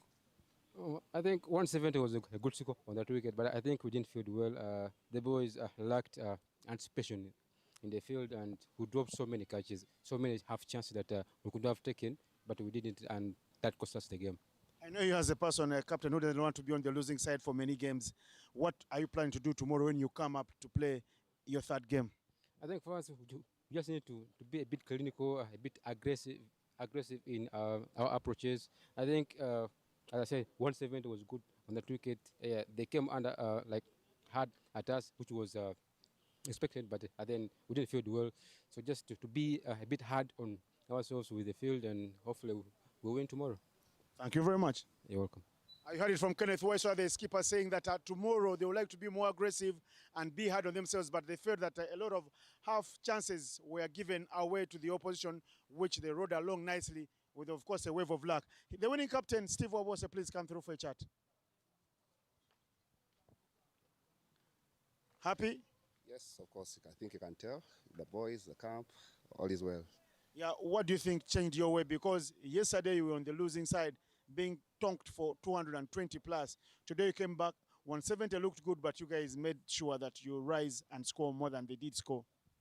Well, after yesterday's loss, we went back, reflected on our game. So we had to do the simple things nice, and then we found ourselves going through, and everything was on top. You have another one coming up. What should we expect? Same energy, same result. And you have a score to settle with them after having them. They beat you yesterday by 110 plus runs. Well, we have a plan for them today. Thank you very much and good luck. Thank you, sir. All right, you heard it from Steve Wabose, standing captain of the Itanda Kayakas in the absence of Christopher Kidega. And I tell you what, to give out the player of the match is the trustee of Cricket Uganda, Mr. Steve Lumonya. Please come through. Of course, the player of the match, two contestants in this one, Anas Beg and Perry Wazombe. But Perry Wazombe, for the flying start, will take the award. Please extend this side, Mr. Of course, 100,000 shillings for you, Perry. Extend that side, extend that side, extend. Yes, please give him, that's the check, and give him his envelope, the cash, because we have the cash. Yes, there is the money as well. Smile, guys, you live. Hold the pose, Perry. Nice. Thank you very much, Mr. Steve Lumonya. Thank you very much, Perry. Perry, please come for a chat. Perry, how was it out there in the middle for you? To myself, actually, the game was good. And I think our plans for as a team, that's how we made it win the game. For you, what was your plan when you were batting? My plan was, of course, to go through and to chase all the runs. You fell short at 75. Didn't you think you could have gotten 100 today? Yeah, actually, I had to go hard, but unfortunately, I was caught. I was stumped, but I think next time better. Thank you very much, Perry. Enjoy your play of the match. Thank you. You had it from the play of the match there, Perry Wazombe. You can take a walk. You can take your leave. Enjoy your play of the match. And that is it from the presentation. We'll be coming up shortly when the Bujjagali Rafters run into the on-fire Itanda Kayakas. Until then.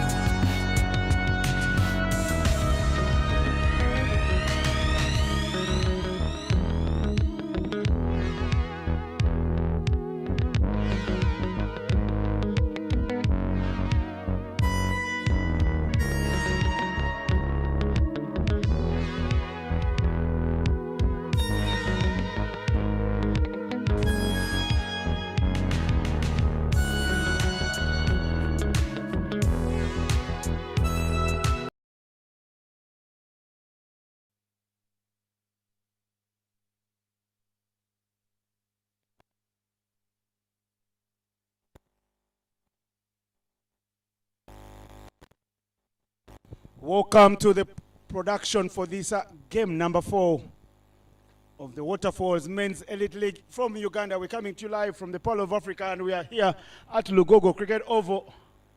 Should be a beautiful game of cricket to watch. The first game was a thriller in Manila. The Itanda Kayakas chasing down a stiff target of 169, getting the 170 with balls to spare, and winning by 5 wickets. They win the toss and say they will be bowling fast. And here they come. Musa Majid with a new ball. Cramped for home. No runs on offer. First ball is good. Musa Majid bowling from the Ginger Road end. Good business. Good hustle should be going on here. They should still be full of energy here. The Kayakas. It's their double header day. And they've won 1 game. They know victory will make it 2 wins for them. 2 in 2 will be a fairy tale result for the Kayakas.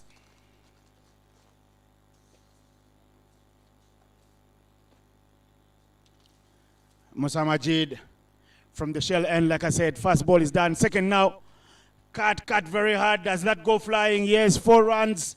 He is welcomed into the attack by the standing captain for the Bujjagali Rafters, Fahad Mutagana, who wasn't at the toss, but a late change in the side because there was a niggle in the inner thigh of Juma Miyaji, the captain of the Rafters.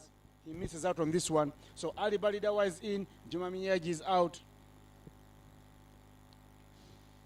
Good hustle. Should be here for the 2. Once you stray off your lines, you'll be punished.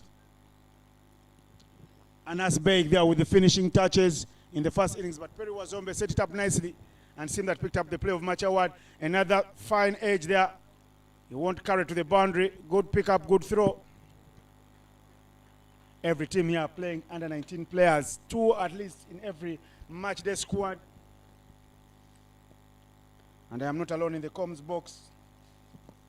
I have got a man with me, bringing all the love from Ginger, Mr. Yasin Gobi. Once upon a time a cricketer. That was the boundary in the over. I don't know, he still plays or he's just a sledger on the pitch. Yasin, good afternoon. Very good afternoon. Sunny, very hot. We're here and the players are going to be put on a test to check their physical fitness.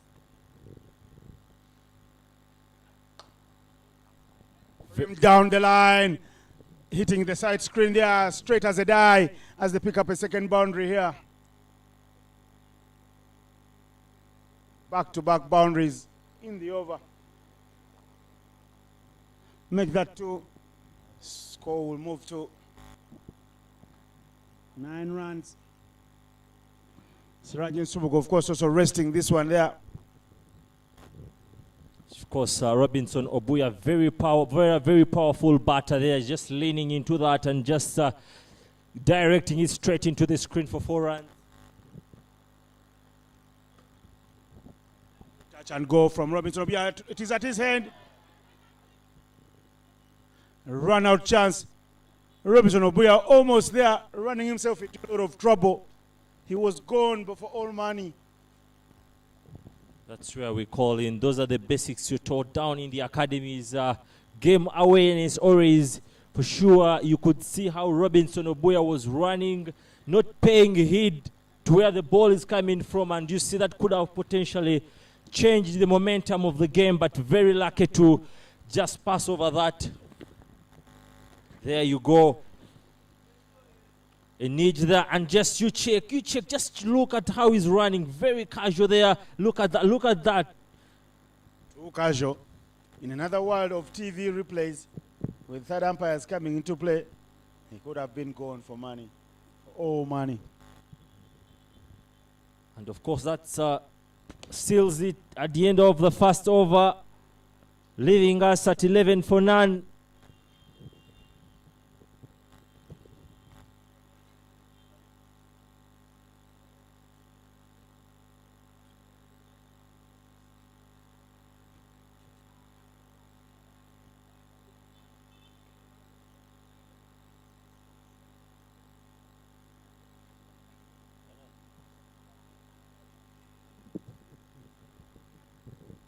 Singuzi getting into the attack.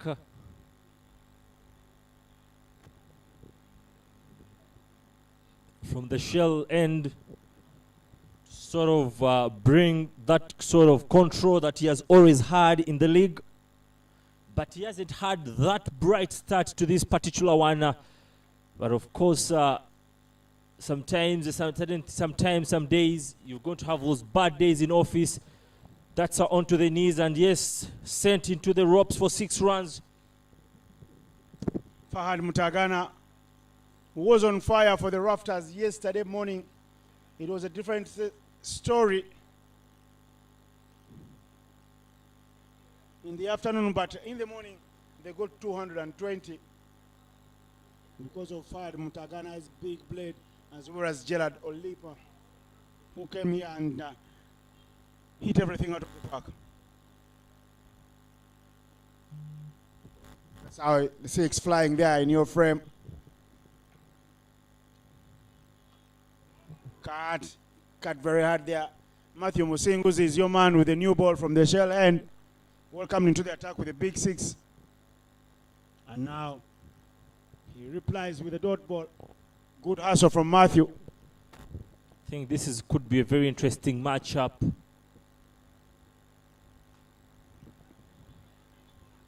The sloppy fielding there from Mulongo.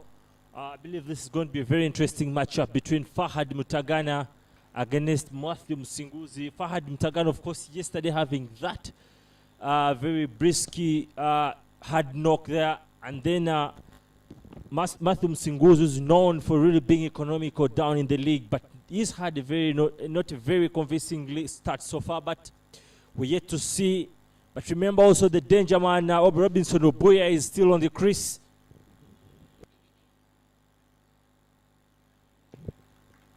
Yes, flashing hard outside off stump. Obuya doesn't connect.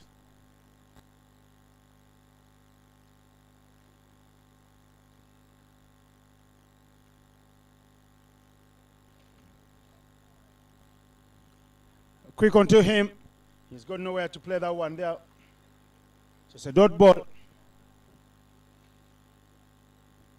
2 dot balls here now.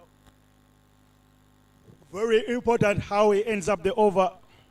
Matthew, he doesn't bowl.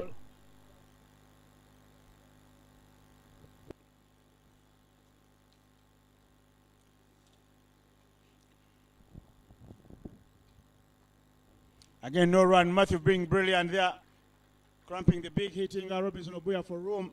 So it's a beautiful over here now. Just goes for 7 runs after the first one went for 11. And at the end of the 2 overs, score is 18 without loss.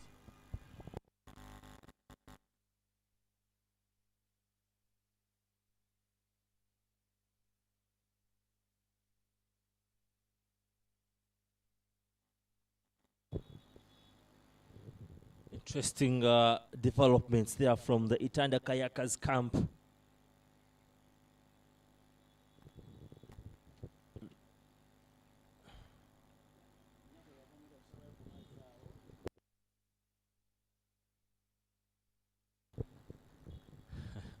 Very interesting developments from the Itanda Kayakers camp.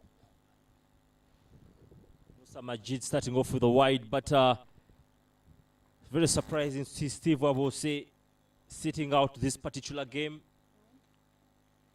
Siraji also sitting out, and then Baidu Ivan, 3 drastic changes there from the Itanda Kayakers. I don't know how wise that is. Of course, Siraji Subuga is injured. But the other 2, I don't know much.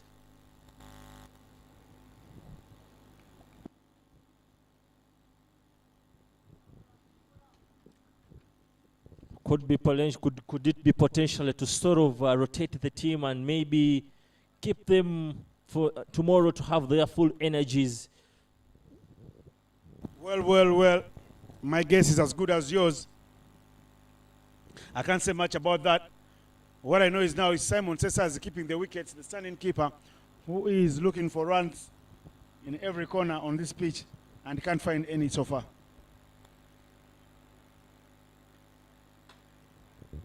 Up in the air, shot wide and slapped. Yes, sir. Call for 2 runs. Yes, they'll comfortably take that. That could have Could have been potentially a wicket opportunity, Innocent? Or you need some level of magic? Real magic level.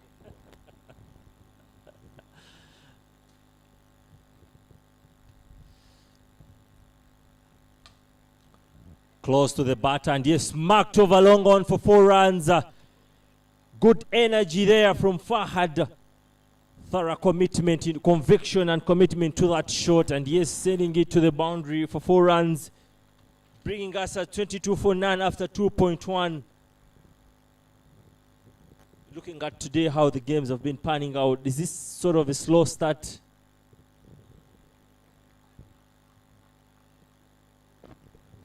There you go, just made it look very nice and easy, but the conviction was up there in the ranks.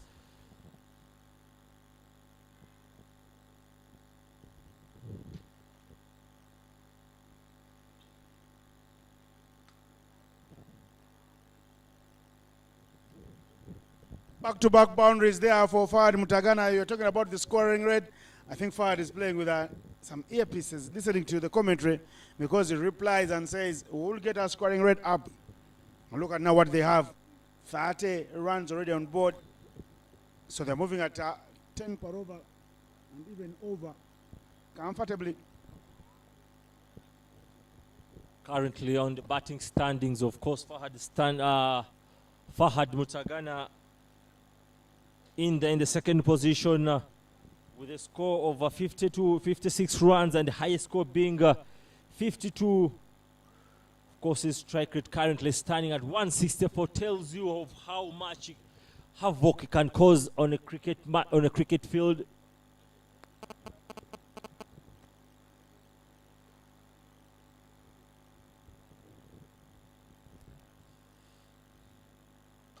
Swung hard, thick edge up in the air, but caught the third man there slipping, and yes, just gone begging. That was a relapse in concentration. Could have potentially turned that into a wicket. Yes, caught him off guard, and very lucky for Fahad Mutagana.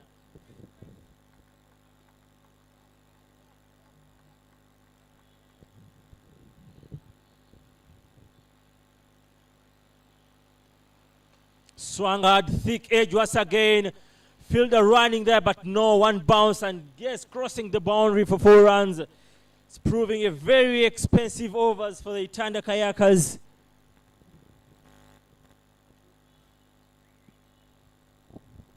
Musa Majid being taken here to the cleaners. It is Robinson Obuya and Fahad Mutagana that are riding their luck, throwing their hands at everything and getting leading edges that are over the infield.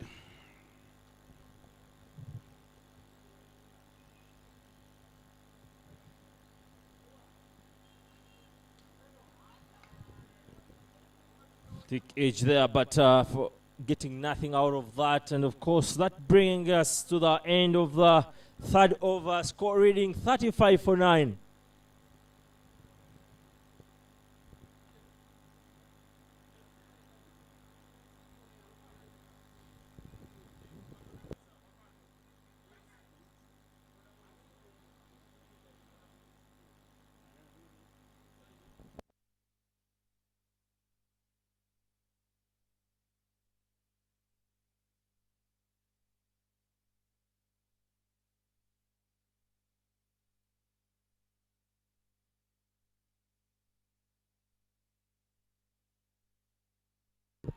The big shout there, and yes, Fahad Mutagana giving the matching orders for Matthew Msinguzi, striking on the first ball of this second over, and that's exactly the impact that Simon Cesar was looking out from Matthew Msinguzi, and finally the trust pays off.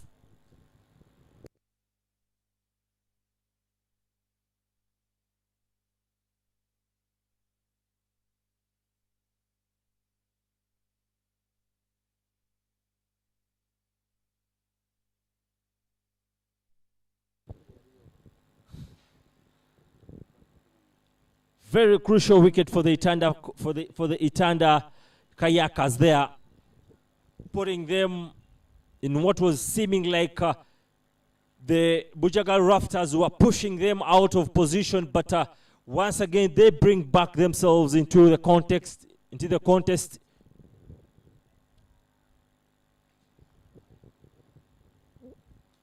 What do you think of this afternoon match, Innocent Indaula, looking at how things are now standing in the table?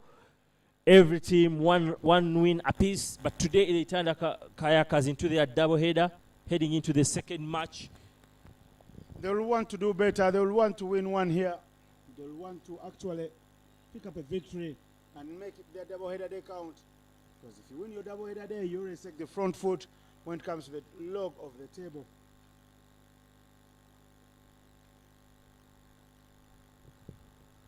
Matthew, after the breakthrough, he sends the dangerous Fadi Mutagana back, and here is Gerard Olipa, player of the match yesterday, 82 from 44. 7 fours and 6 sixes.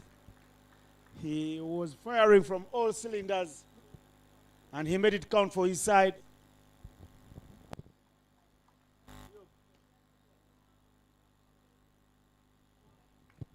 The batters always talk about, the off-form batters always tend to talk about that one knock that brings them into their form. Are we seeing Musinguzi, after that particular wicket, coming to getting his groove back, Innocent?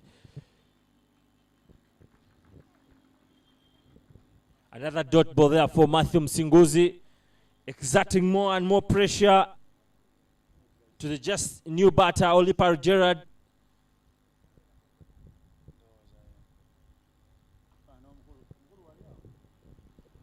Short ball, punched off the back foot for 1 run.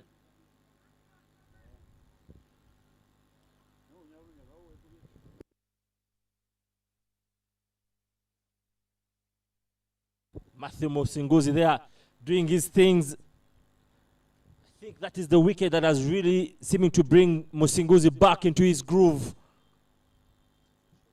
Short ball. Would have wanted to see that flying into the boundary, but that marks the end of it, and leaving us at 36 for 1 after 2 overs to the end of the power play.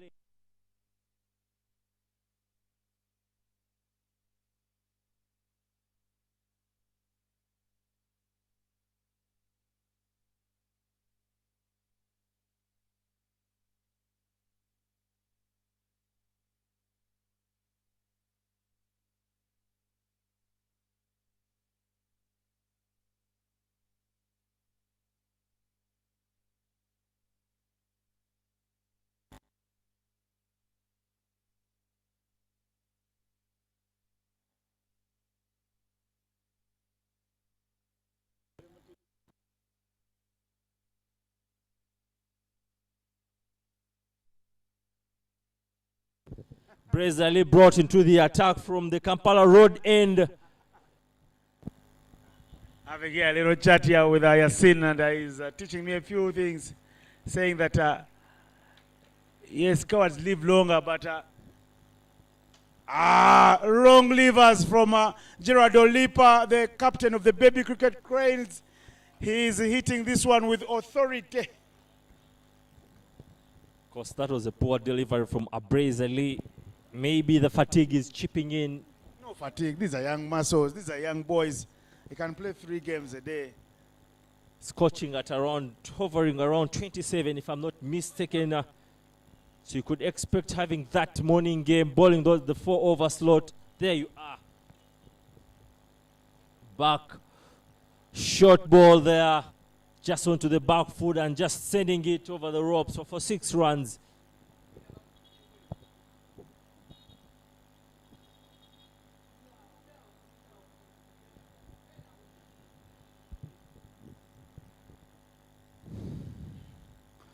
Yasin, you were telling me about a life lesson which I would love for everyone else to hear listening in. To be a coward is not a bad thing after all. Just please go and tell us that storyline. Of course, it's a sign. It's another level of braveness because it simply puts you out how you can afford to fight against your own interests or your own fears. You mean the ability of someone to say no No, to something that is a desire? exactly. That is also an act of braveness. braveness. Definitely, definitely. We know how desire can throw us in all sorts of environments. But so to have that courage and sort of say no to it. But now that's the six there. Brazil wondering what is happening after that shot coming off from Olipa Richard, just scooping a man of the match award yesterday. Gerard Olipa, captain to the just crowned Busoga College Muiri, an Eastern giant there in cricket. They've been very dominant for a very long time. I like that life lesson. So now at least I'll live stronger, that every time I say no, I should look at myself as a brave man. I'm thinking I've cowardized, and I'm a coward, and I'm trying to live longer. Cut very hard there.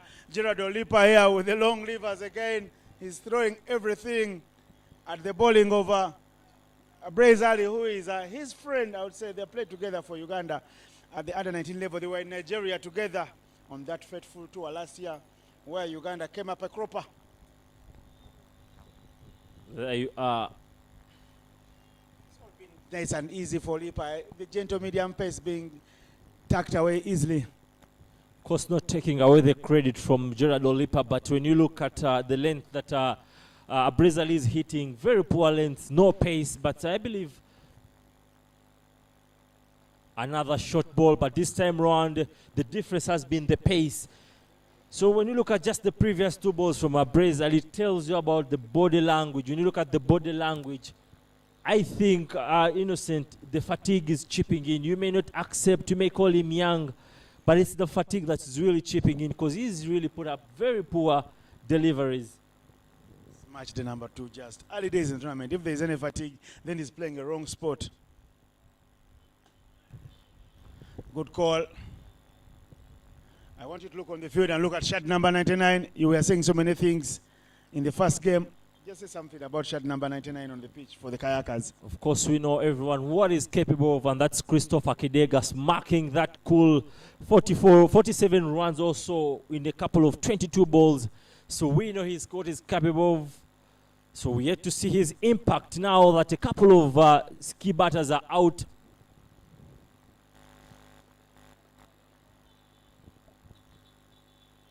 Touch and go, and there's a quick run to take. Very well completed there. So I was just close to Anas Beg in the lunch queue. Of course, wondering, I asked him why today the change in approach of the game. And he used that very common word that we use locally, Okukuba Meza, from his dad, which simply trust beating the table. Banging the tables, not just beating. That is banging the tables. That is long levers from Olipa now, hitting this one through the covers. He's been hitting them all over the park, on the onside, on the offside. And the bowlers have a lot of homework to do. Just look at the sort of the energy, the power that has been put onto that ball. Racing past covers for 4 runs. There you are. Power, proper power onto that and sending it for 4 runs. So Anas telling me his dad banging the table for him, as you've called it, to teaching him to bat according to situations. After that misfiring of the top 5 yesterday. So Innocent, I think such reminders are also sometimes important, because we see the dad bangs the table the previous evening, and here he scoops up the man of the match award. He fell short well of the man of match award. It went to Perry Wazombe, but he did very well for his half century because he's the one that got them across the line. Perry Wazombe did the heavy lifting up front, and the finishing touches were offered by Anas Baig. Very well cut, very well stopped by Perry. We were just talking about him. Hope he's all right.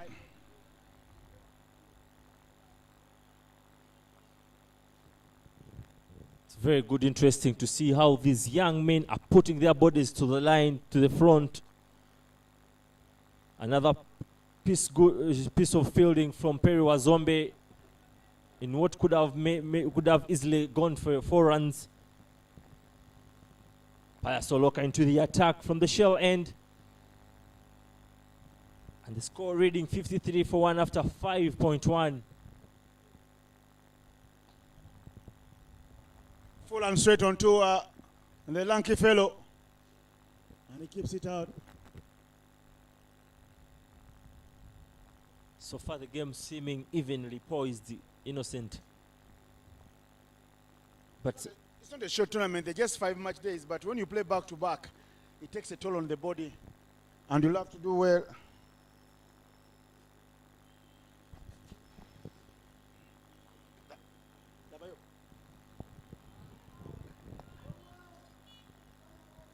the Bujjagali Rafters, after the dismiss of Fahad Mtagana, resorting to the more careful approach, nudging singles here and there.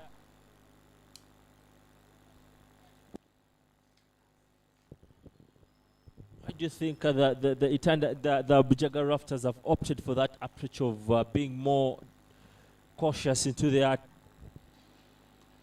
You talk about caution, but for me, when they're moving at 10 per over, there's not caution. They're playing with controlled aggression. Because if you score sustainably, consistently at 10 per over, that's 200 up, and 200 up is always an advantage for the team that has batted fast. Can it be really a problem for the just high-flying Itanda Kayakas who have gone down a 167 or 169? Like the old English adage says, one makes two. Could also work the other way. Touch and go. Quick run between the two, Obuya and Olipa.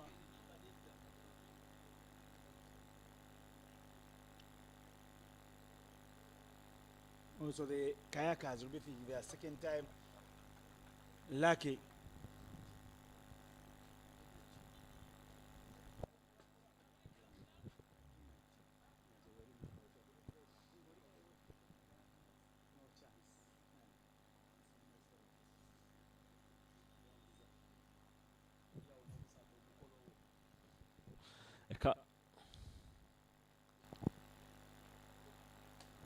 Obuya sees no one on the onside. It is the one bounce and the 3 rolls to the boundary ropes. Boundaries are fair here for the Rafters. They would love to show everyone watching that yesterday's 200 was not a flash in the pan.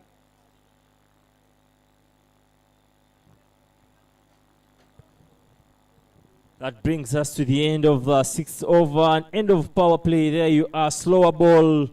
Very well bowled from Pius Oloka, but I think earlier on they've just put out that fielder from that very space, bringing him into the 3rd yard, and of course the chance goes begging there. And that brings us to the end of the power play. So that brings us to the 6th over, score reading 60 for 1.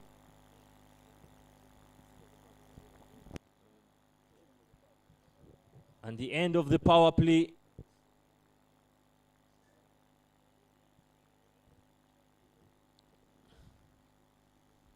It was a very good variation from Pius Oloka, and you can't believe just a few seconds they just put that field and that put that fielder from that particular spot, taking him into the 30 yard. From Gulu to the world, there is Kenneth Ogenworth coming through to bowl now. Some good lively pace. He's one for the future. Watch him closely. His action high up. And we've been looking for strong pace bowlers from northern Uganda. There you are. There's Kenneth and there's Felix in the Rafters team. Good real bounce. Very interesting signs to see there. Can we be already excited about the fruits of the coach who's leading that side, Grace Mutiagaba? I stand to be corrected, but he just got a level 3 fast bowling certification that happened in Qatar 2025.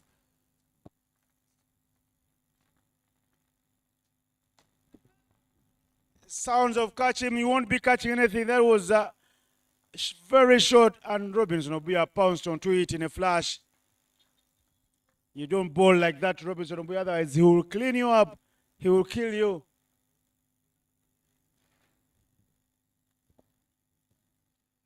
Think you're not agreeing with me, Innocent, but I believe that the fatigue is setting in when you see how the bowlers have so far panned it out so far. Some poor bowling displays apart from Musinguzi, who has had an impact in this match so far. But anyways, it's been put to the sword already. Kenneth.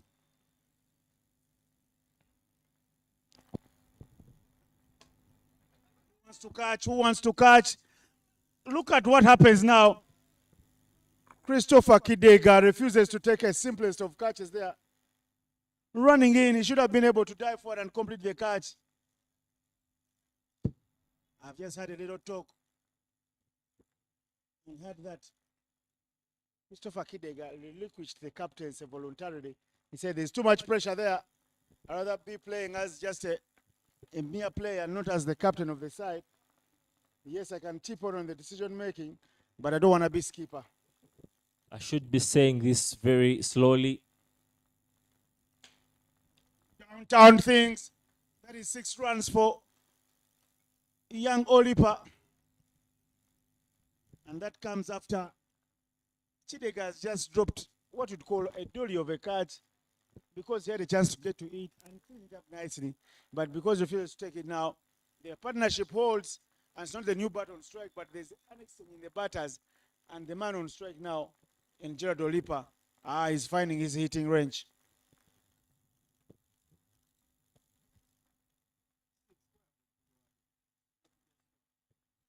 It's guided through the slips region for a goal for 2 runs. Yes, comfortably taken.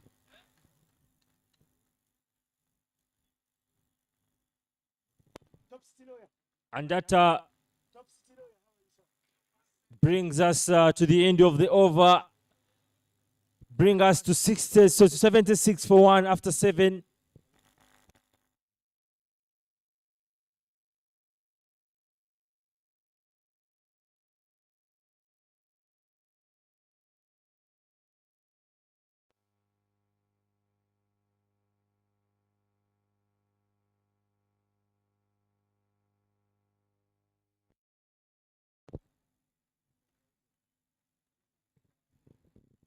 Innocent, you were talking about relinquishing captains. We've seen very great players. And one of the greatest, actually, some call him the greatest of all time. And that is in Sachin Tendulkar. But of course, failing when it came to the leadership department. So it's no surprise if he feels that maybe he gets freed up to deliver for the team. If he feels, but us again smashed very hard from Robinson Obuya, and sending it to the NCS officers for a maximum. Big 6 out of the park. 82 now already in quick time.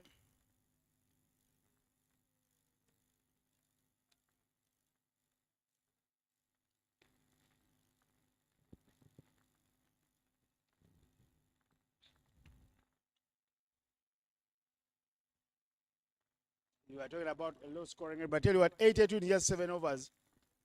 7 point. Look at Obuya. Pitch on the middle stump and see how he goes through the line.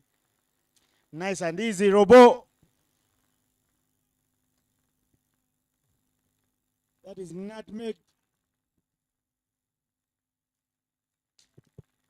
I can assure you, Innocent, Pius Oloka is not someone who's going to be backing down very easily. He's gonna keep bowling up. He's gonna keep doing those change up, the slow in paces, the cutters, the backhand flippers, the front arm. He's not someone who's going to be backing down easily, and don't be surprised Robo or one of the guys matching out in a couple of balls. It's not about number of wickets you've picked. It's the economy. How much more can you keep the opposition quiet for longer spells? So if you pick my wicket when you've gone for 60 and 3 overs, you've not done anything, because there are 10 more wickets or 9 more in the dugout. Sesazi fell first ball for the Kayakas in the chase of 160-70 in the first innings. But see what happened next. It was all merry-go-round with Perry Wazombe taking on the bowling. Robinson Obuya, big shots here coming through. Big shot I watch. NCS on the roof. That will be picked from the parking yard. The search party must go hunting.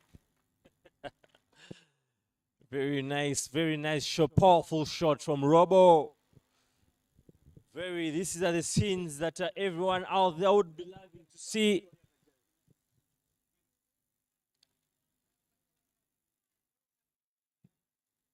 "91 runs for the Bujjagali Rafters." There you are. Another slow shot bouncer there, but once again, Robo sending him on top of the NCS offices. Mid-over discussion there between the two charged batters.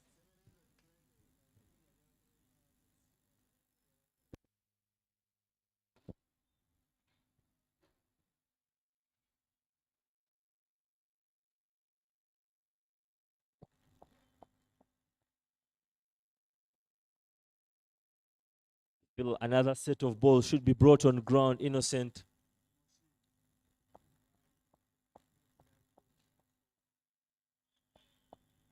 A couple of drinks there given onto the Robo. And Gerard Olipa just to see themselves pumped up.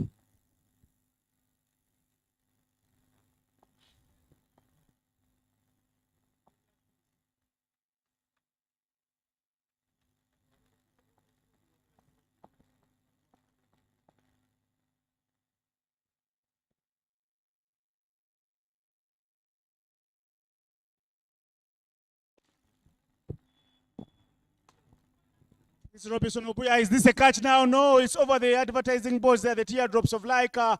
He's connecting the world, like Laika does say.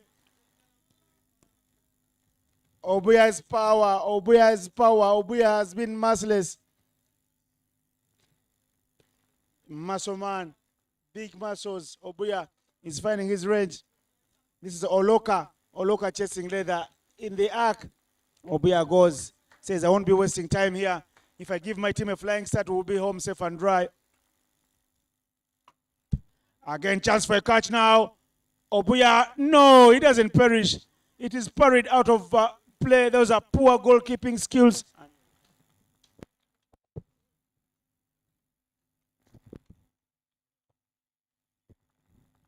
What are we being served here, Innocent?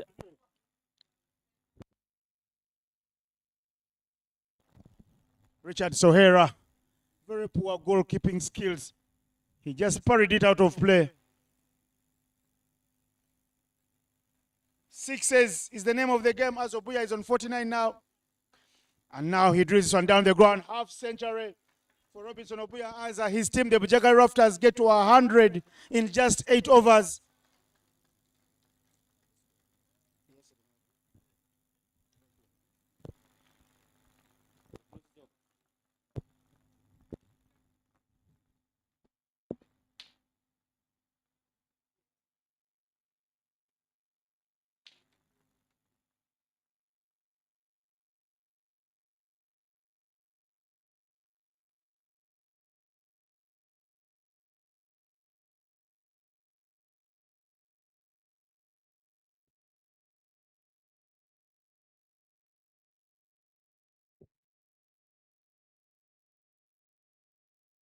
Yeah, that is I think a very wise so far when you look at how things are panning out.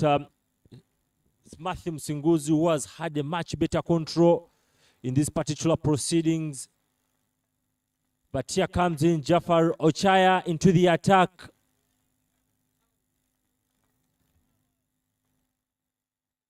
Robinson Obuya here now with the 4th half century of the tournament. I beg their pardon, it's the 5th. Center at this very situation yesterday in Bujjagali's first game, they were 98 for 1. Here they are 105 for 1. What do you think? Are we seeing, are they breaking their own record of yesterday? Onus is on them to do what they desire. They can break the shackles. They have been dealing in boundaries. They're scoring at a very healthy rate, moving at 12 runs every over. That is surely good. Olipa Rogers getting the one there.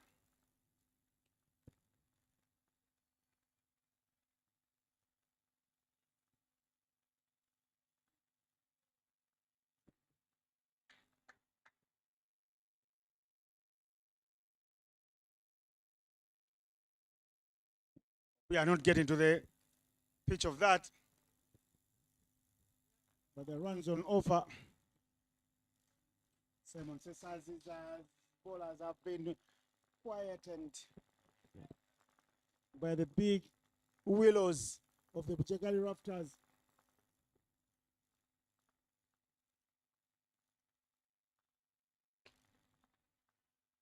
Runs on offer now. Jafo Chaya, new into the attack, is trying to wrestle back the initiative and the game for his team.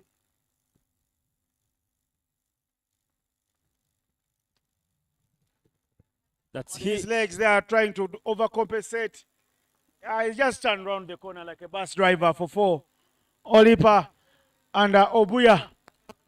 The 0-0 affair in the middle. Olipa, Obuya with the bowler named Ochaya. Been very spot on when it comes to those name initials. I remember you just talking about the W's. And now into the O's. The W's were seeking a big W, which they got at the very end. Was Zombe and Wawose captaining the day and getting the victory.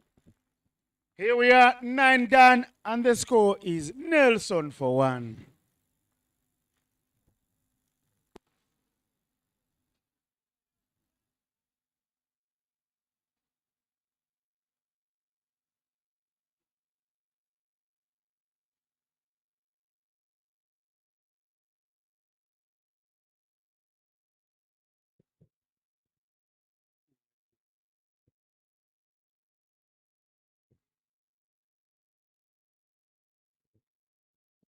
Praise Ali gets into the attack from the shell end.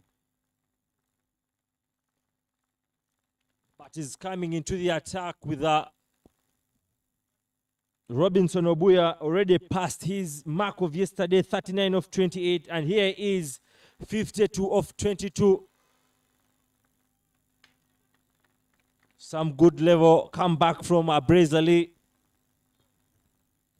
Not forgetting Gerard Olipa yesterday, smacking that 82 runs of 44.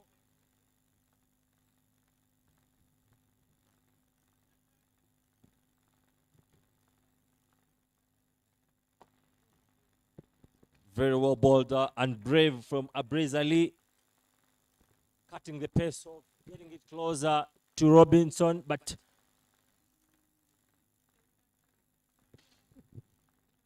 Pasolok has proven to be toothless in the first spell.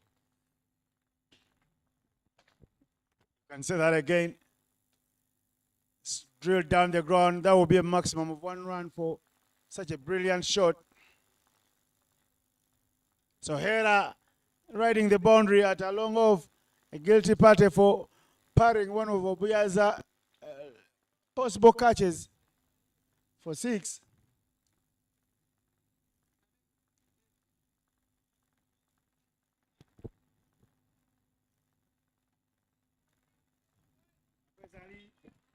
Bujjagali knows a thing or two about Olipa's batting. He's staying away from trouble. He's not trying to come a little too close to him. That is never of him. I'm so shocked if he's really thinking in that line of getting away from Olipa. Bujjagali has always been the guy who comes at you. Long levers coming to play. Small leading edge. Makes certain of another boundary for Olipa and the Rafters.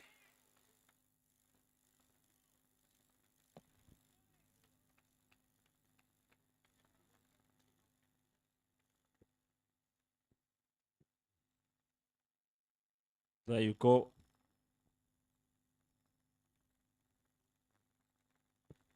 Very unlucky for Bujjagali. There's a big shout out there as the ball races towards the boundary. Yes. 4 runs for the Bujjagali Rafters, who are so far looking unstoppable, standing at 117 for 1 after 9.4.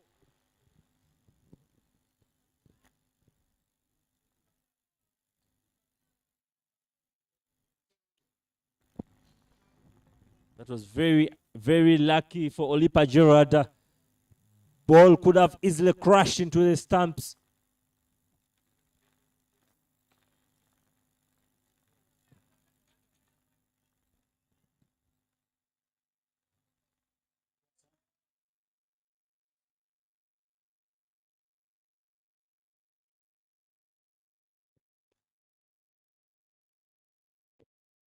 That makes it the end, brings us to the mid of the 20 overs and leading us straight into the break, leaving us at 122 for 1.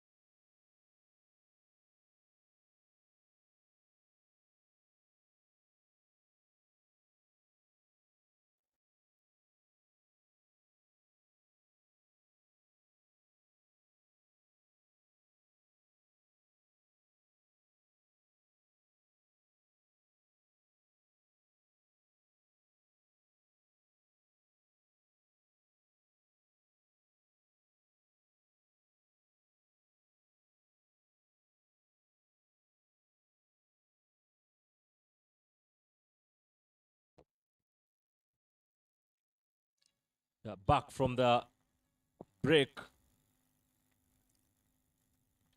Don't be shocked, Innocent, to see that we see high energy levels from the Itanda Kayaka bowlers, putting in that extra much needed energy in the last overs, 10 overs, after that drinks break.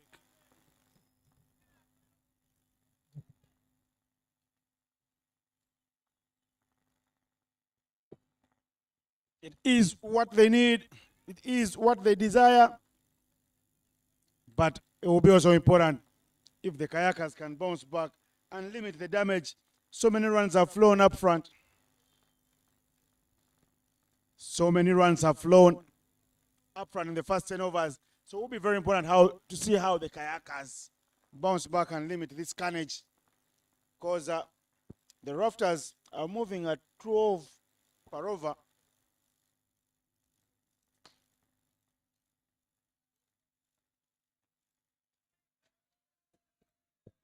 Very unlucky fielding, but very unlucky for Christopher Kidega. That was a fantastic piece of fielding from himself. But that's 4 runs for the Bujjagali Rafters. So far, Gerard Olipa alongside Robo proving unstoppable.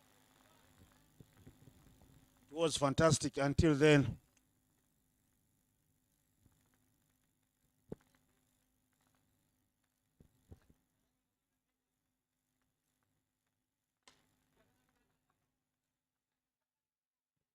No chance, no chance. No chance for Abrazali, and 4 runs for the Bujjagali Rafters.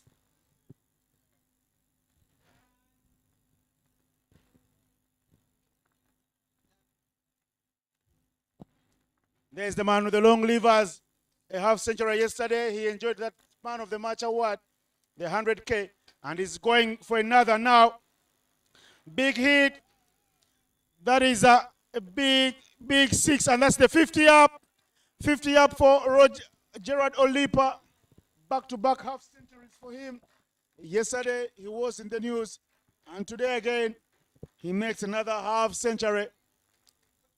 50 up, and he raises his bat for his teammates, saying, I can hear you guys loud and clear cheering for me, but I'm doing this all for you. Look at the scoreboard. 51 from 26 for Lipa, and this is how he entered the club of the half centurions in this tournament for the second time on just match day number 2. And that is 50 number 6 of the tournament with a straight drive down the ground. Of course, Ochai falling into the trap of Gerard Olipa, who opted for that particular ball and open chest stance, and Ochaya falling into the trap, bowling it into the channel, and yes, posting him straight in for 6 runs there.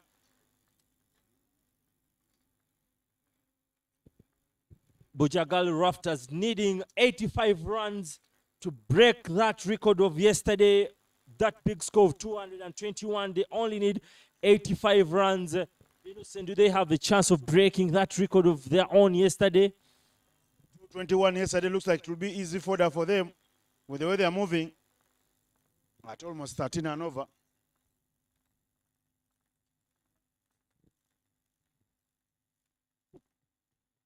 And round the corner for 1. Ochaya being asked more and more of his abilities. He's already gone for 22 runs.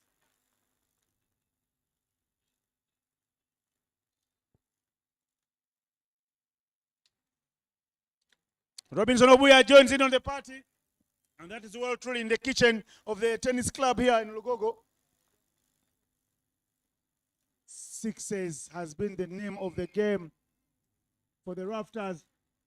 They won 1 yesterday, lost their second game in the afternoon by 7 wickets. They were strangled and stifled for 82 all out after scoring 220 in the morning, and they couldn't repeat their heroics of the morning.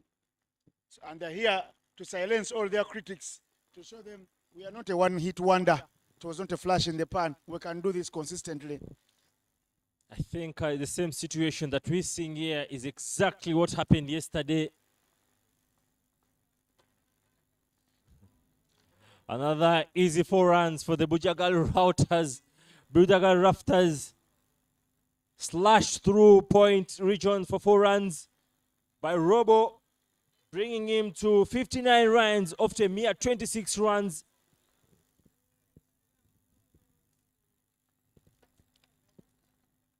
It's the same trend that is happening, that every team that has had a double-header so far, it's proving that in the afternoon games, they sort of slide back. Look at what is happening to the Itanda bowlers right now. Look at how Bujjagali Rafters batted yesterday. That is big, powerful, and sent into the tennis court there. Huge 6 from Robinson Obuya. What a treatment there. That full authority onto that one. Posting him into the tennis court there.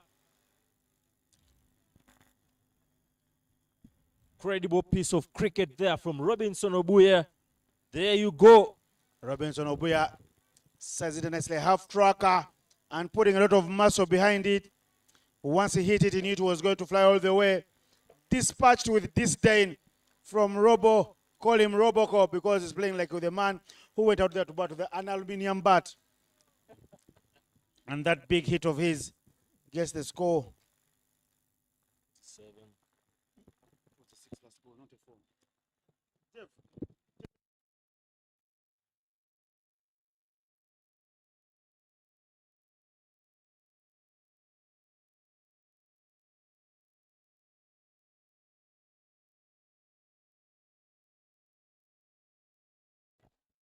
Against the run of play, there is a wicket here to celebrate.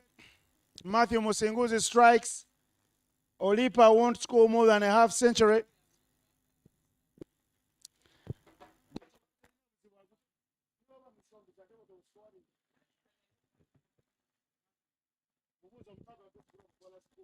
Half tracker there once again, but missed timing from Gerard Olipa. And he has to pay the price for that, but that brings in also another danger man, Calvin Watua, onto the crease. Gerard Olipa given the matching rights, but leaving the Bujjagali Rafters in a much more comfortable position of 147 for 1 after 11. Does the coming of Calvin Watua build on the momentum, increase the momentum to break that total that they set up yesterday, or does it bring a slide into their momentum? Well, that's for us to wait and see, because remember, the much more reliable, economical bowler Matthew Musinguzi is in the attack and has just struck on the very first ball. Remember, in the first spell, he had created opportunity on the very first ball, and here he is. First ball, first wicket in the second ball. Calvin Watua is cleaned up first ball. He was looking to hit that one to Maz. Instead to see him who is sent packing for a shower. Calvin Watua, ugly, looks very ugly. When it comes off, it looks nice, but I tell you what, that is very ugly stuff. Remember, Abdallah Lubega back in the under 19 days. Speaking of that, there you go. Into the wickets. Eyes off the ball from Calvin Watua. And yes, he's cleaned up and just to get be working. Innocent, I remember back in the days of the under 19 times, Abdallah Lubega speaking about how you get really to sweat a lot more when you get out the very first ball. What do you think really causes that? Is it what do you think, Innocent? Just take us through that. I was not a batsman. I can't say much about that. So that simply puts you into the situation. If you are not a batter, I know you had more of those moments of getting out fast ball. So just take us. I used to love my batting. No little cameos from me. I know you're just dodging that, but you know you had more of the fast ball ducks. But anyway, that brings in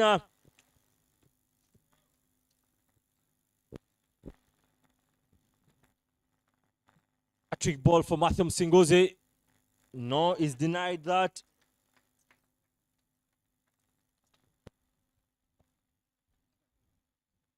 And that brings in Arjuna, a very also formidable batter there in the middle.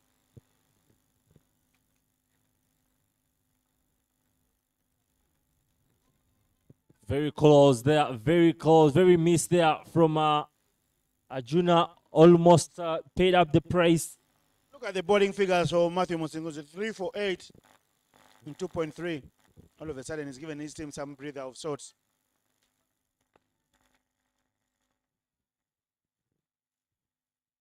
The mark for Robert Arjuna. Keeper batter.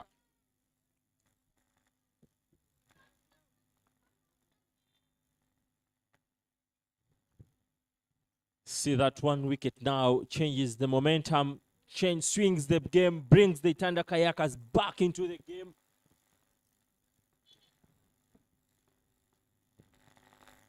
That almost look was, it was slipping out of there beyond their control, but right now, the demise, anyway, that brings the end of the over, leaving us at 154 for 3.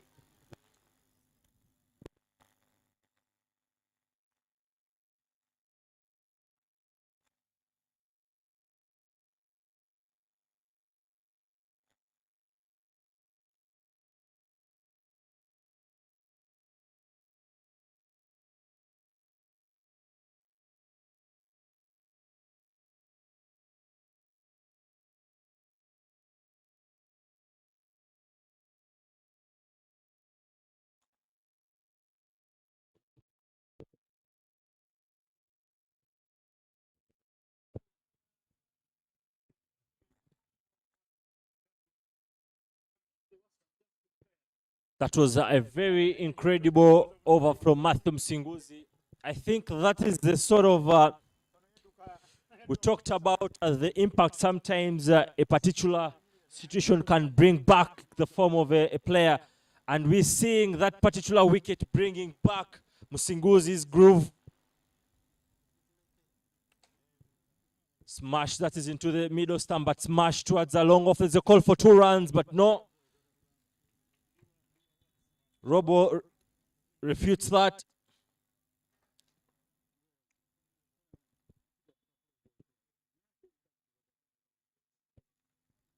That particular wicket in the first spell from Msinguzi straight brought his groove, and now we can see the impact he's having onto this game. White ball.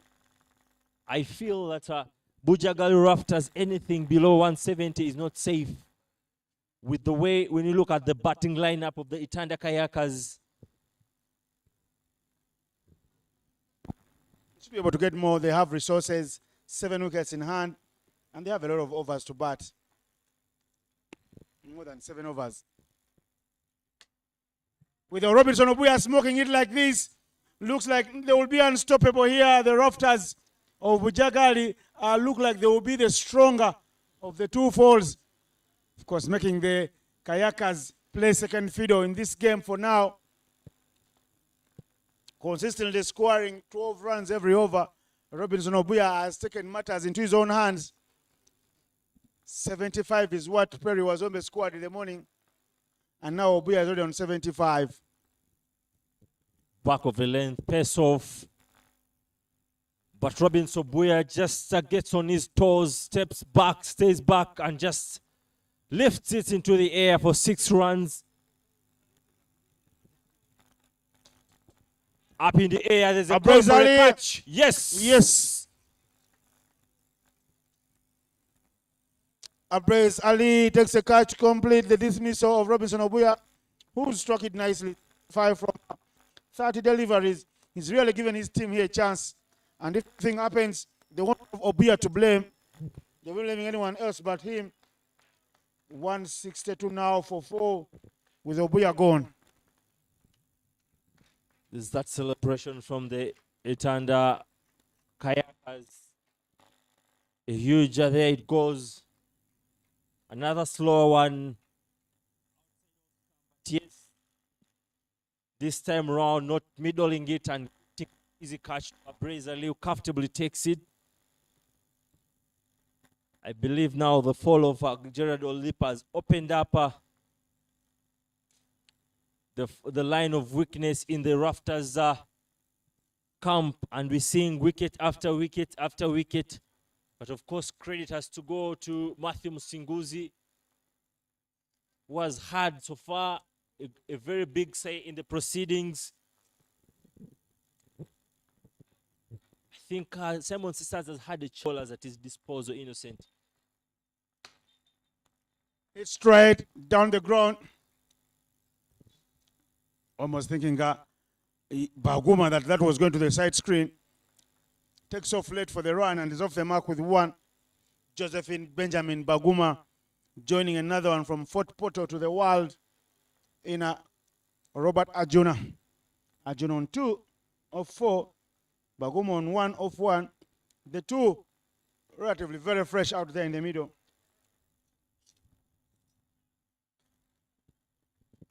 Very well bowled there from Paya Soloka. Good comeback, I love to say, in this particular over. Gifting just a couple of 9 runs, 1 wicket, with yet 2 balls to go. Look at Oloka's figures. One for 45 in 2.4 is really being hit all over the park.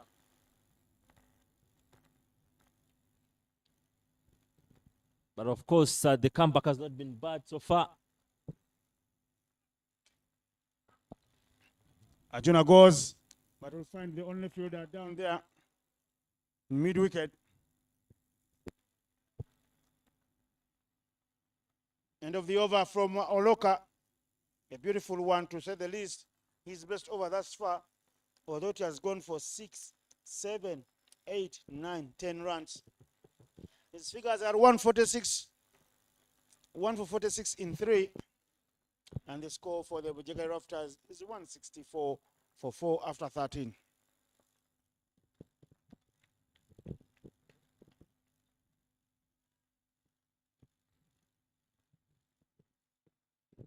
Man of the match in the first game on match day 2 in the Waterfalls Elite League Men's Edition 2026 is into the attack.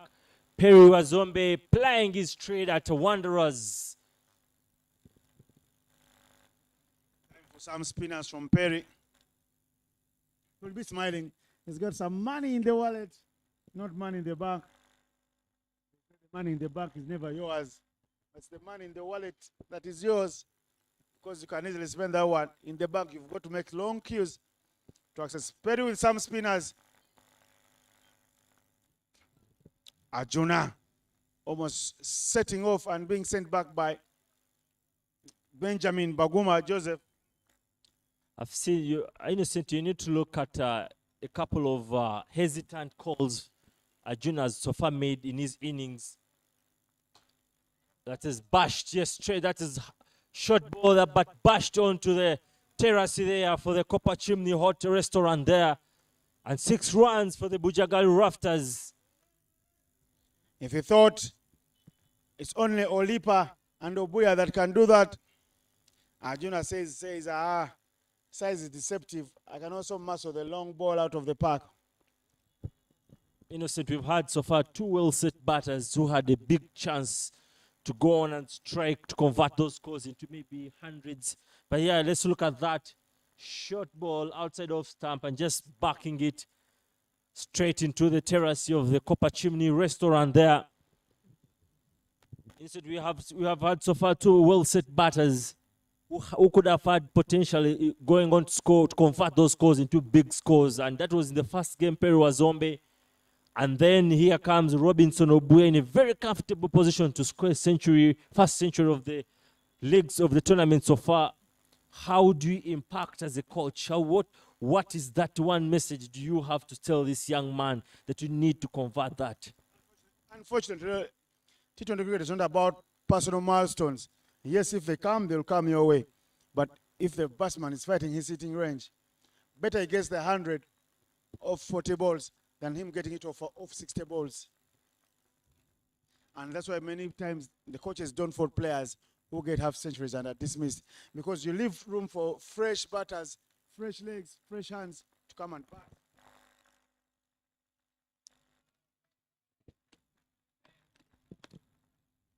Arjuna struggling, trying to not getting great comfortable, everything not really happening the way you'd want.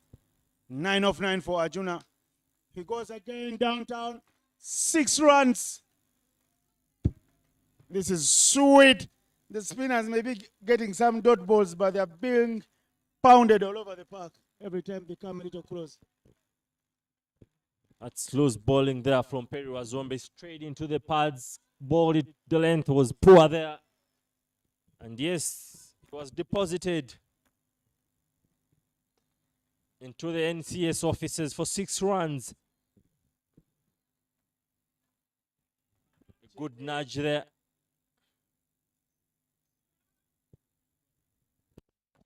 Cheeky affair there between the two. Arjuna trying to mix here the muscle with the style. He doesn't get a run there in front of Musa Majid's zone.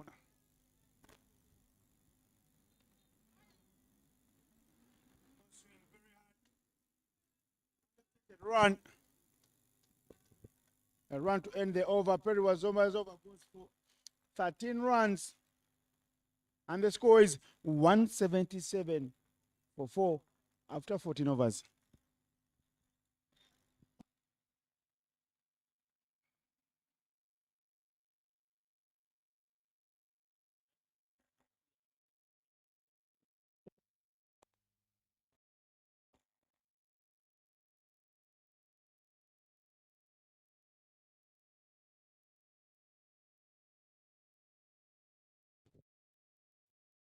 Musa Majid back for his second spell.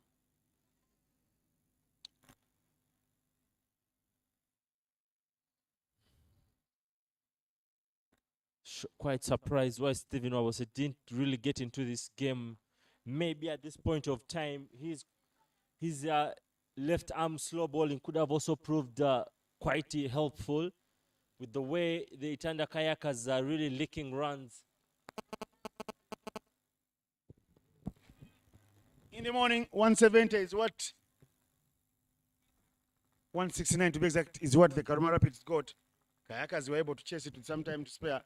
Now the Bujjagali Rafters will say you'll have to chase scores of 170 plus consistently on your double-header day to be victorious. That calls for really endurance there. That is style, very well played from Arjuna Robert. Even if you chase in the wildest of your dreams, you'll never catch up. Tell you what, some of the fastest men in the world, like Asafa Poel, would play second fiddle there.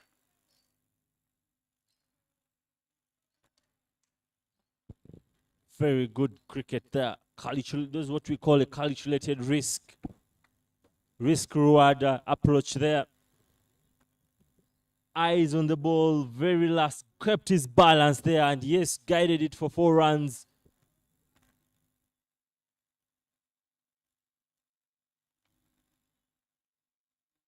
Changing bounce there. Almost sneaked through the gate.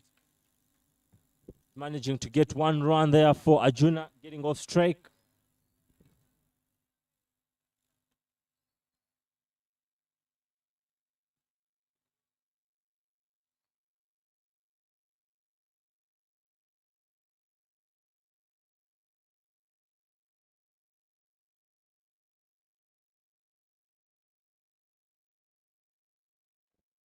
Even better from Baguma.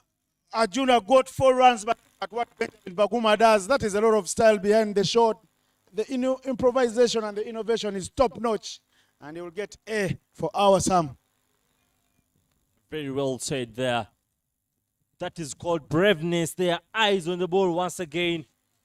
That tells you a lot about the importance of some of those key things, basic things. Eyes on the ball, keep a stable base, and yes, rewards for 6 runs.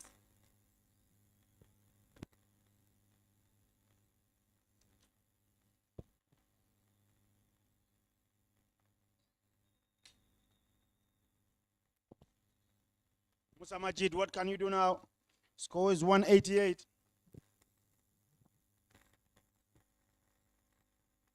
Chance to take off for a quick single there. Musa Majid caught there with no grip on his shoes.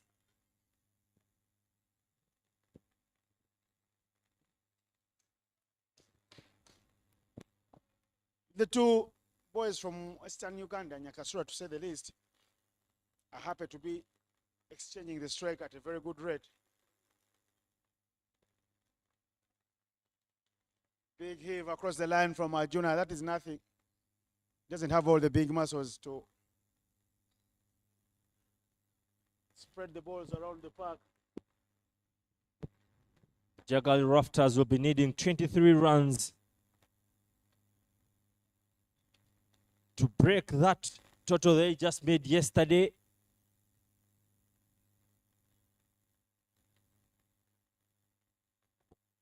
There it goes, top edge, no cover, everyone. He was standing in the 30. That's 4 runs for Arjuna now. They're riding their luck here, these two batters. And they're looking every inch golden.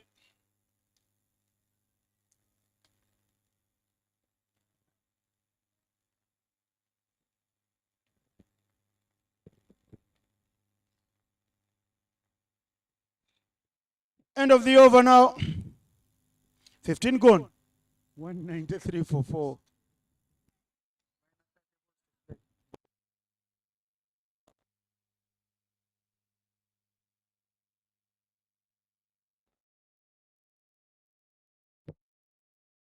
They need a ball run to just topple that very score they made yesterday. I mean, the Bujjagali Rafters setting 221 yesterday. Right now they stand at 193 for 4.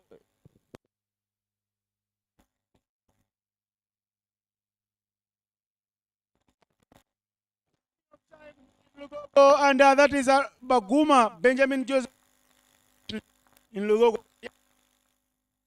Punch over the top for 6 or to the side screen. 199.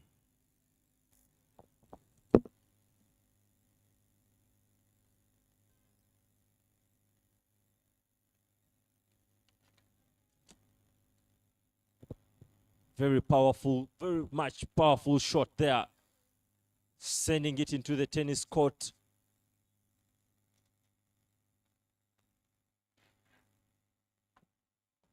Up in the air, yes, running in there and well taken, comfortably taken.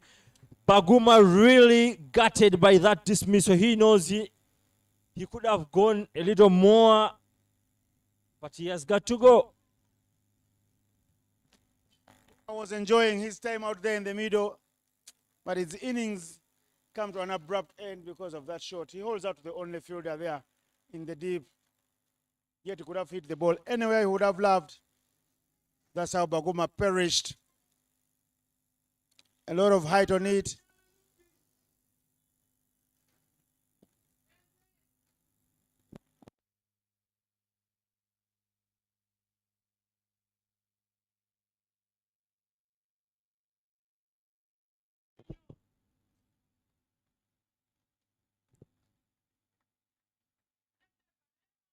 There you go. Musinguzi just opting to go for the pace off and just releasing that ball a little later, a couple of seconds later than expected from Baguma. And of course, Edge just slicing it into straight catch into the man in the deep there, bringing us at 199 for 5 after 15.2.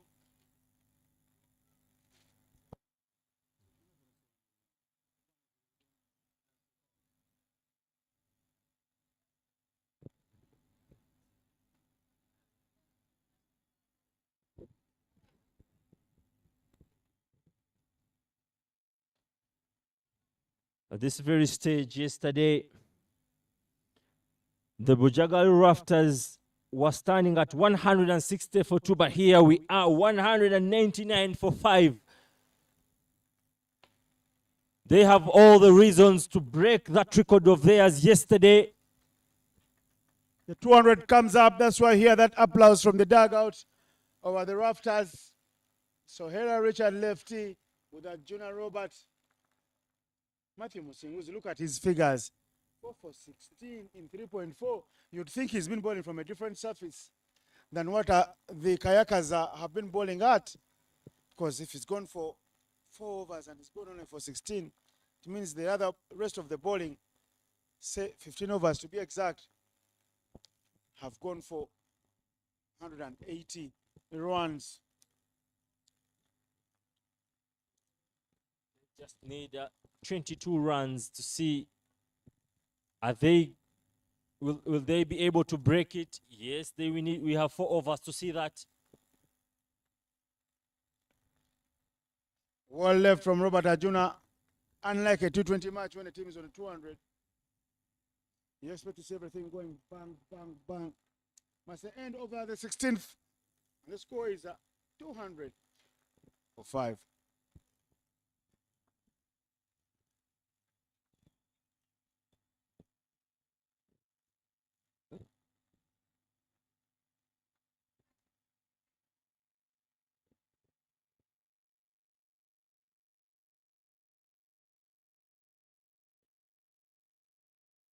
The center brazily into the attack after that disciplining from the Gerard Olipa and Robo, but he's into the attack right now. Where do you see the Bujjagali Rafters? What could be your prediction? 200 after 16? 230. Looks like he's on cards. 23 for no loss in the 2 overs. Abraze Mir Alias bowled.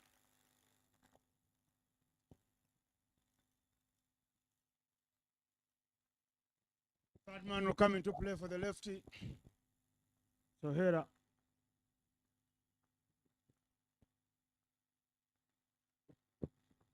But when you look at the body language of the Itanda Kayakas, they seem they're not moved by the score.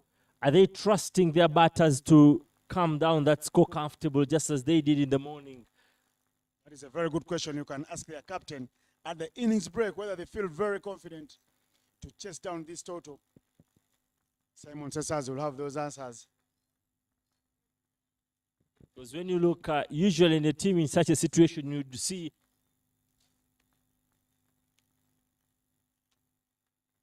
that is smashed for 6 runs.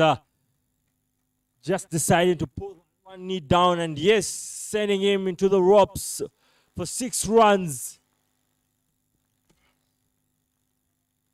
He really beefed that one. Ajuna, Robert Ajuna, in the companionship of Sohera Richard.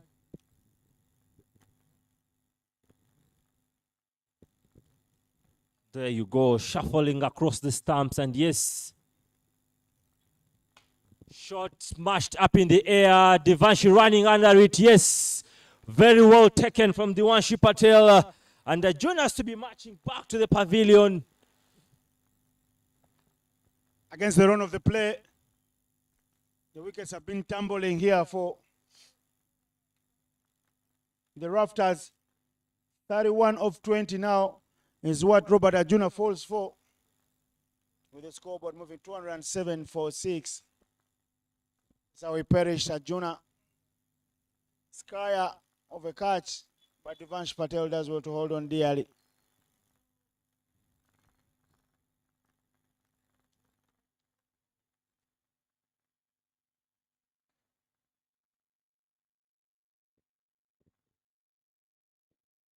It's going to be very interesting to see how the Itanda Kayakas approach this particular game. But I'm really eager to watch the response of Simon Sesazi, just very fresh actually from that batter of the series in the concluded Max T20 Challenge Cup that happened in Entebbe, leading the pack by far. Here he is on a slow start. He had a duck in the first ball, duck in the morning. He's leading the side in the afternoon game. I'm just very eager to see his response in this second innings for the second game.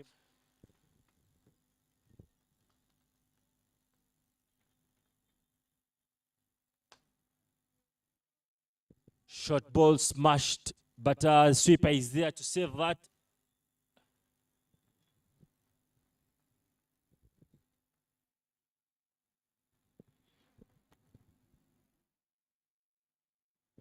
And that's off the mark for Simon.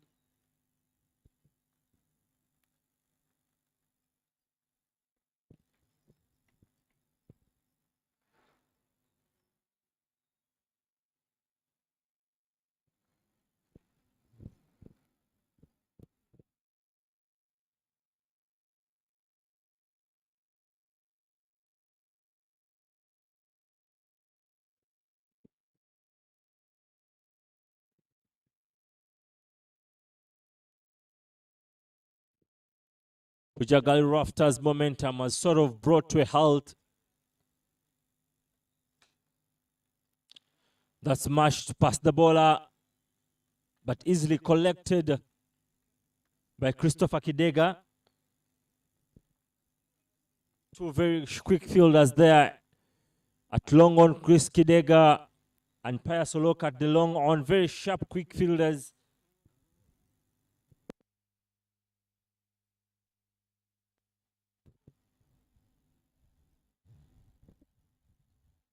Flicked off the middle stump there for 1 run. That brings us to the end of the 17th over. 211 for 6.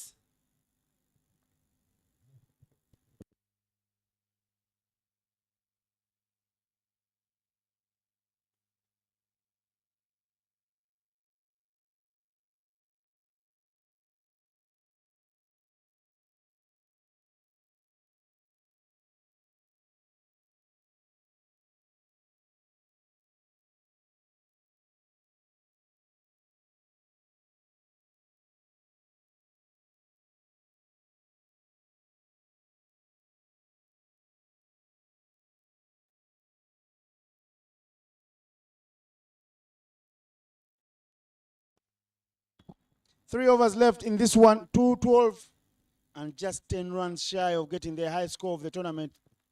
The Bujjagali Rafters, who scored 221 yesterday, are on the brink of something special. Richard with a big broom sweeping nothing.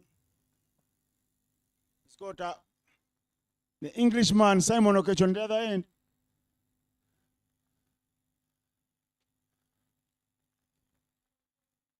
Touch and go.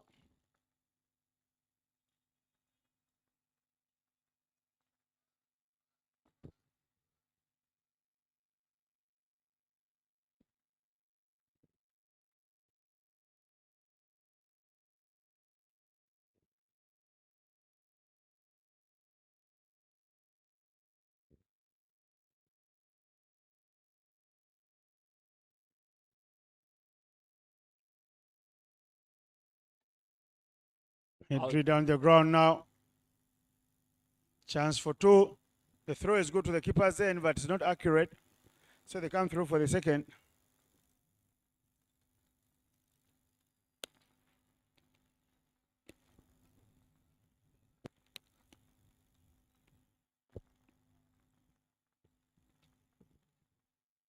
The Itanda side has really fought back themselves into this particular encounter, but do you feel innocent? The damage has already been done, or it's because of the sort of batting lineup they possess that they're simply unmoved? I can tell you I feel that there is some damage that has been done, and for them to chase this down, they need to chase down sensibly and hope that Kayakas will give to them as much as they give it to them.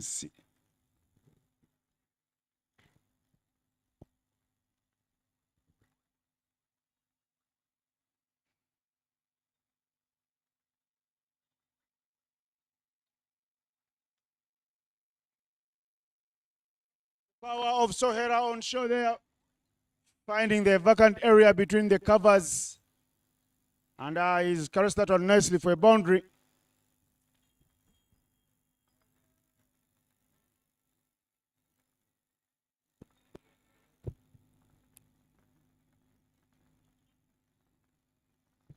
That was a very poor delivery from Ochaya. You can't be giving that short ball. You just have to expect that you'll be moving to the boundary. But yes, another one, but just this time gets away, chance for a run out. But no. There's a chance for a double run there, only that Richard Sohera wasn't really into the game. And yes, that closes out the 18th over, leaving us at 121 for 6.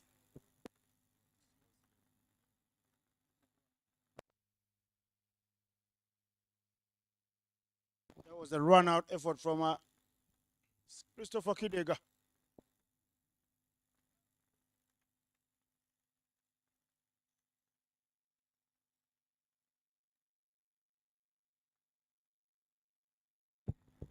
We're now at scores level for the Bujjagali Rafters at their own target they set yesterday in the first game, 2021.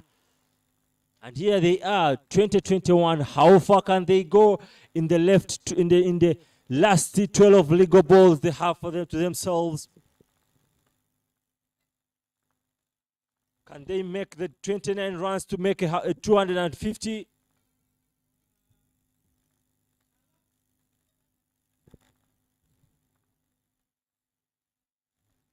11 balls left in the match. If they score at 3 per over, they'll get to your 250. My score, remember, was 230. I think I could make a very good fortune as a fortune teller. It's a very lucrative business, Innocent in Daula. I can tell you that. Being a fortune teller, we've seen people making millions out of it. So how about you try out that, Innocent? Please hook me up. I'll duly oblige.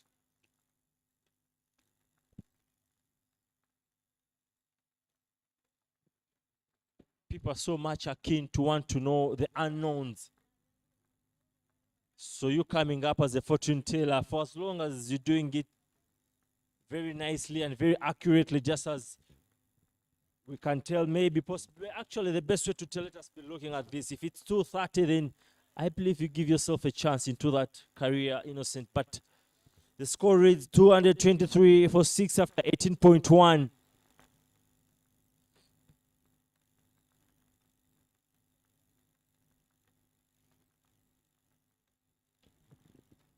Shot swung hard, but nothing out of that. Wasted energies for Simon Okecho. And yes, the Bujjagali Rafters toppling that total they set yesterday of 221. And right now, they are 223 for 6 with 18 balls to go. That was short ball, but a deviation in the swing. And yes, missing it a couple of steps out of the crease, swinging hard. Possible run out, but gifting in the end, gifting a quick run for the Bujjagali Rafters.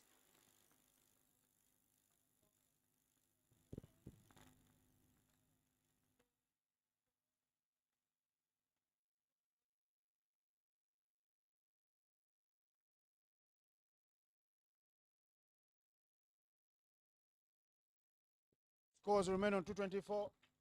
Pius Oloka bowling his final over. And Pius has gone for 49 in 3.4 now.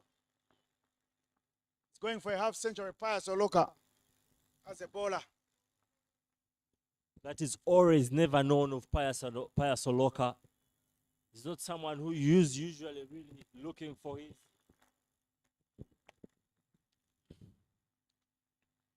Very well bowled there. Sloppy fielding there from Musa Majid. Gifting an extra 1 run that could prove costly for the side.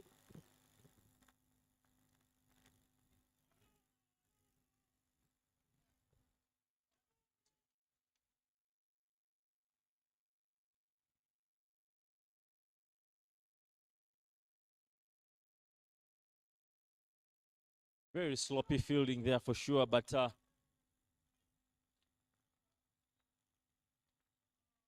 oh, what a shot that heaved off the ribs, almost gifting that catch, that very tough catch there at short fine leg, but yes, racing to the boundary for 4 runs. Very lucky for Sohera Richard.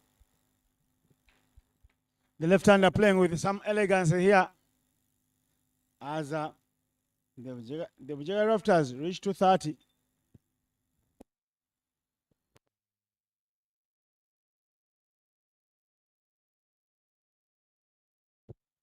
Very, very good effort there from that young man there at short fine leg. Almost gave himself a chance, but that was too quick for him. And yes, we get him much into the last over. And Musa Majid will be taking it up against Simon Okech alongside Sohira Richard.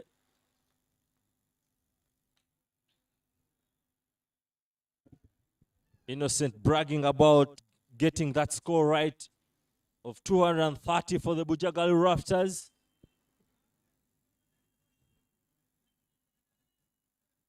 So do you feel you're ready to try the fortune teller career, Innocent?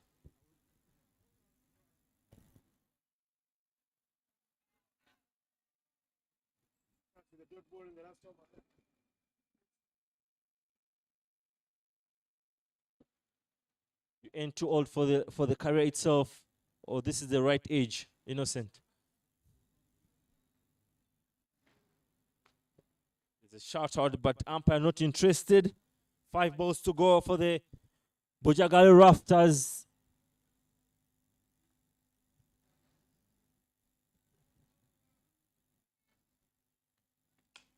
Couple of steps out of the crease, and that's smashed towards the NCS officers.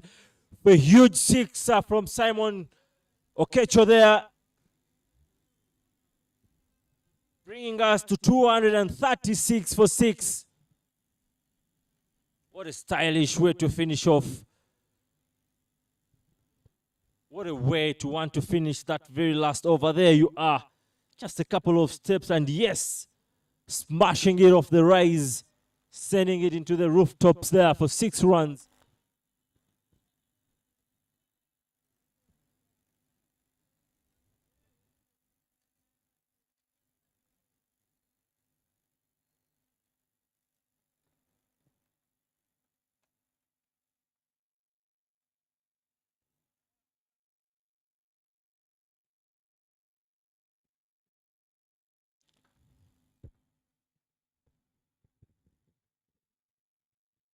Back foot there, gifting himself 2 runs. Very great shot there. Just a couple of steps out of the crease, eyes on the ball.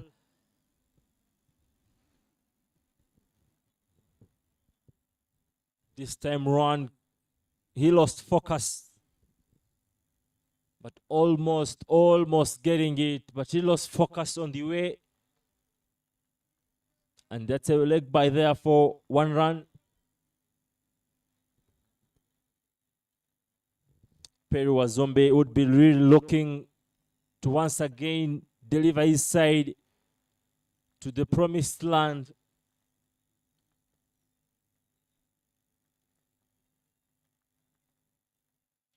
Big swing, big miss.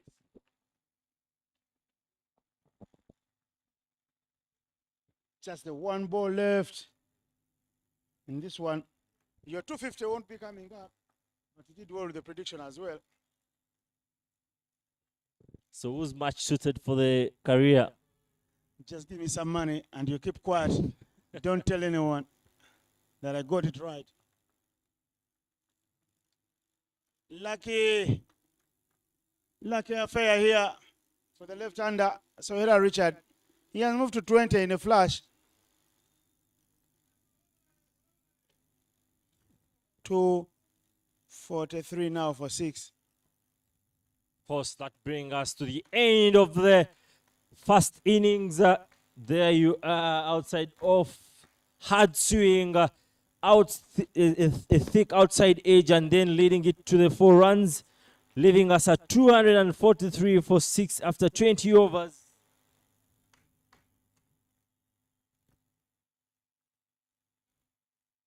Innocent, how would you see what has been the first innings? How would you rate the first innings? Has it been a very...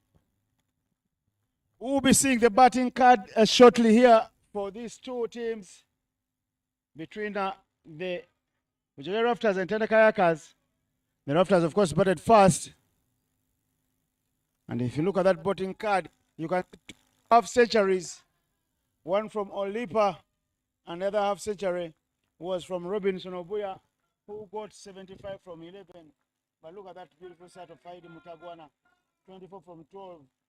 And Robert Ajuna putting some little icing sugars on the cake with 31 of 20 and 14 from 5 from Baguma Joseph. But 20 for Sawela Richard unbeaten and Simon Okecho 14 unbeaten. Yasin, take us through that bowling card.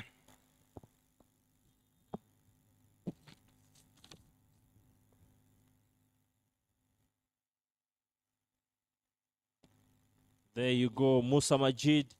Of course, Matthew Msinguzi going in for 4 overs to run, gifting just a mere 16 runs with 4 runs at an economy of 4. And then, of course, a handy support from Brazali of 3 overs, 35 runs for 1 wicket. Otherwise, nothing much to say about that. And managing to defend, to restrict them at 240 more so in the first innings. And we shall be back shortly for the second innings as the Itanda Kayakas look to chase that score.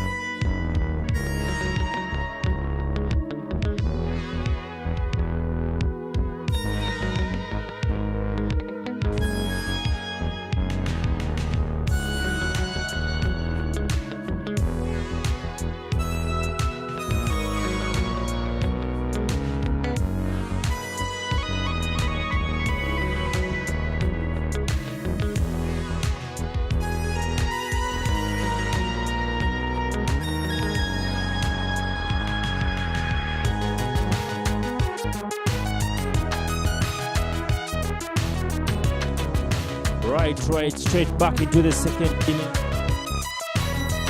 As the Itanda Kayakas look to overturn that score put up by the Bujjagali Rafters, just as they did earlier on in the morning. But just to bring back to your notice that Suraj won't be in. Steve Wabos also will not be in. And there you go. There's been a change up. Simon Sisters doing the opening alongside Devanshi Patel. Earlier on in the innings, in the first innings, it was Simon Sisters alongside score, of course, them needing 200 and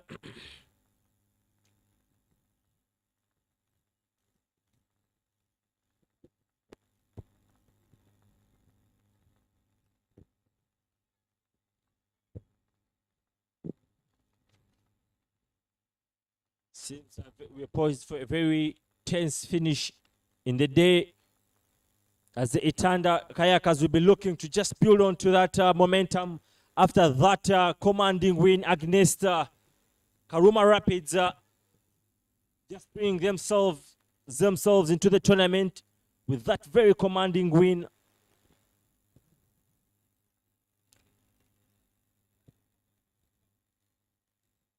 Couple of changes in the field settings just to make sure that everything is in place. Couple of field placements being changed here and there.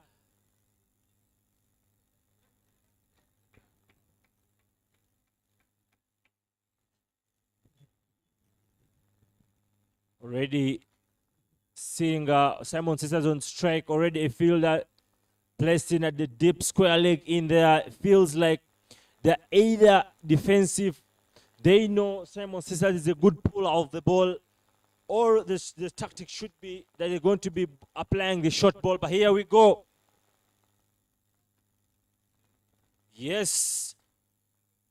Signs of short ball barrage from the Bujjagali Rafters. And Kasai just starts off with a bumper, but this time round an illegal one, and then it goes for a wide and one par over. So it feels like the Bujjagali Rafters will be attacking the Itanda Kayakas to sort of create that impact early on.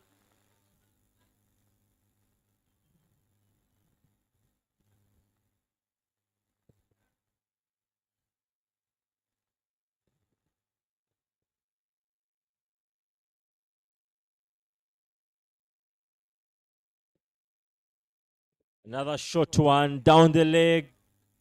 And 5 runs for the Itanda Kayakas. What a messy start for the Bujjagali Rafters. What a messy start for them.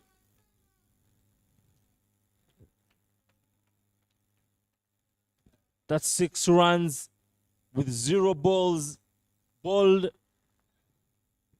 That is not so appetizing, especially if you're looking at consolidating to sort of make a statement in the tournament. It's not a very good start. You don't want to be seeing this sort of situations. We just saw in the morning Itanda Kayakas chasing down that score. Good comeback from Kasaije, hitting hard the deck.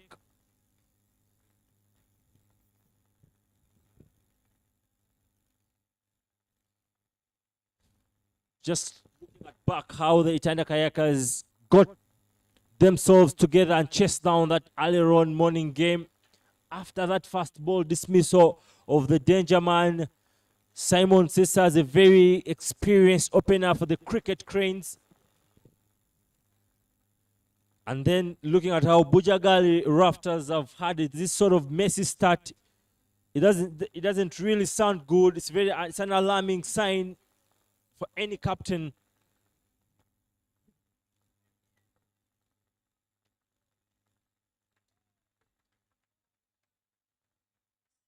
Saja hitting the hard length very hard. And yes, this time round just sort of There's a change in bounce, but easily taken up by the wicket keeper.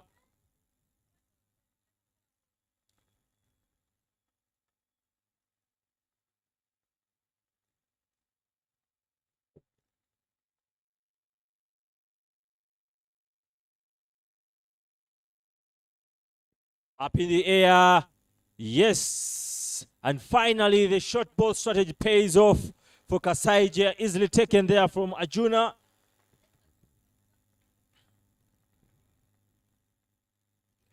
Devanshi this time round, after that very appetizing display in the morning, has to this time round match with a single digit. There you go. Short ball beaten by pace and top edged that one straight into the hands of Arjuna. Has to be walking back with that head down, just knowing the sort of impact he had earlier on in the morning, and now he's to be marching back with that single digit. Doesn't really feel appetizing, but Perwa Zombie, man of the match in the morning game, is onto the crease. We're yet to see, does he maintain that consistency? Yes, we've seen that down there at Wanderers. Always consistent with the runs in the top in the order.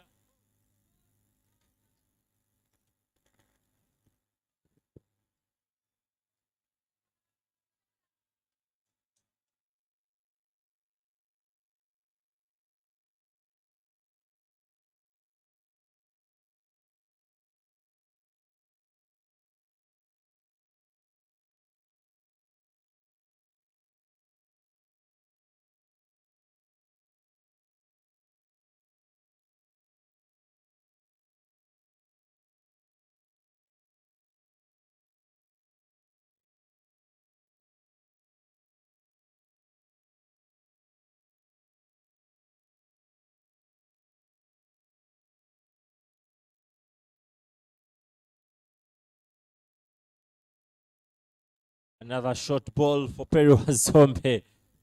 Very interesting to see the aggressiveness from Kasaija. But that marks it the end of the over. So I beg to say, bring us to the last ball of the over.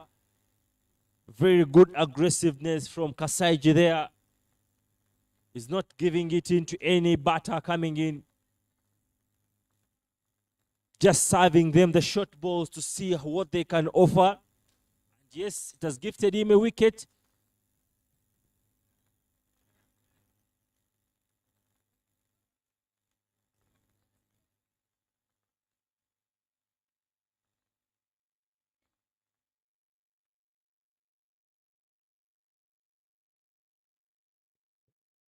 Simon Sesazi managing to get that single off that back of the length and bringing us the end of the first over. Score reading 9 for 1 after the departure of Divansh Patel.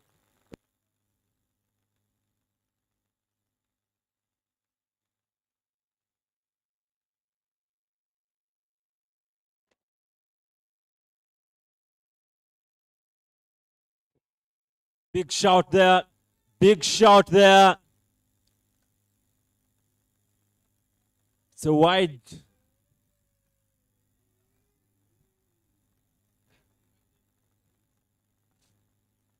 The Bujjagali Rafters there in shock.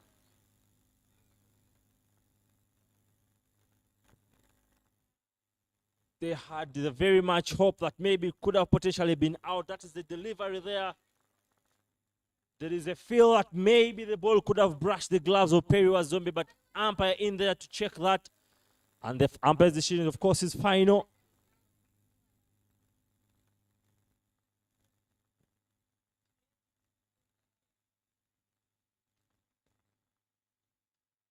End of the first over, score reading 10 for 1.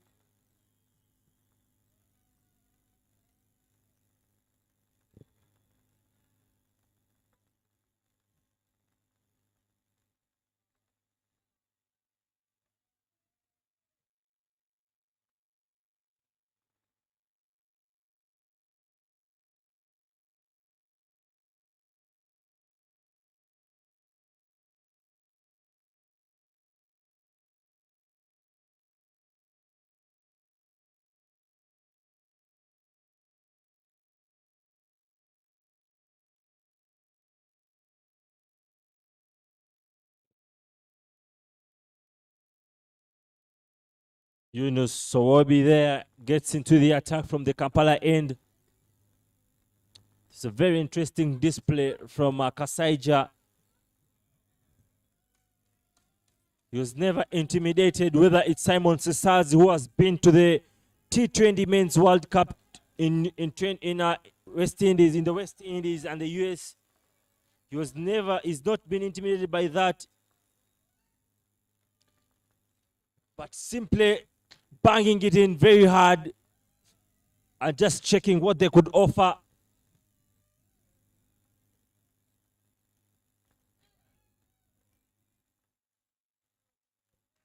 Back of a length from Yunus Sowobi against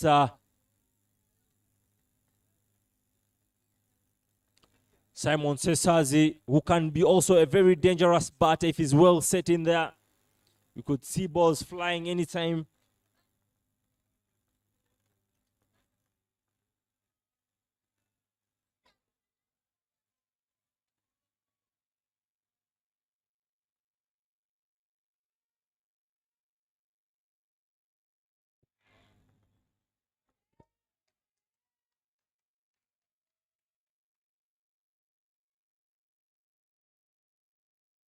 Very well bowled from Yunus Sowobi there.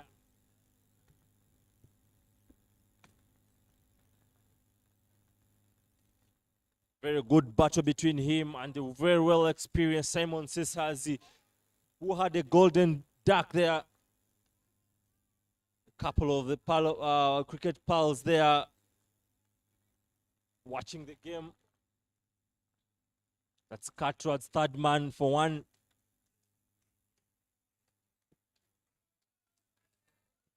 Sowobi having a moderate several level of fans down in the pavilion. Just having that hand clap, and every time he gets into, every time he's running in.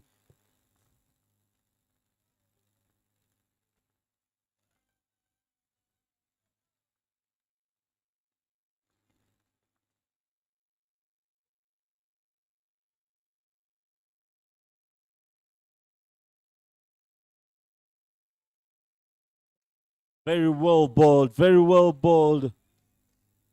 Very well bowled from the young man currently in the Uganda A side. Just going to hitting that back of a length. And this is not minding about the temperatures, but just running in very hard.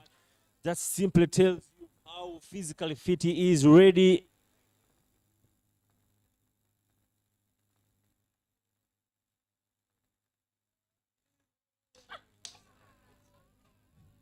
This time around, straying the lines and gifting away that easy wide run there.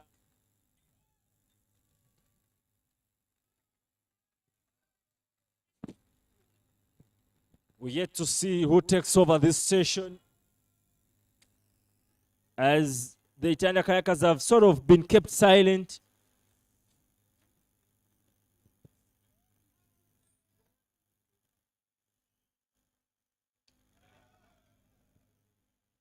Talking about silence, Sowobi strays wider and is smashed as a flying edge there for 2 runs towards the covers region. Very good fielding there between Olipa Gerard and Calvin Watua, who backs him up.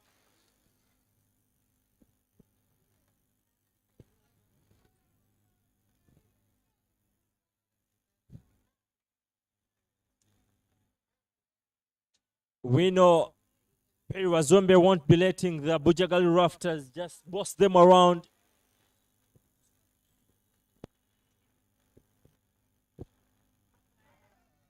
There's a big shout there.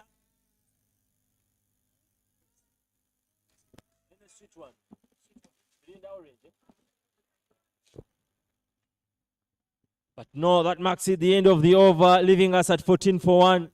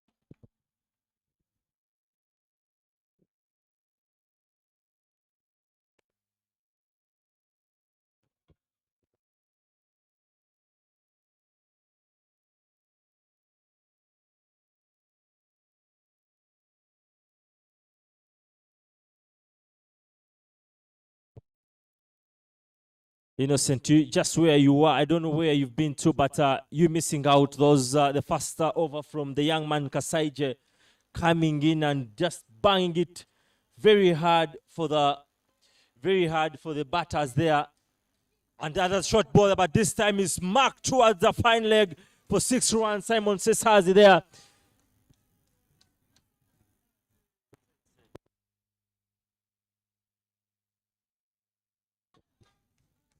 But this time round, the bouncer is directed for 6 runs.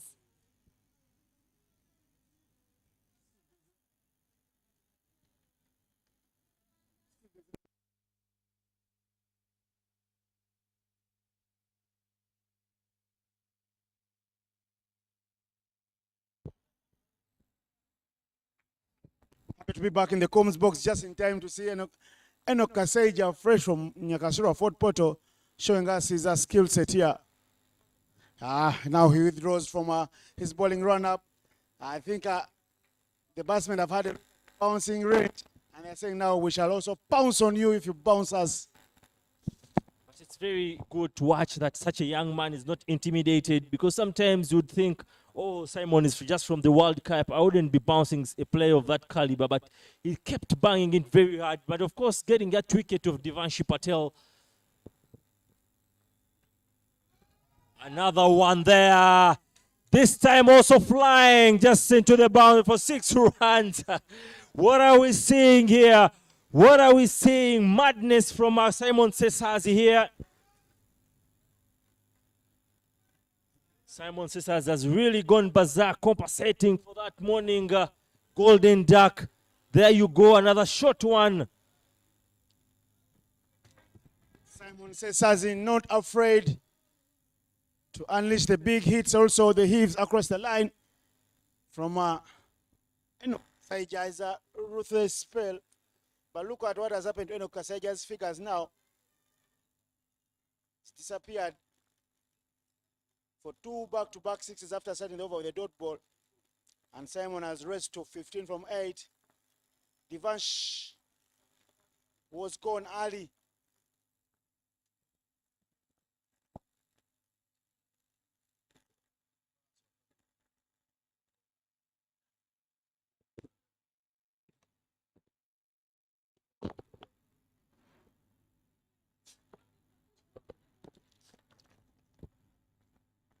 There you go. Out of line, straying down the leg, and yes, heaved into the boundary for 6 runs.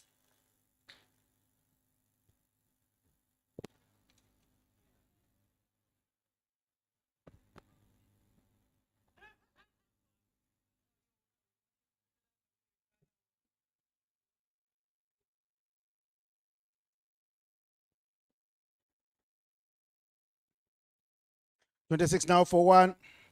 The figures of Enoch Kasaija have been disturbed a bit. 1 for 22 in 1.3. The young man is being told not to be afraid. He's been told bounce them up. Let's see what Kasaija has in offer now.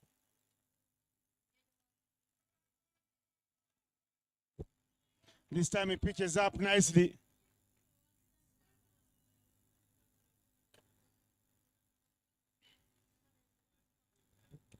Better lines, but I felt Simon Sesazi should have punched that one through the covers. He was asking to be hit. I think sometimes it's just taking on the responsibility after getting those 2 huge sixes. Possible, why would you take again that risky? Just scream him through the covers. Yet he knows he can just take this side over the line himself.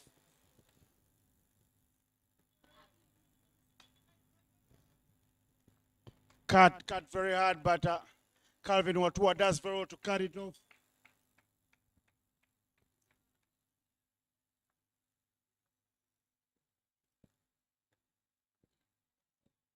Very interesting battle.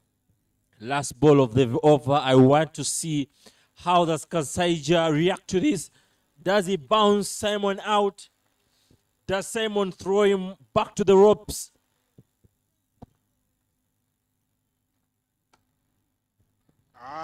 Turns it round the corner. Fine leg. Does very well. Just one run. Kasaja's over. Right about there goes for 13 runs. His figures are 1 for 23 in 2. And Kayakas are 27 for 1 in the chase of a stiff target.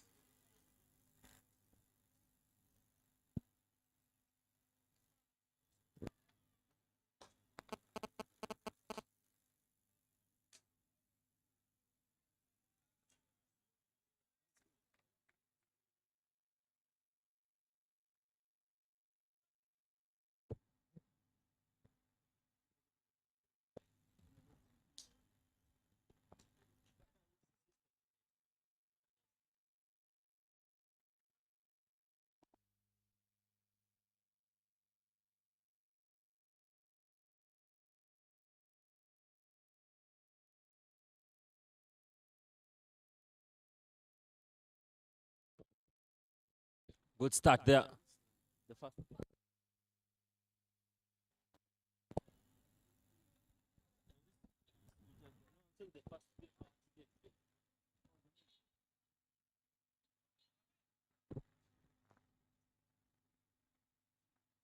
Simon Cesar's there, keeping an eye on to Soobi, just wondering what is going through right his in mind.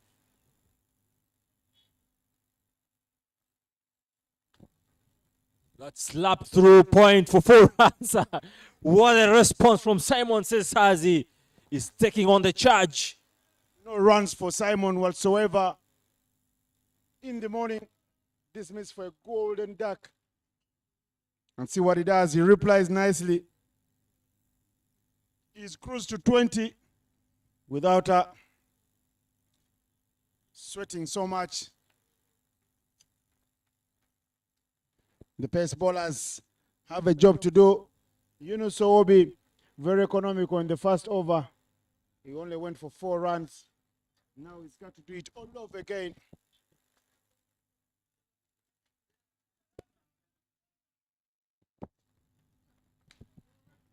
Back of the length, punched through the covers, but no reward for Simon Cesazi. Seeing the game shifting in here and there.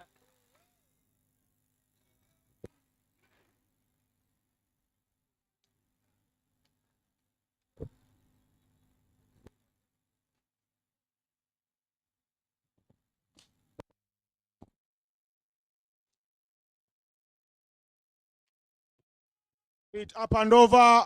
That will be 6 to the total. Big blade of Simon Cesazi has caught fire here. He's been creaming them to the boundary fences with ease. And that is a 6. Yunus Soobi can't do much. Simon Cesazi is unstoppable. Fahad Mutagana will have a chat with Yunus Soobi. Look at how that flourishes all the way to the boundary. Super stuff.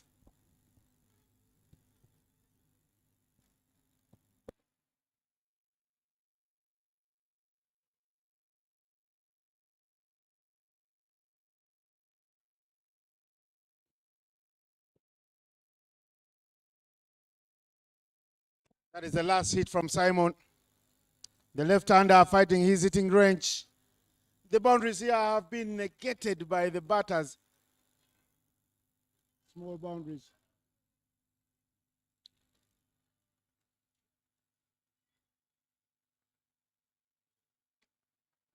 Hitting this one now straight to the fielder.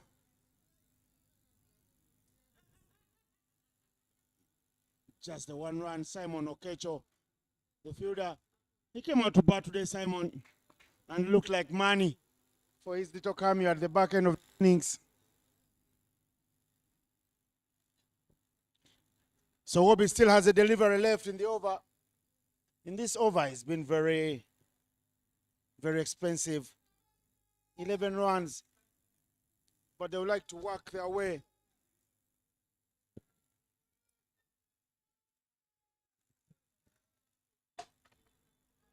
Wides that will be. So Obi knows as much. Wazombe is quiet this afternoon. It is Cesaze who is doing the damage. To look, it's a like for like sort of approach. When you look at the very first game, you saw how Anas Bek got silent as Peri Wazombi was on the charge. Here we see Wazombi silent as Simon Cesar is on the charge. So maybe it's an approach, a strategy from the Itanda Kayakas. Very well batted out there from Peri Wazombi, bring us to 4 overs and the score reading 39 for 1.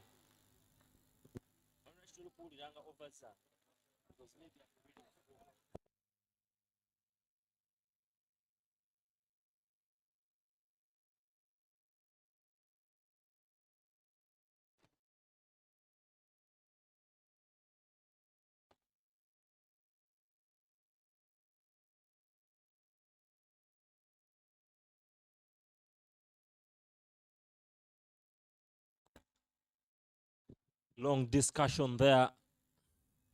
But I believe Baguma will be coming into the attack to sort of take control of the proceedings.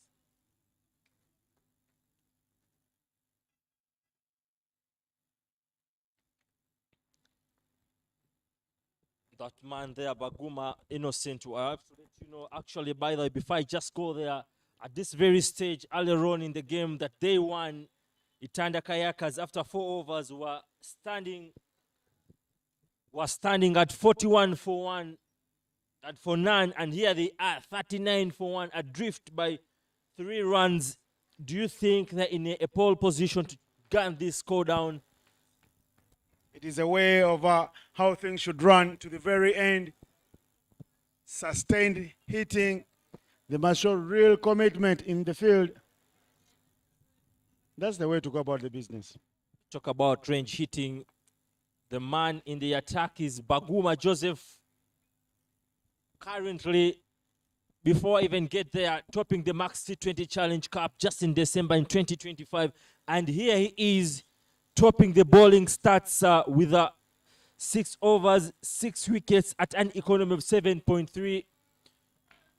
His best bowling figures being 19 runs for 4 wickets. Does that make the work for the Itanda Kayakas easy, innocent? Nothing easy about cricket. You've got to deliver, you've got to perform. Game in, game out. No one will give you freebies. You've got to earn your name. You have to write your own legacy.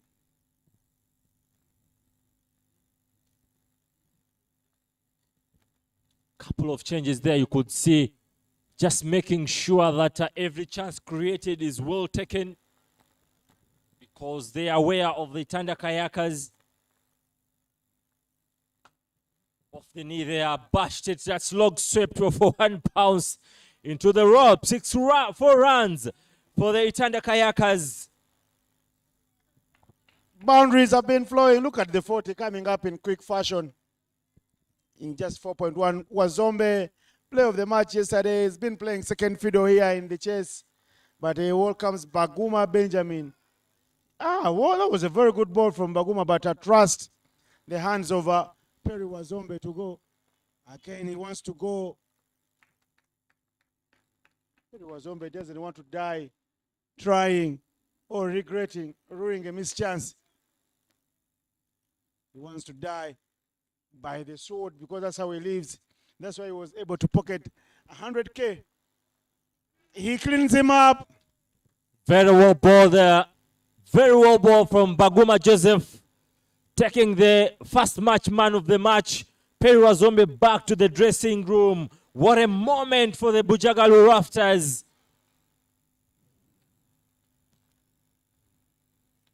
There is Wazombe Peri who will be trudging off ever so slowly, because Baguma pitched this one in the outside off stump, and look at his celebration. He's saying, that is me for you. I can do this. Peri Wazombe leaves his team in some little bit of trouble at 44 for 2.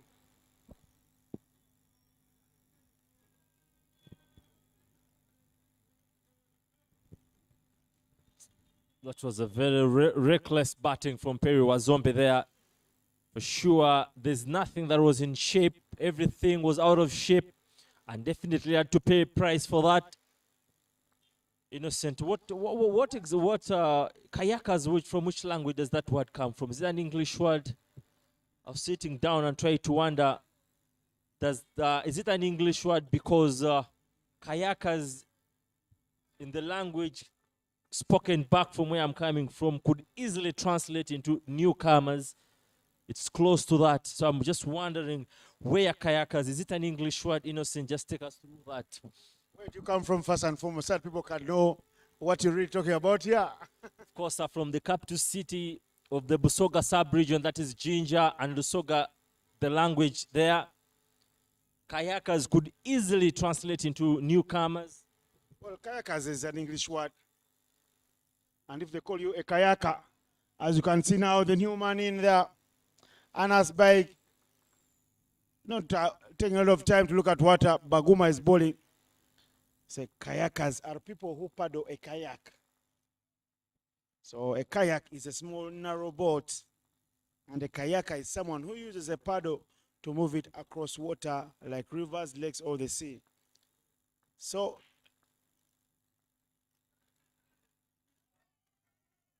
depending on the context, kayakers can mean people doing the sport or activity of kayaking for fun, fitness, or competition.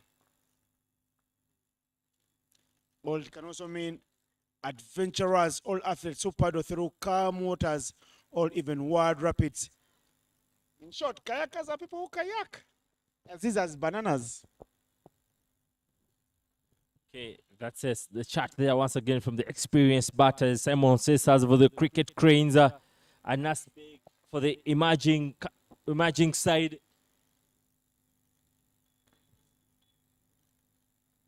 Very good battle here.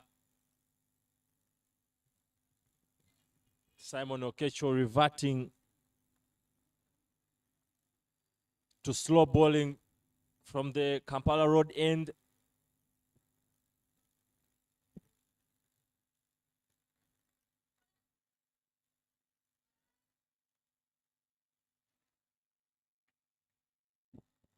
Black British, they call him Simon Okecho, the Englishman.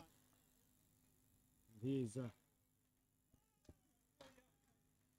many calling him John White, Snow White, something like that.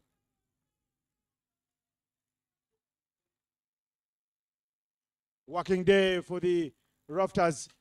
It goes downtown, big booming drive down the line. Very well stopped by Baguma.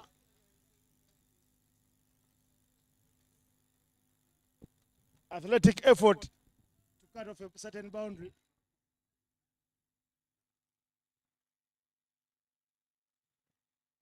I think all it lacked in that shot was the direction. Could have just given it more direction and maybe more towards the covers region. Could have easily gone for a boundary. But yes, they managed to get 2 runs there.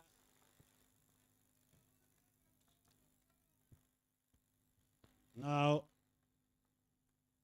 Simon has a little crowd supporting him. He's got work to do now. And Aspeg says slowly in the morning, looks like he knows the required ask is a bit too much. They need 13 runs every over. When he walked in then, they needed 7 per over in the morning. Now they need 13.36. They are moving at 48.2 and moving at 9 per over. They have got a lot of food on their plates. They must hog it all.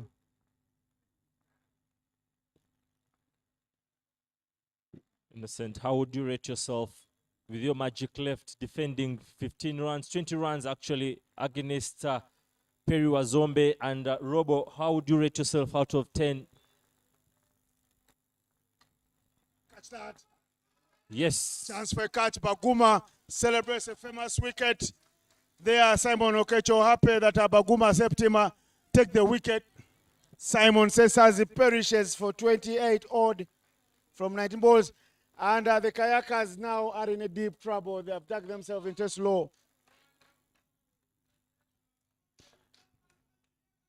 I feel the Kayakas this time around I've read they've fallen into the dangerous Bujjagali Falls, and it feels the waves are taking them pretty fast and then sinking them because Simon has to depart. But let's not forget he ducked in the first game and they went on to win. So now we have Anas Beg alongside Chris Kidega, who missed out in the very first game into the attack onto the crease. Kayakas in need of someone to paddle their kayak through the quick Bujjagali Rafters. The Bujjagali falls there. Kicking himself here at the boundary rope. Simon is not happy. He's fallen timidly.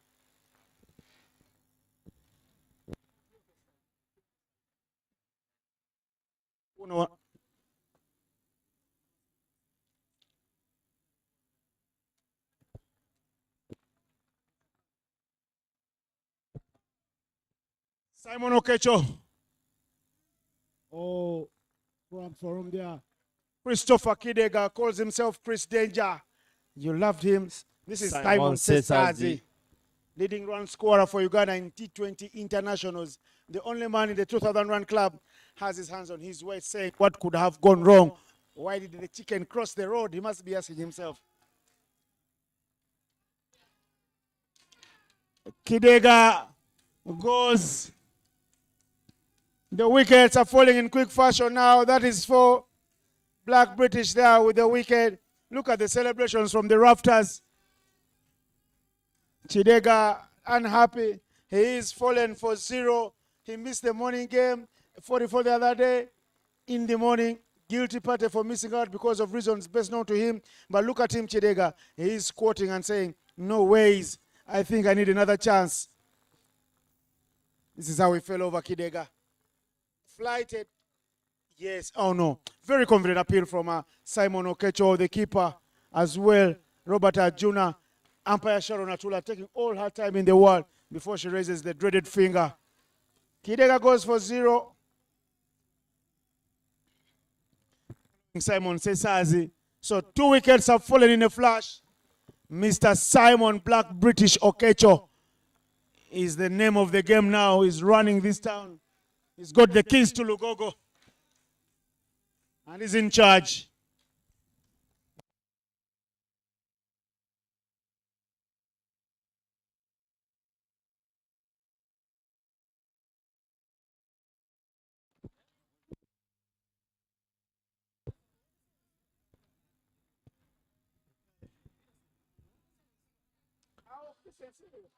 Very tricky situation for the Itanda Kayakas this time around, falling cheaply, but that brings Paya Soloka onto the crease.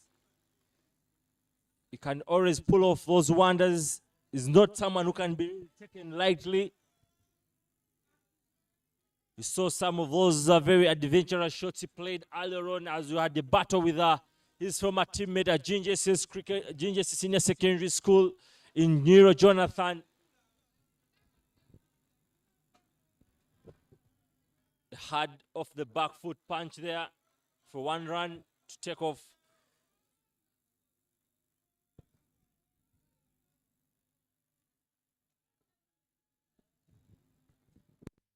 That closes the 6th over, bring us to 49 for 4.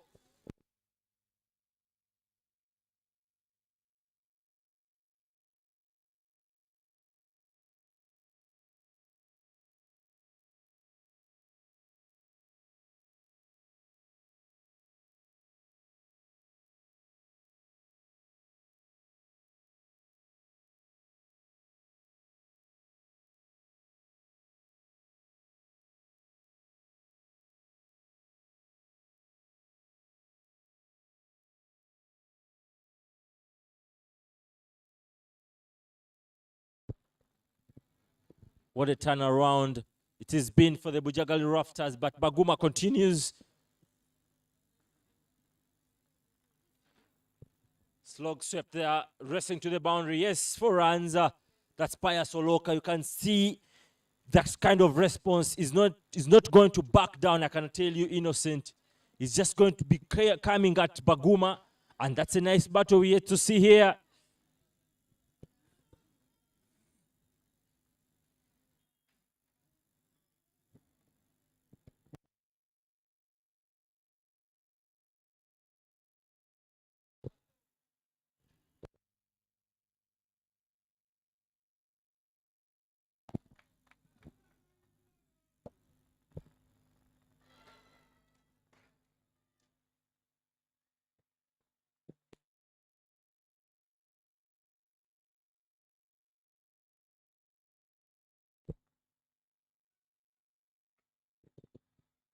Shot, lower bounce, but smash towards the deep square leg.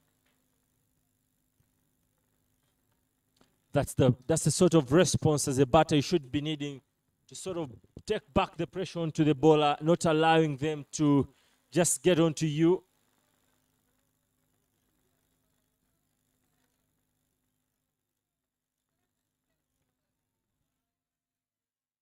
Up in the air, but in no man's land.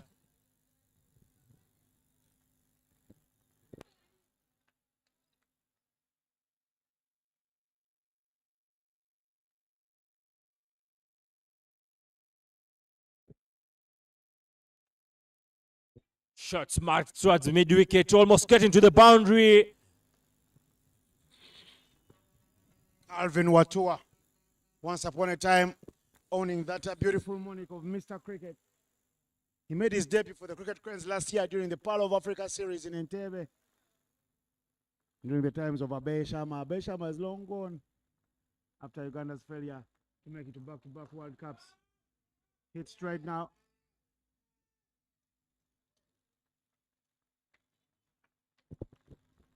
Paso Loka and Anas Beg have got work to do.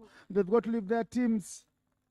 Lift their team, the Itanda Kayakas, who won the morning game beautifully, chasing down 170. 57 for 4 now, after 7 overs.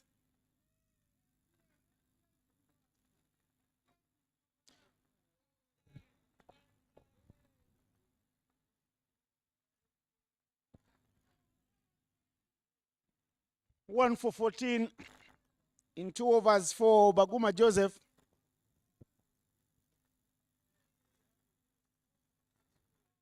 Simon Okecho bowled a very beautiful first over, 2 wickets of 4 runs, picked up those big wickets of Simon Sesazi and Christopher Chikidega. Now he has got ball to Anas Beg. Anas Beg not getting the full blow behind it. That could have easily sailed to the boundary, but that was very lucky for Simon Okecho to just go away with that, but that could have been easy 6 runs. There's a lot to celebrate for sure. Back foot there, punch, but straight to short square, short third man there.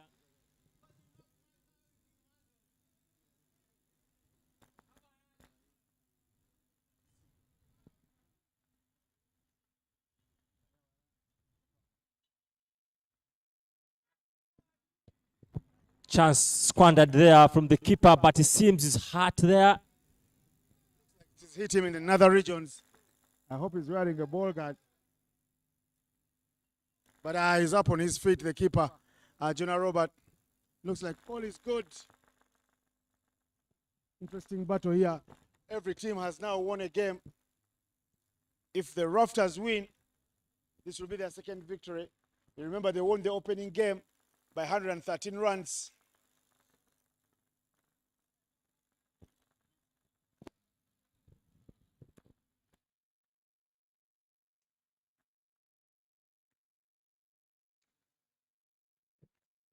Very well bowled there from Simon Okecho. Itanda Kayakas are seeming not to find answers to the question set up by the Bujjagali Rafters. The scoring rate, the asking rate is ballooning now to 15 required. Hard bash there from Paya Soloka, but only to get 1 run.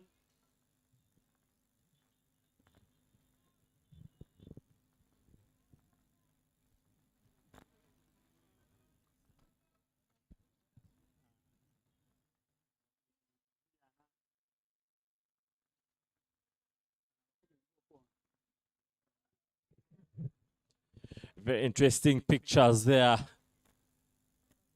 And of course, that brings us to the end of the 8th over, bringing us to 59 for 4.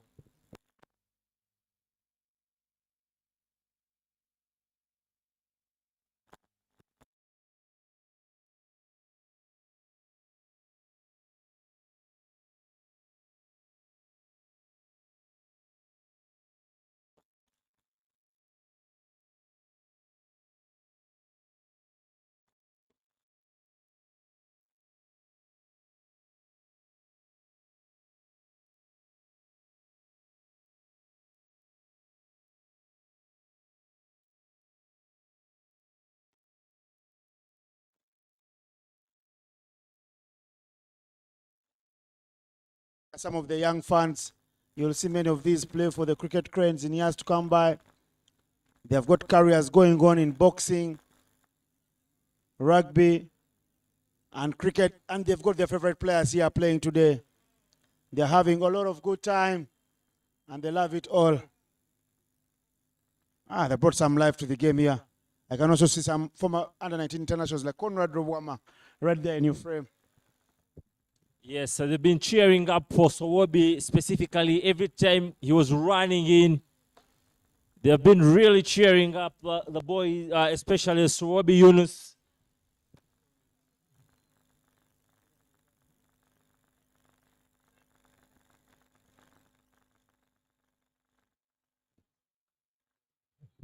Balidawa into the attack, coming in from Juma Miyaji, who got a nigo just minutes into the play. Introducing the spinners here to turn off the music. And there are more. Oh, these are the Victoria Pearls internationals.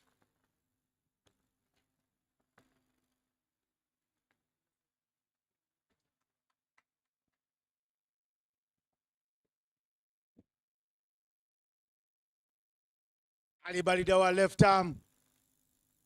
A couple of the other youngsters will know him. He's in the air. Who wants that chance for a catch? Oh, yes. The catch is completed. Ali Balidawa celebrates with the starfish celebration. Arms wide up spread like the famous Afridi of Pakistani. And it's a wicket time for the left-hander and more so a wicket for the Rafters. The Kayakas are in a lot of trouble. The Falls have trapped them. They can't find anywhere to paddle through them. In the center. Where do you see the...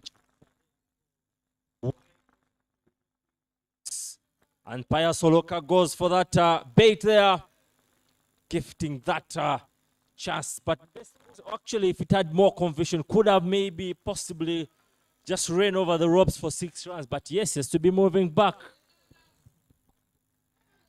Yasin Gobi here pleading and pleading for Oloka's case. But if wishes were horses, I tell you beggars would ride. For now, he is gone with the wind. It's been that type of inning for them.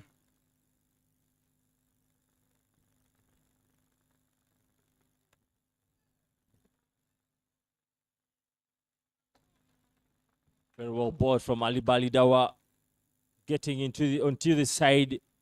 Just a couple of minutes into play and coming in with such an impactful display. Out of the crease, just for a run out. Nope, safely in ground.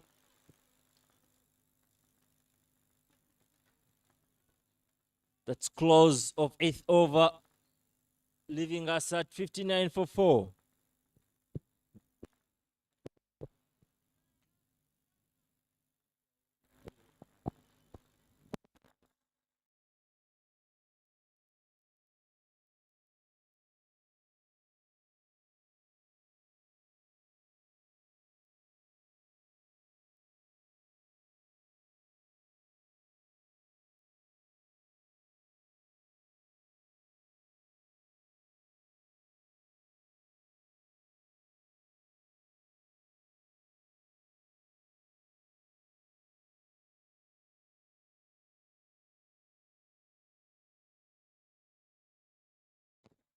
So it seems like the fixture between the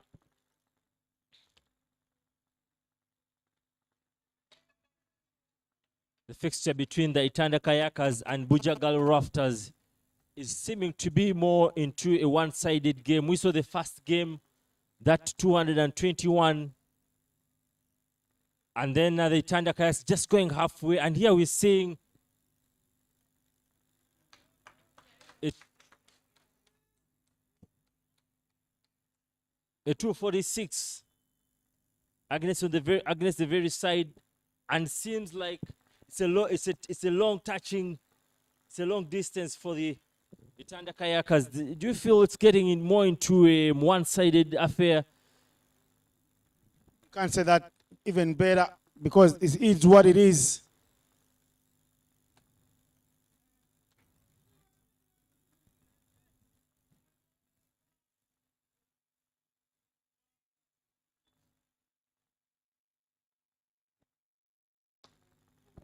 Hitting the gap now.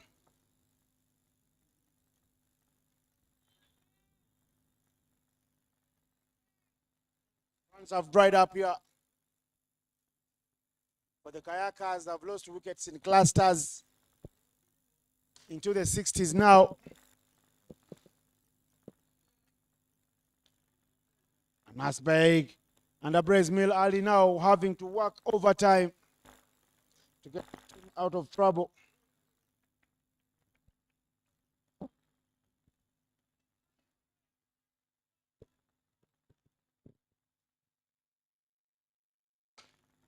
Hit straight down the side screen. That's beautiful down the ground from Abrez Mill Ali.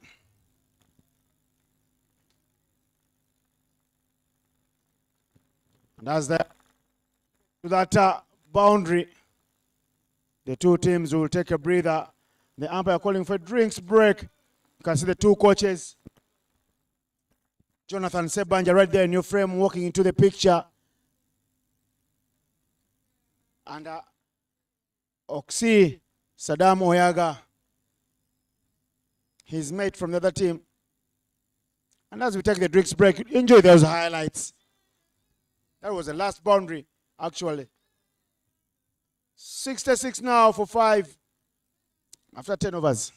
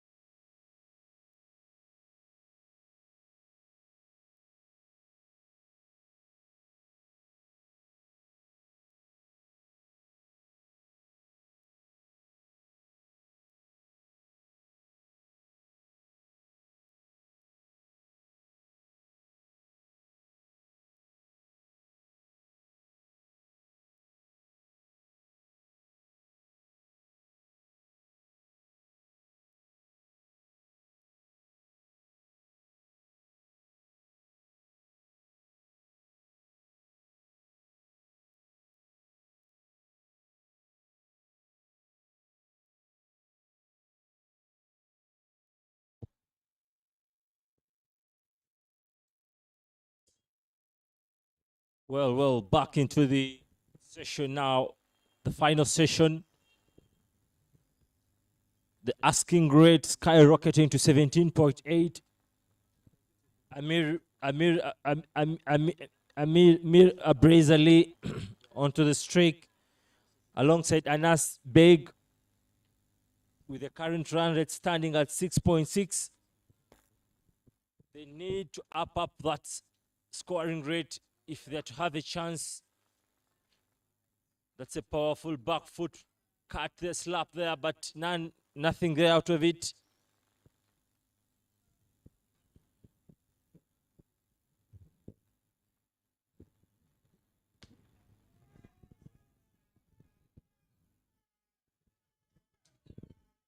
That is piffed into Java House there for 6 runs. This is exactly you need to be doing when you're looking at an asking grade of 17.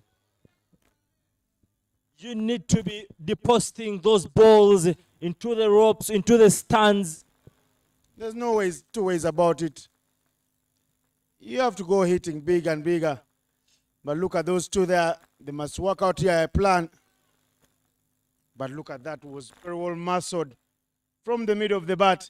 The fielder stayed rooted in their crease and fielding positions, just watching it sail over their heads. They couldn't do much. Look at the chat going on there. So we'll be having a chat with his age mates and asking them, what do you think you're doing here? We already won this. He's really shocked at the distance that ball traveled.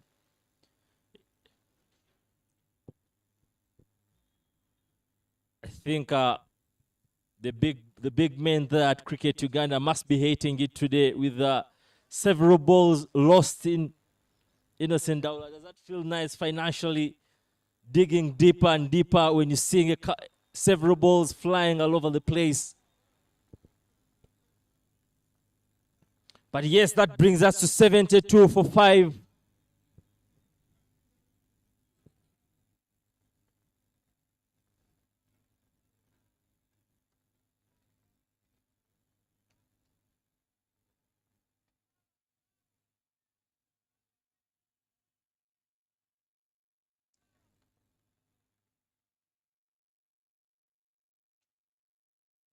Bashed straight past the bowler for 1 run.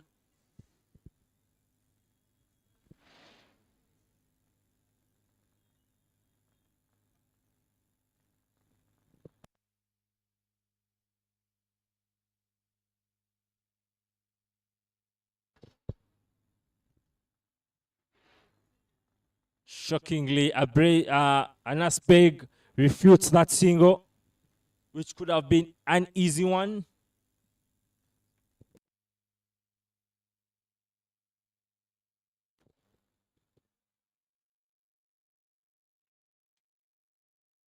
Very smart bowling from Ali Balidawa. Very nice recovery after that huge 6 from Anas Beg.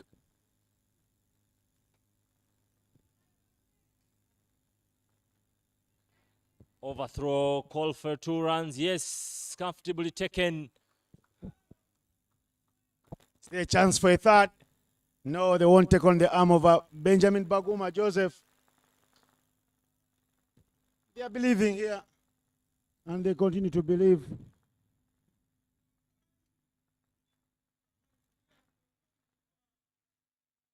$75 for 5 after 11. Moving at 6.8 when the required is 18. It's a small hill to climb. It's a mountain. Trek. And when you trek a mountain, like the Renzoris, you do it over 2 days or 3 days. And in cricket, there's not so much time like that. It's just a couple of hours for you to get to the top of the mountain. And looks like it's getting out of hand with each passing over. Because hitting the vacant region, Baguma is your fielder there. He's been very athletic and top notch.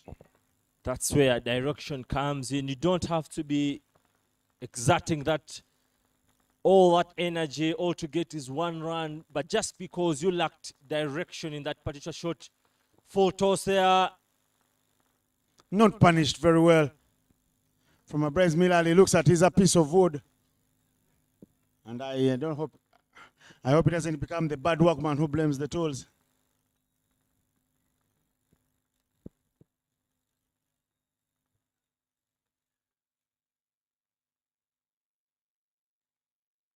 Chico round the corner. Those singles won't hurt the Rafters of Bujjagali. They are cruising all along nicely. They know if they don't lick the boundary, they will be home safe and dry.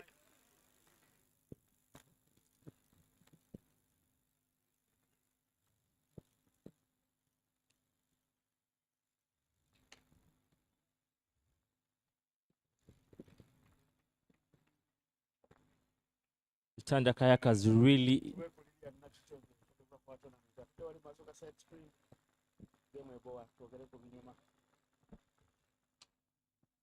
Itanda Kayakas really need that magic to turn around things, but it seems like the ship is sinking every over. Innocent, just as you said, it's just sinking every over that passes.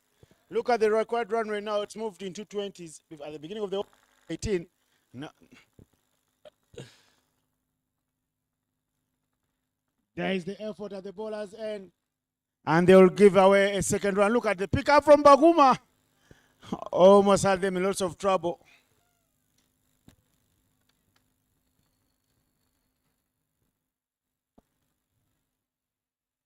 End of the over now. 81 for 5 after 12 overs.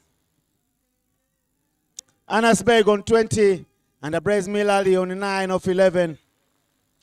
And there she is, Lilian Nachitende. She's been very busy behind the lanes, capturing the tournament.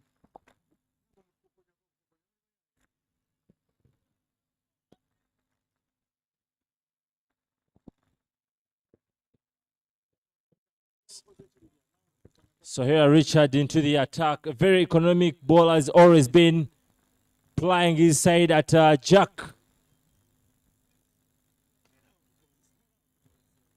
Shot of length. Punched back. Straight to him.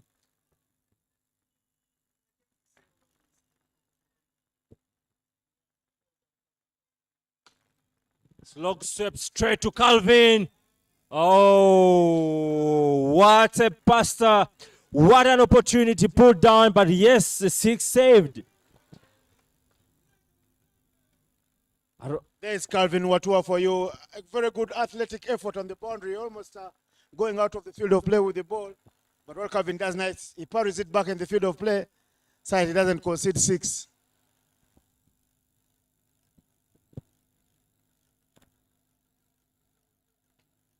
Cheekily played, and look at the chase from Fadi Mutagana, the captain of the Rafters. He will give up in the chase.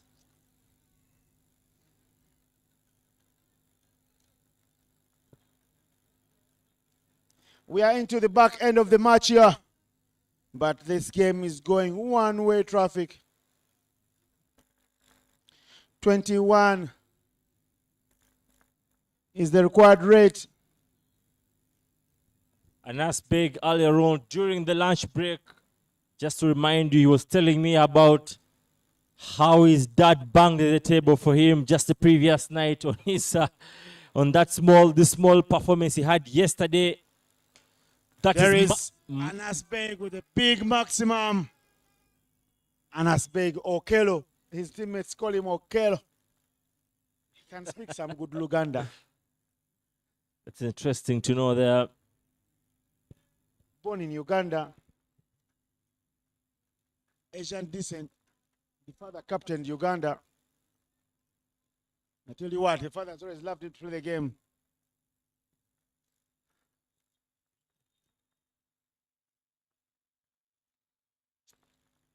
We love to see the big hits out of the park.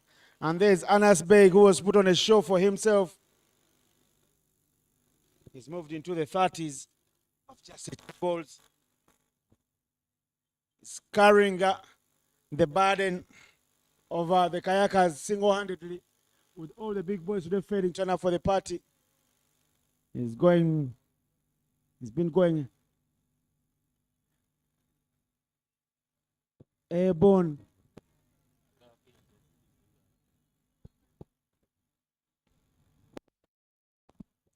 $92 now for 5.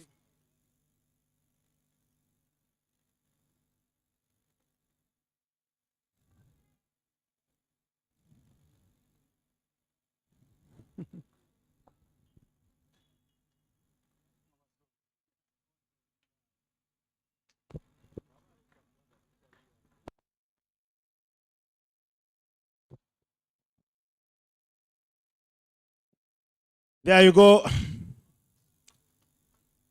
1 run to get off the strike.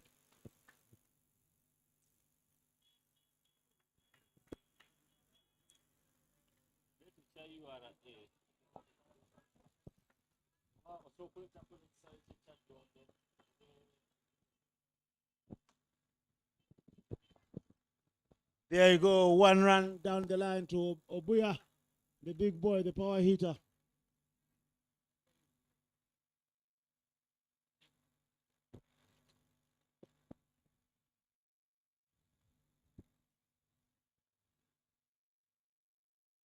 $94 now for 5. That looks lovely. But when you see that, you know, it's a landmark in Kampala. That's the building where all the money they collect from your taxes, you guys watching, and you guys in the production crew. That's where all your money goes. And there is talk that on top of that building, there's a helipad. A helipad, if you have a chopper, you can land right on top there and do the business. Hence that shape right on top. The URA, because URA got a revenue officers. Talk about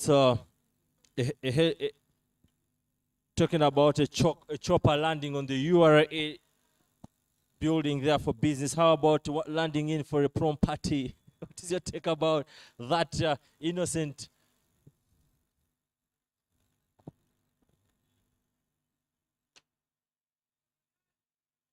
That is kicked the other way around. So they get a couple of runs.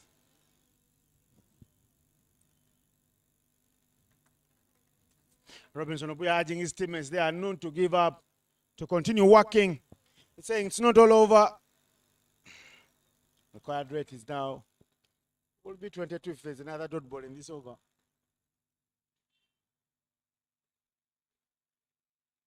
Ali Balidawa left arm slow. And Anas Beg not happy, not able to hit him out of the park on that occasion.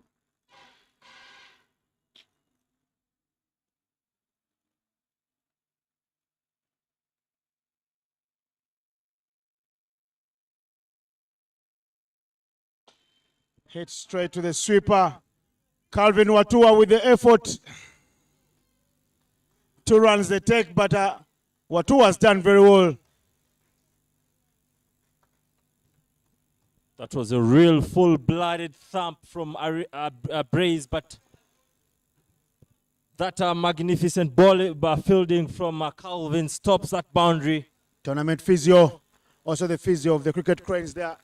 Omulangila Jaffet Jukondaula up there in your frame with the tournament doctors. 100 up. 100 up now for the Itanda Kayakas.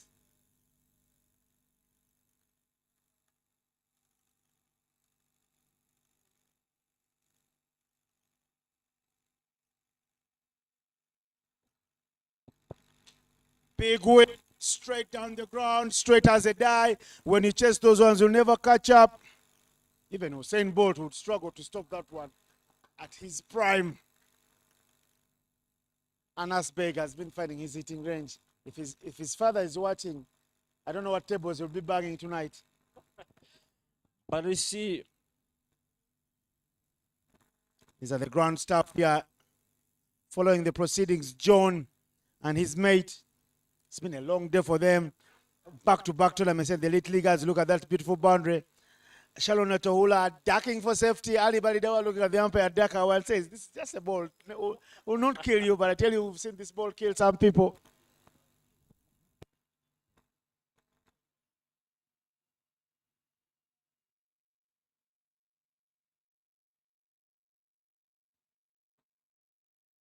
But Baguma getting there. Couple of fans there, the young men, they're coming in to catch some cricket. But Baguma continues a double, but fending it for towards point for 1 run.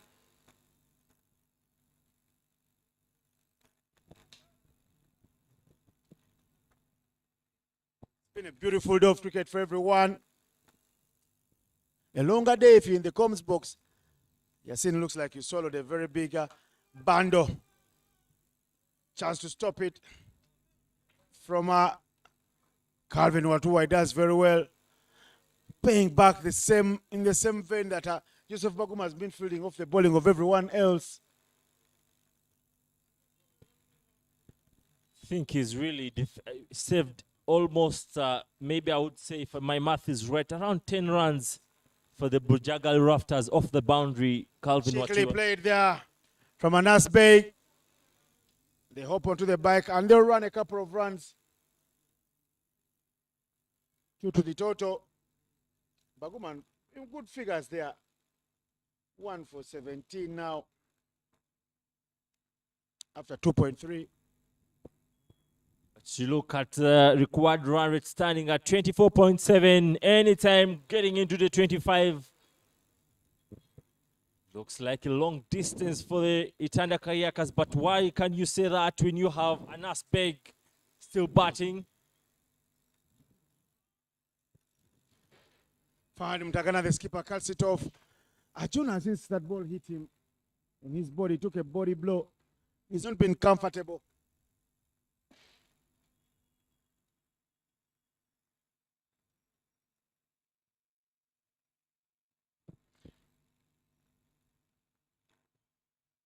.5:30 here in Kampala. You're watching from the world, you know, we're coming to the back end of the day. Though will be 6 runs. He's got a big, nice blade. A Braze Mill Ali, Baby Cricket Cranes International.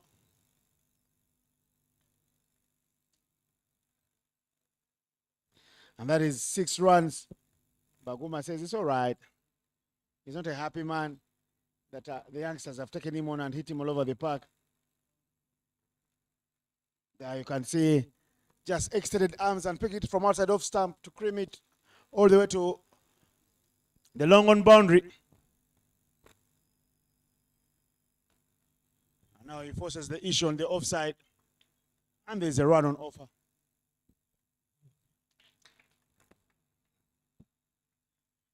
They will fight and fight here, but I tell you what, victory is something that must be slowly fading out from their memories. The Kayakas, the good times of the morning, looking very far away from memory now. Big appeal. Baguma was appealing. That ball was on the leg stump. Umpire Michael Koth was not interested. And that closes out the 15th over, leaving us at 150 for 18 for 5.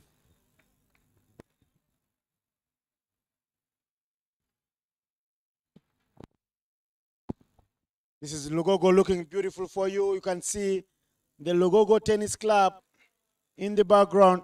Activity going on in the afternoon, in the evening here. The guys from the office already out here for a hit out.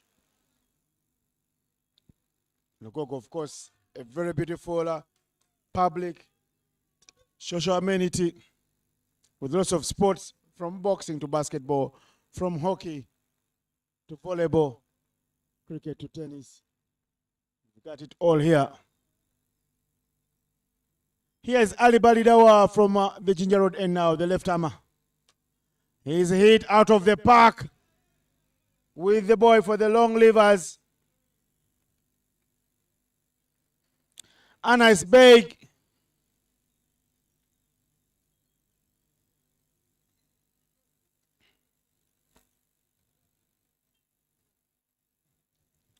He's moved that total of his to 47 from just 25.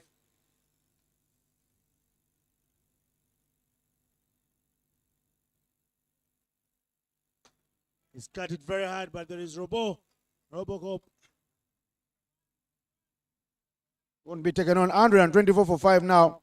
I like how the Kayakers are going about their business, because this tournament could turn out to be an issue of net run rate. So if they get good runs on board, that would work in their favor, rather than folding meekly like they did in the opening game against the same team. Because the same team has hit them 200 plus runs on successive days. Of course, net rate coming into play, we just saw how the requirements of a net run rate at just the concluded fixture between India and Pakistan. The net run rate becoming a very serious issue there, and putting that much pressure to Pakistan, who just didn't have to win, but they needed to win with certain criteria attached.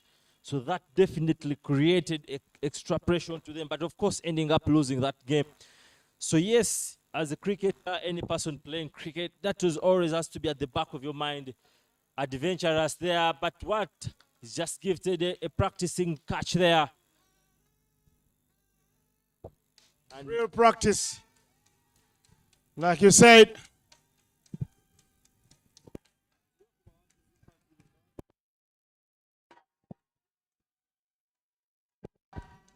There they are. They are celebrating not because the wicket has fallen. They are happy that Balidawa has picked up a wicket, but even happier that Jaffo Chaya is walking on to bat, one of their own.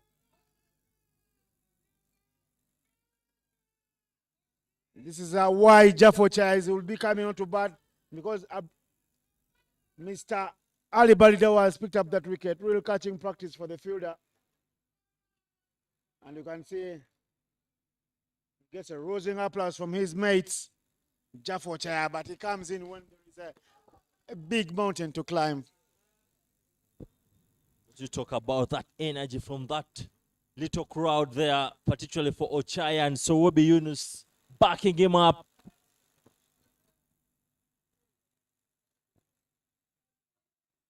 Ali Balidawa, the bowler. Let's see how many he can smoke out of the park here, Ochaya. They will give those few fans something to cheer about. And there you are. Big swing, big miss from Jaffa Ochaya. Ali Balidawa wraps up the over. Tight stuff from him. A wicket, the sixth to fall of an Anes of a Braze Mill Ali.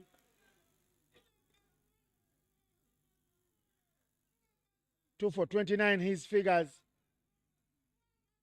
in his quarter.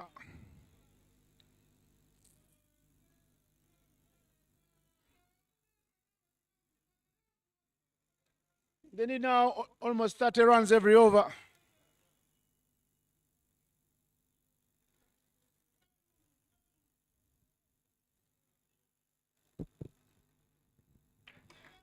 Anas Beg with the crowd supporting him there. Jaffo Chaya will change his top.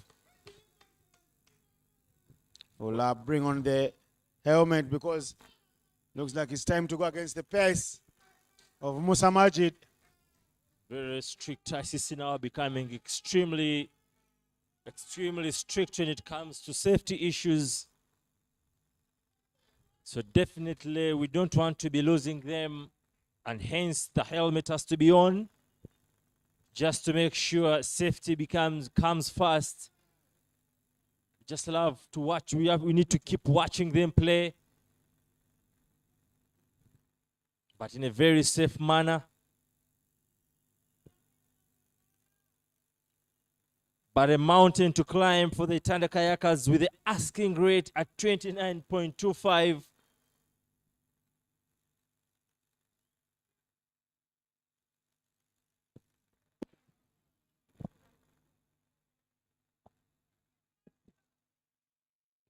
Kasaija into the attack.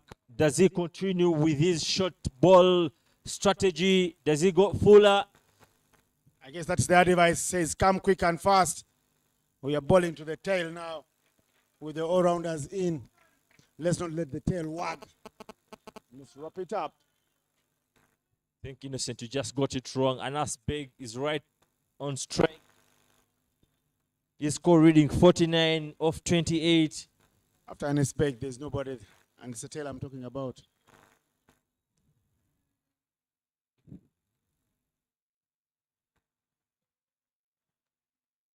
Anas Beg.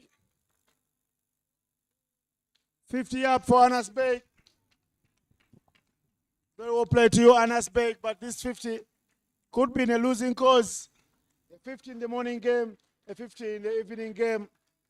Give Anas Beg some more flowers. That man is called Mr. Consistency. Too early. Let's see how this tournament pans out. But credit to his legendary dad and Beg, who captained the Uganda Cranes, the cricket Cranes once again, for banging that table for him. And here we see the results.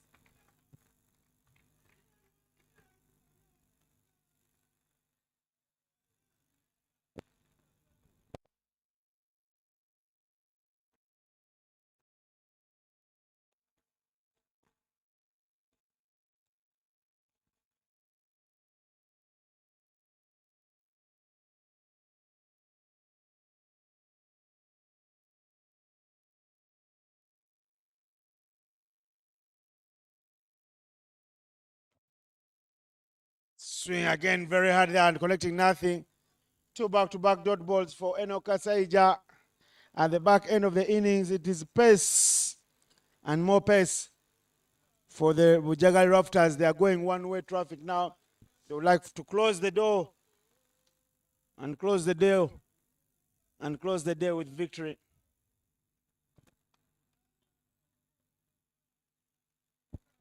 And indeed,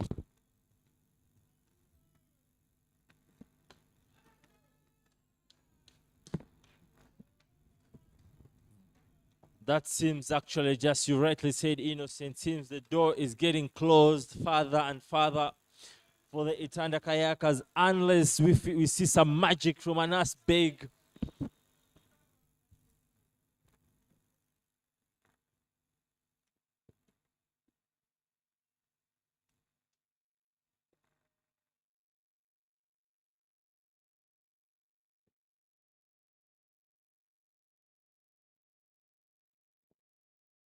No, Kasaija 1 for 25.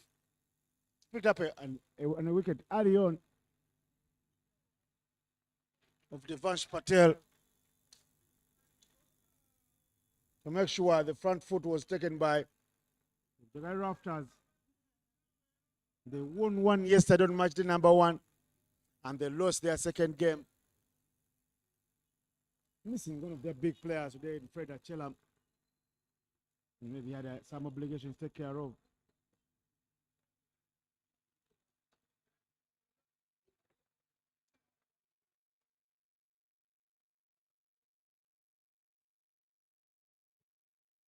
Very, very good over here.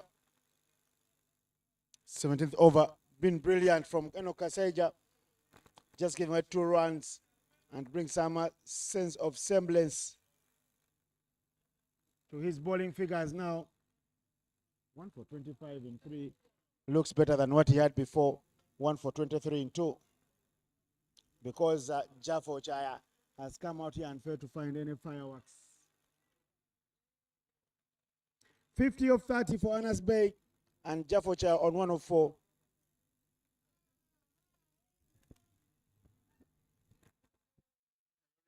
About today as your first day in the comments box in a long while, and as your first day to watch this elite league. What do you make of both you in the comments box and the cricket you've watched?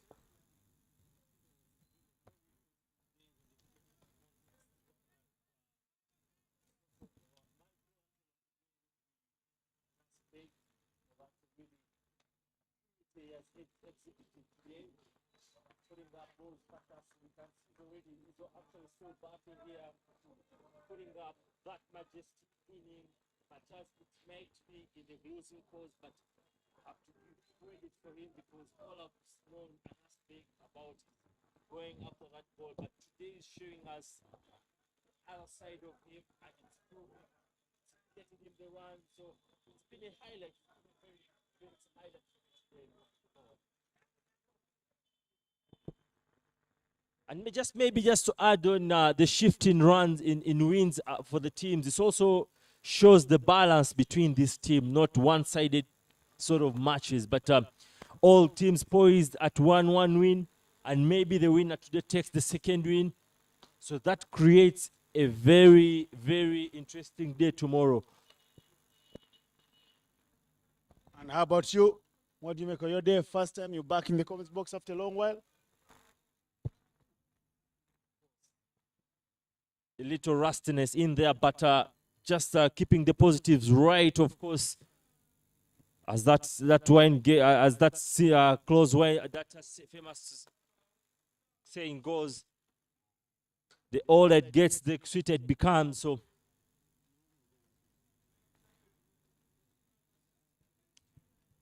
but so we'll be ready into the attack. So far, gifting just 2 runs, keeping the Itanda Kayakas at bay. Asking rate into the 44s. Any chance, Innocent? Leave me alone. I don't know you. I don't know even what you're asking.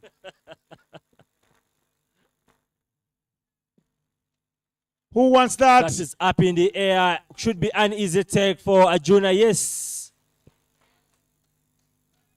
So Obi Yunus strikes, gets rid of the dangerous Anas Bay for 51 from 32 balls. And they will be celebrating. I was able to complete the catch. Wearing shades with the sun fading. That should be it for me, I believe now. With Bei gone, the hopes of the Kayakers to paddle through the tough Bujjagali Falls is long gone.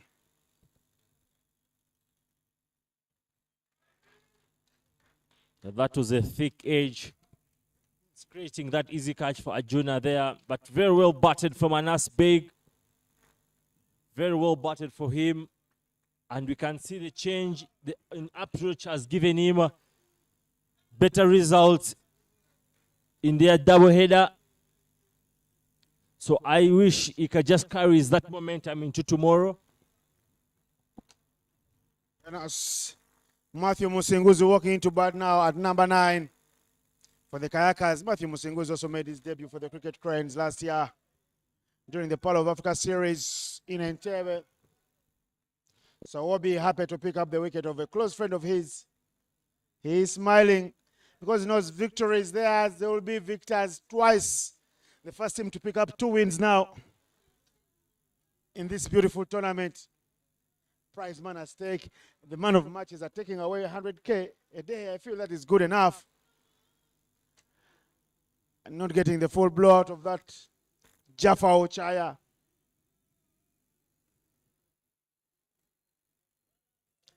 Very good end to the over from Yunus Obi. His figures are 1 for 21 in 3. And at the end of the 18th over, the score is 134 for 7.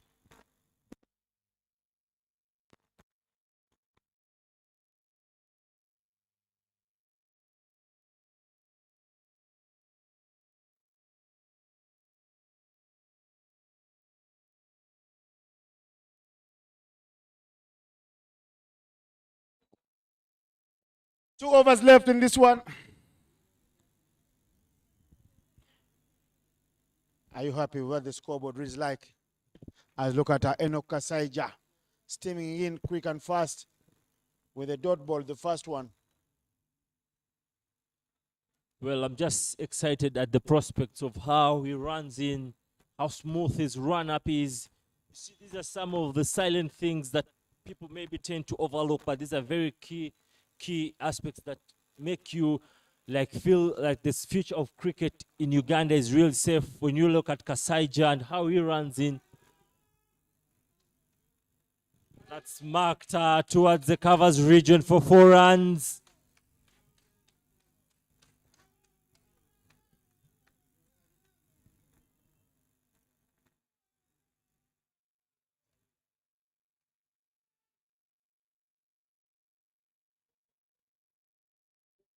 Ochaya there smacking that Back of the lane from Kasaija for 4 runs.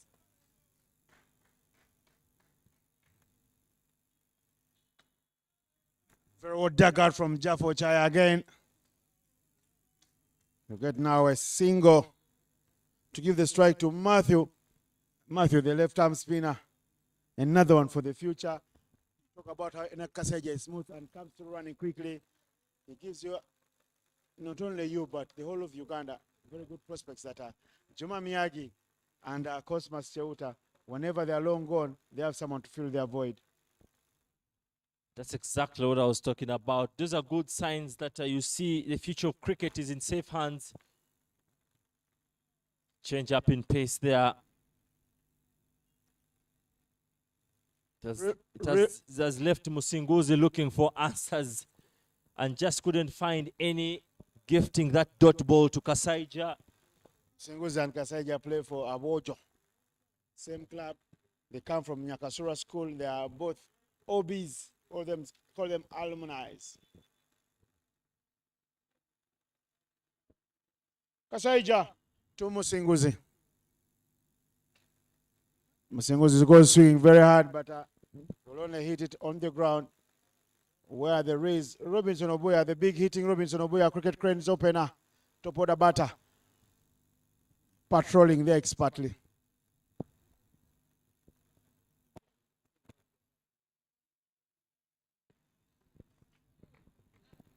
Listen, what was always your favorite position during your times? Point between the power plays and then out in the field anywhere to catch. I love to catch them like mice. That is raw pace. Umpire will call it wide. I think you've seen me play, Yasin. I think you've seen me play. Yes, you played with me the last. I think you're one of your very last games. I remember you bowling me out through the back. And I just wish such moments could come back and see how I throw you around the park once again.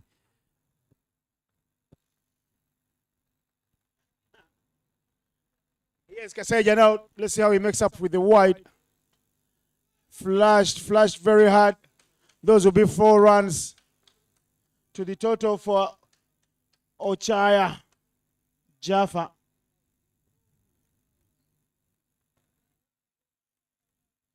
Talking to him now.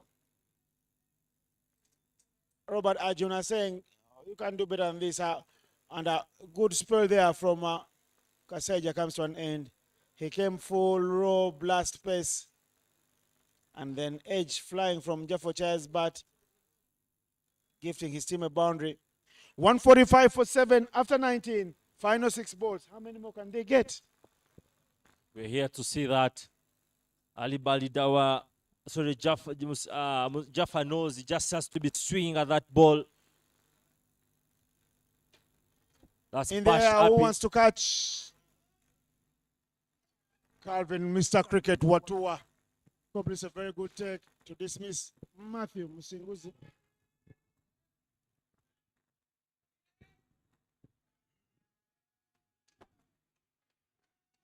The wickets are falling over here.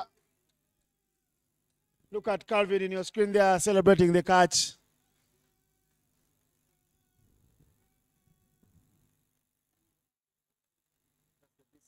Again, helter skelter in the air. Who wants to catch? Yunus Obi picks up the wicket.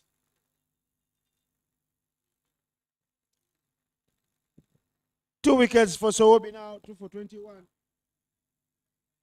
Musa Majid Ramadan, Newman in, joins Jaffo Chaya with Matthew Musinguzi gone. 5 balls left here.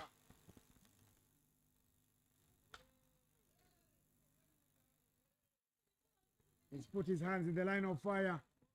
Yunus Obi, and he will feel the pain. That was really struck very hard. But he knows he needs to put his body and soul over the line. There it goes. Very, very struck, very hard, straight back to the bowler. Yep, there you go. And yes, 1 run for him. drilled down the ground to a man who's brought a very good fielding shot today, Calvin Watua.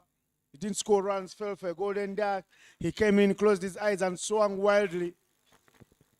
But he's done very well in the field to make up for his no-show with the bat. I felt he did a disservice to the team because the time he walked into bat, his team was not in any trouble whatsoever. Him alongside Benjamin Baguma, who is at a long on, have done very well. Onto the onside. There won't be a boundary, but they want to. Simon Okecho wants to give them freebies here. Lugogo can be expensive because you're in the city center. And so does Simon Okecho says, there are no freebies in Lugogo. You've got to earn every dime. And that's replace the word dime with runs. And that's what it is. They'll get to 150, hopefully. And that will look like a good show with the bat. And they'll start thinking about their bowling. How they gave away so many runs. 243 for 6 is what? I think Simon will be sitting back and wondering why, after winning the toss, he chose to bowl first. I don't know if he really put in perspective that just yesterday, the same team smashed them a quick 221, and them not even getting halfway the mark. Today you win the toss and then you put them to bat, and here we are. I think he'll be sitting back and regretting on that choice. Final ball drilled down the ground, and that will be the 150 up for the Itanda Kayakas. They chased in the morning, the reason why they wanted to chase again in the afternoon, having chased down 170 in the morning. This time they chase and they fall short. It all ends on a 150 for 8 in their chase of 243.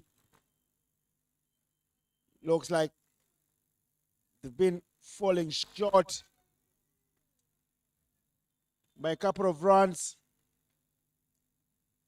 And that is the Bujjagali Rafters batting card.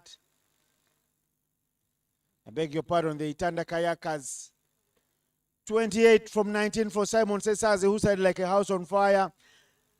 Demvash Patel, none for 2 off 2. Perry Wazombe today, 7 off 9. And the flourish has been offered by Anas Beg, one-man army, 51 of 32, with that man, Abraze Mil Ari, offering here some support with 24 of 23. Finishing unbeaten, Jafo Chaya, 15 not out, and Musa Majid Ramadan.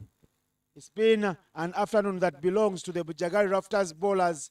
See how they've gone about the business. 2 for 26 for Sobi Yunus, 2 for 19 apiece, 2 for 19 for Simon Okecho, and 2 for 29 for Ali Balida, the left armer. Victory belongs to the Rafters by 93 runs. 2 commanding victories over the Kayakas. Yesterday by 113 runs and today by 93 runs. Your remarks as we wrap this up and as I go down first for the post-match presentation. Of course, I believe that was yes, it's been the standings there. Bujjagali Rafters now onto the top with 4 points. Karuma Rapids in the second position with 2 points, and Itanda Kayakas standing in the third position. But we believe the podium is still open for any team just flipping the table.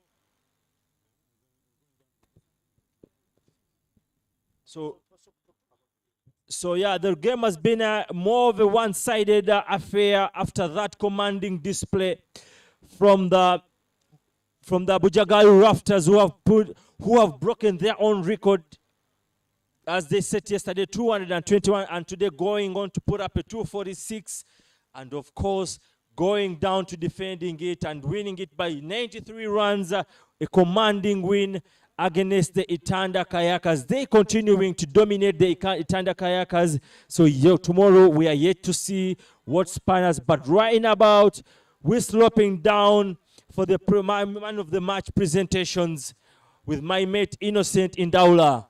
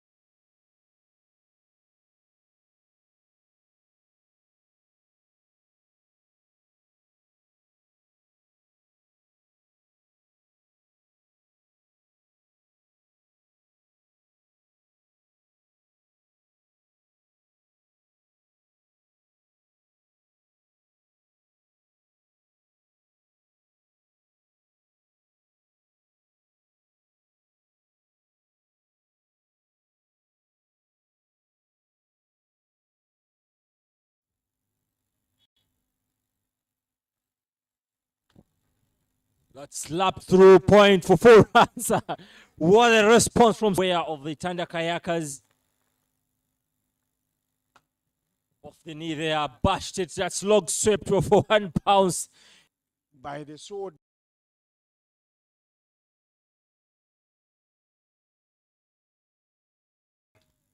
Very well ball there. Reverse legs all the sea. So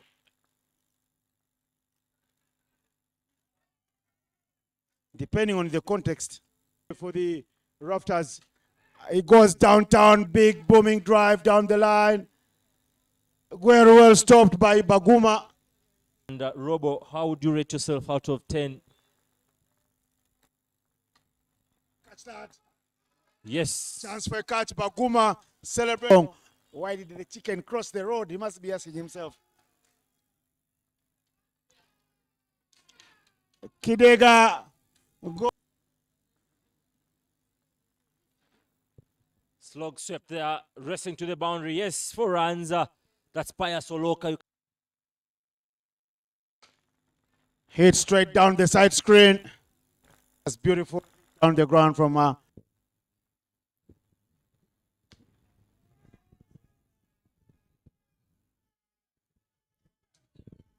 That is. You watch it from the world, you know, we're coming to the back end of the day. Those will be 6 runs. He's got a big. Yes, Ali Balidawa from the Ginger Road end now, the left armer. He's hit out of the park with the boy for the long levers. It's real safe when you look at Kasaija and how he runs in. That's marked towards the covers region for 4 runs. That's In Bash there, who Happy. wants to catch? Calvin, Mr. Cricket, Watua. Probably a very good take.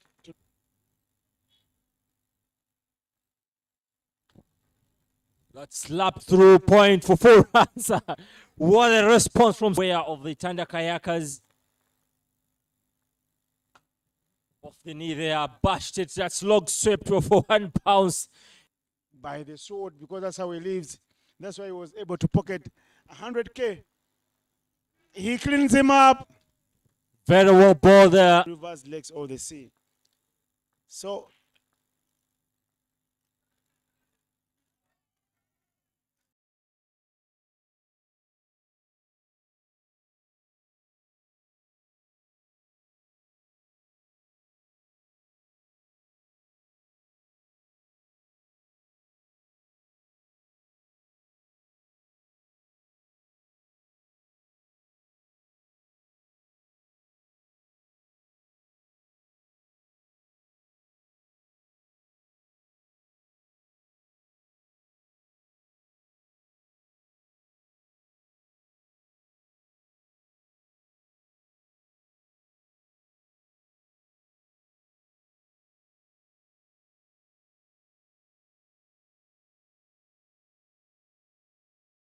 on the ground from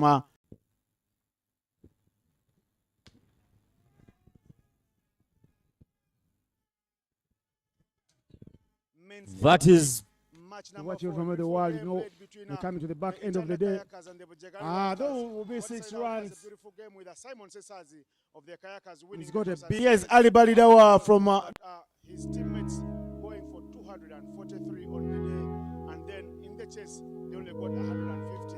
So it is the Bujjagali Rafters who are victorious by 93 runs. Allow me to talk to Simon first. Was it a good toss to give away? Depending on what happened in the morning when you won the toss and chased 170. In the afternoon, it didn't happen your way. But was it a good toss to give away? What do you make of the things that happened? Yeah, it wasn't a good toss to give away, but it was a team decision. You know, we thought them not having a very good bowling attack, we could maybe squeeze them to a lower total, then we can come and capitalize in the batting. Tell me about this team. Yesterday morning, they hit you guys for 221. Now they come up, they rub more salt onto the wounds, 243. What is the difference here? I think we just didn't do everything right this afternoon. The way we bowled yesterday, the way we bowled today, it's quite the same. Like we're just giving the boys. The bowlers were just bowling everywhere. Basically, there's no way you can win when you're just bowling everywhere. And we didn't take our chances. I remember Robo gave us a chance somehow, somewhere, and we didn't capitalize. As a batsman, I know if I give that one chance and they give it to me again, the next time I get out, I have to, do a big match. What was the decision to rest a couple of your senior players? It was a team decision. I won't say it was my decision. It was a team decision. The coach believed that they can rest and come back stronger the next game. What do we expect to see when you come through tomorrow? Yeah, the boys are going back chins high. We'll rest and come back stronger tomorrow. Thank you very much. Enjoy your rest. Thank you. You had the conversations from Simon Sesazi saying that the bowlers bowled all over the place and they paid the price. But now let's listen to the winning captain, Mr. Fahad Mutagana. Please come through with the conversations. Good win. You won one yesterday in the morning, lost one in the afternoon. Today you bounce back. You're on top of the table, the only team to have 2 victories after 2 match days. How happy are you and how did you pull it off? Well, we are delighted about this because we are only focusing on the positives. And then where do you think you won it from? Yesterday in the afternoon, you got 82 all out. Today you come back and you ignite the gears again and you got another big 200. Are you happy that you've maybe silenced the critics that you guys are not a one-hit wonder? And how have you managed to pump up yourselves to deliver another big blow?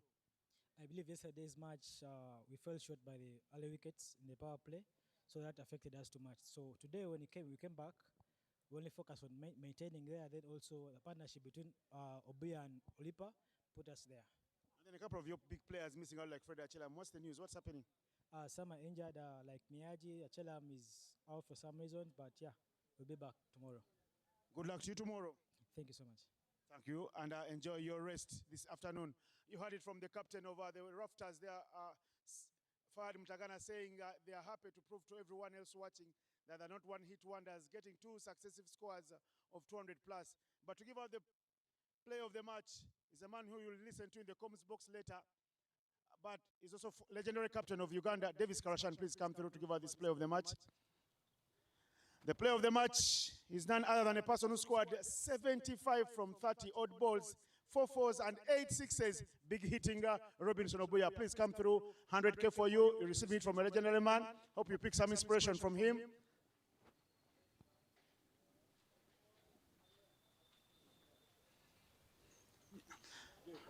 Enjoy your photo moment, Robinson.